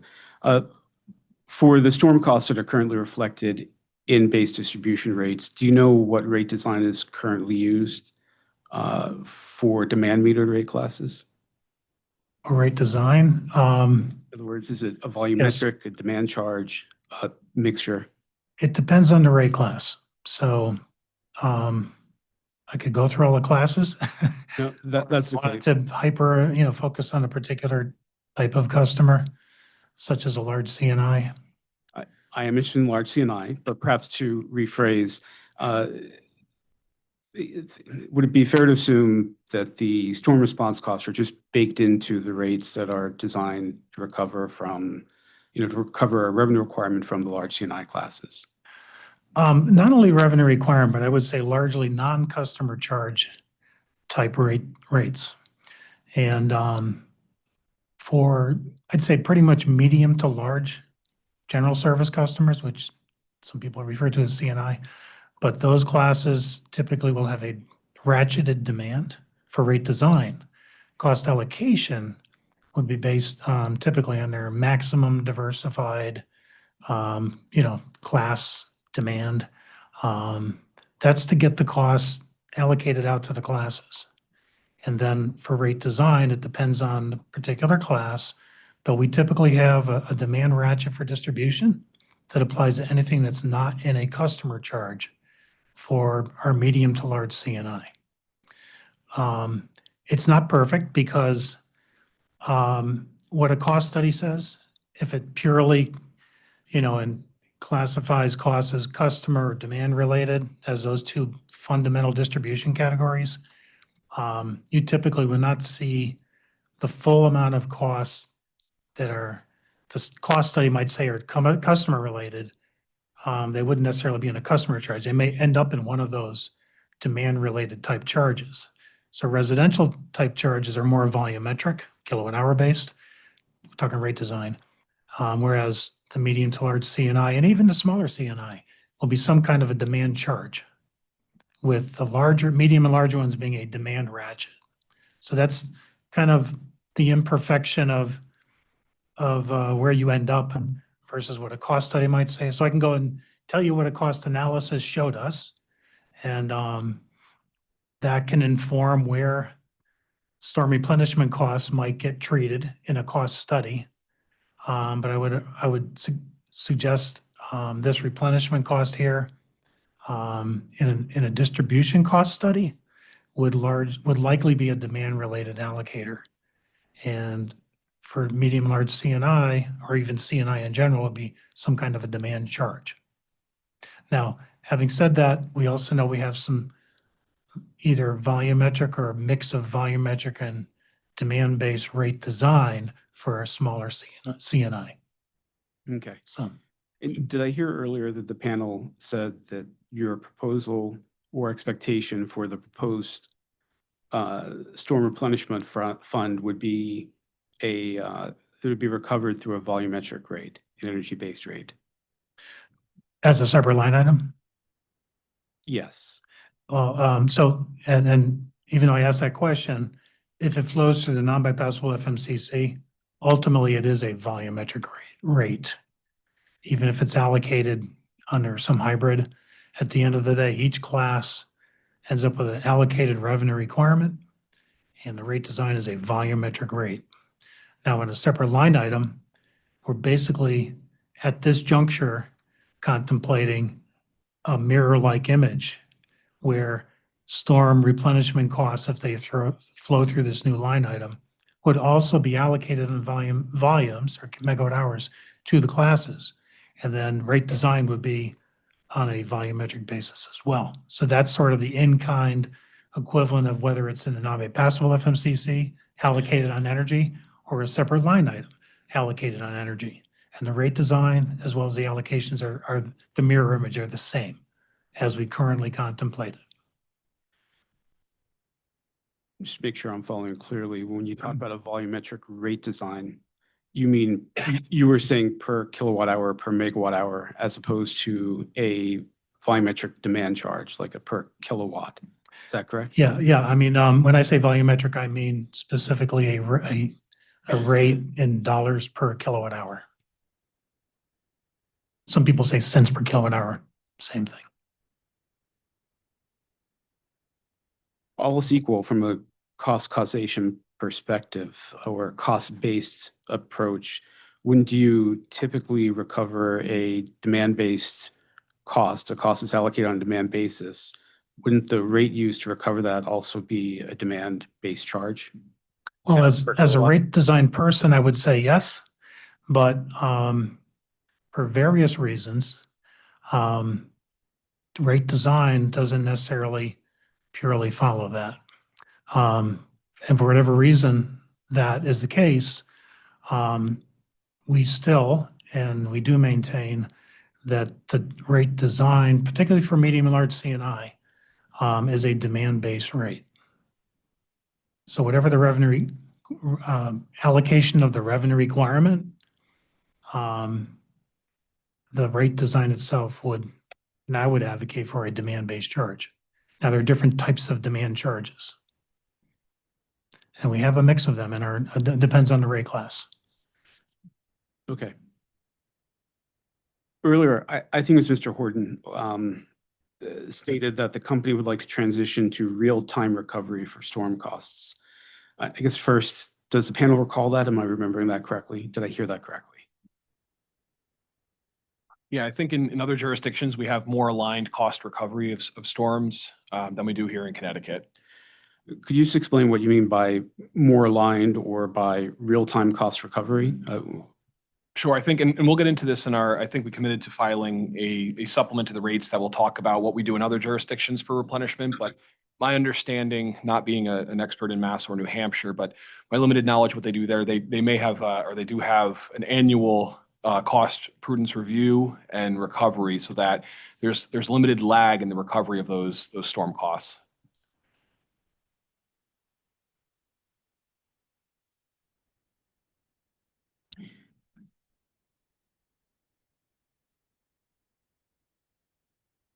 Okay, I have nothing further. All right. I have a couple, I pared them down. A couple more questions. I have some questions on maybe one question on the bill redesign costs that I think OCC was already crossing you on earlier. This wasn't in the RAM last year. Is that correct? That's correct. Okay, so this hasn't been evaluated for prudence yet, right? Like does the company envision that would happen in the second phase of this proceeding? That's correct. Okay.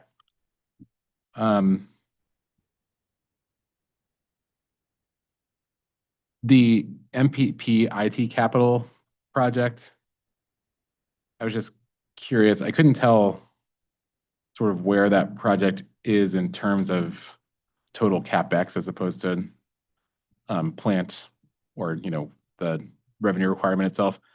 But I did notice that in 230501, which was where that kind of project was authorized by PURA, it was based on an assumption, like a projected cost of 1.8 to 2.2 million. And I was just wondering if the company still thinks that's the appropriate cost estimate for that project.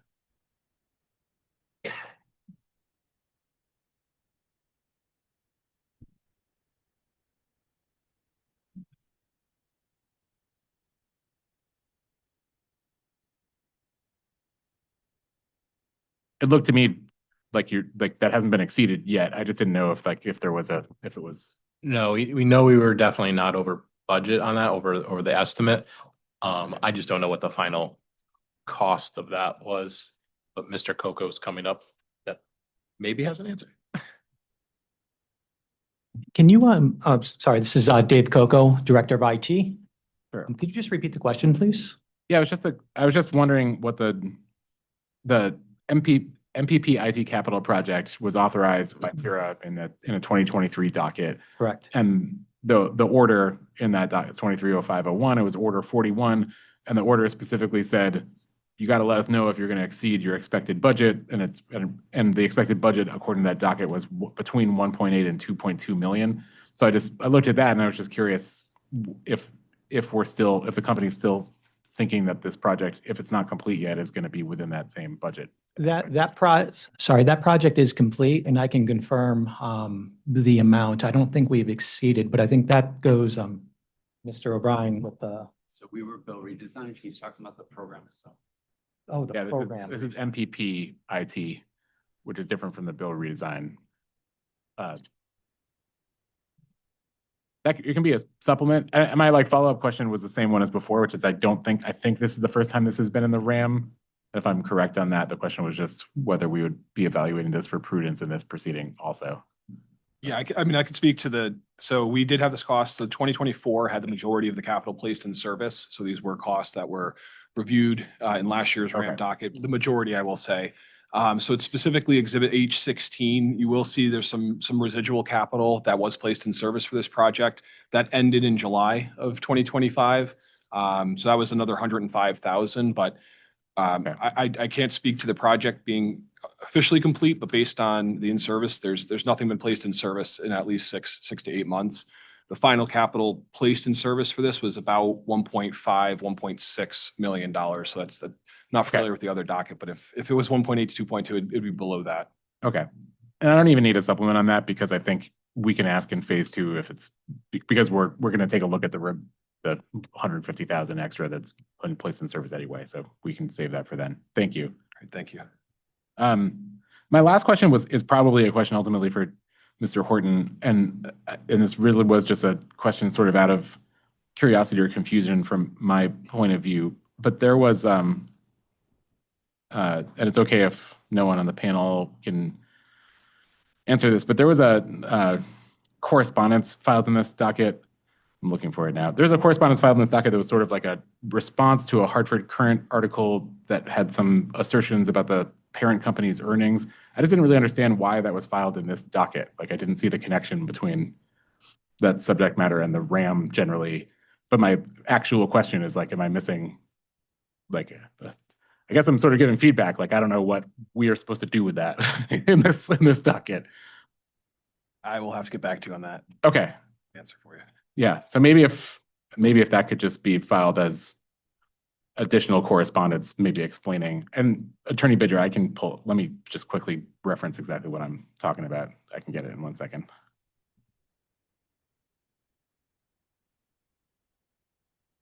It was a correspondence February 19th, 2026. And I want to be clear, I'm not arguing the correspondence. I just honestly didn't understand. It was filed both in this docket and in 760307 REO1, which is where the quarterly earnings filings. I think I understand the relationship between those two dockets. I just didn't know if we were missing something on the RAM. So the supplement would be to explain why the February 19th, 2026 correspondence was filed in this RAM docket. Yes. Yeah, and it's I think the question ultimately is like, is there something that's being requested, or is there something that we should be doing like as a result of this filing from the company's perspective? Or if it's fine if it's just sort of like an update, but that's ultimately, that's the reason why I want to know. And anything from Commissioner Beecher? Let me check from the mysterious Commissioner Smith. Okay, we have no further questions from the bench. Attorney Beecher, would you like a moment to consider redirect? Yes, please. We'll take several minutes. Okay, how about it's 3:42? Do you think you want to go all the way till 4 to come back, or? No, we don't need that 20 long. minutes? 5 minutes should be sufficient. Okay, we'll come back in 5 minutes. Thank you, Chairman.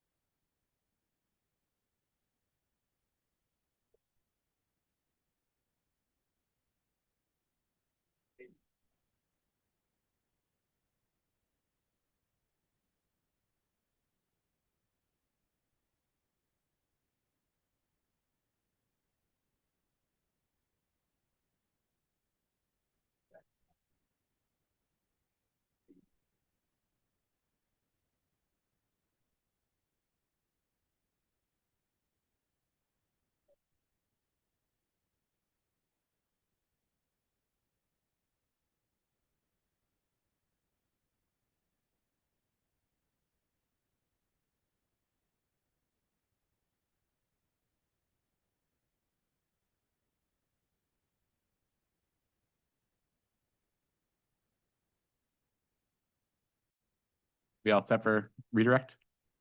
Yes, please, briefly. Sure, go ahead. Mr. Davis, please confirm that the plan is to file as a supplement a further articulation on how the allocation and rate design for the new line item for storm replenishment would work under the scenarios Attorney Goodman asked for. Yes, I'd confirm that. I just want to make sure we have a full understanding of how that would work. Thank you. That completes redirect. Thank you, Chairman. Okay, thank you very much. So that, is there any public comment? Okay. That concludes the hearing. We will adjourn. Our next, as we discussed, supplements and briefs, if parties want to file them, are due on the 19th. Again, for anyone who wasn't here, the briefs, the company requested to file a brief, I think, as to my question about whether PURA has legal authority to add a line item to a bill. So if any other party wants to weigh in on that, we would also welcome briefs on that issue. And the next date beyond that is March 26th for the proposed interim decision. Exceptions on April 6th, arguments if requested on April 9th, and the issuance of that interim decision is April 22nd. And beyond that, we will see probably everyone back here for hearings for phase 2 later in the spring. Thank you very much.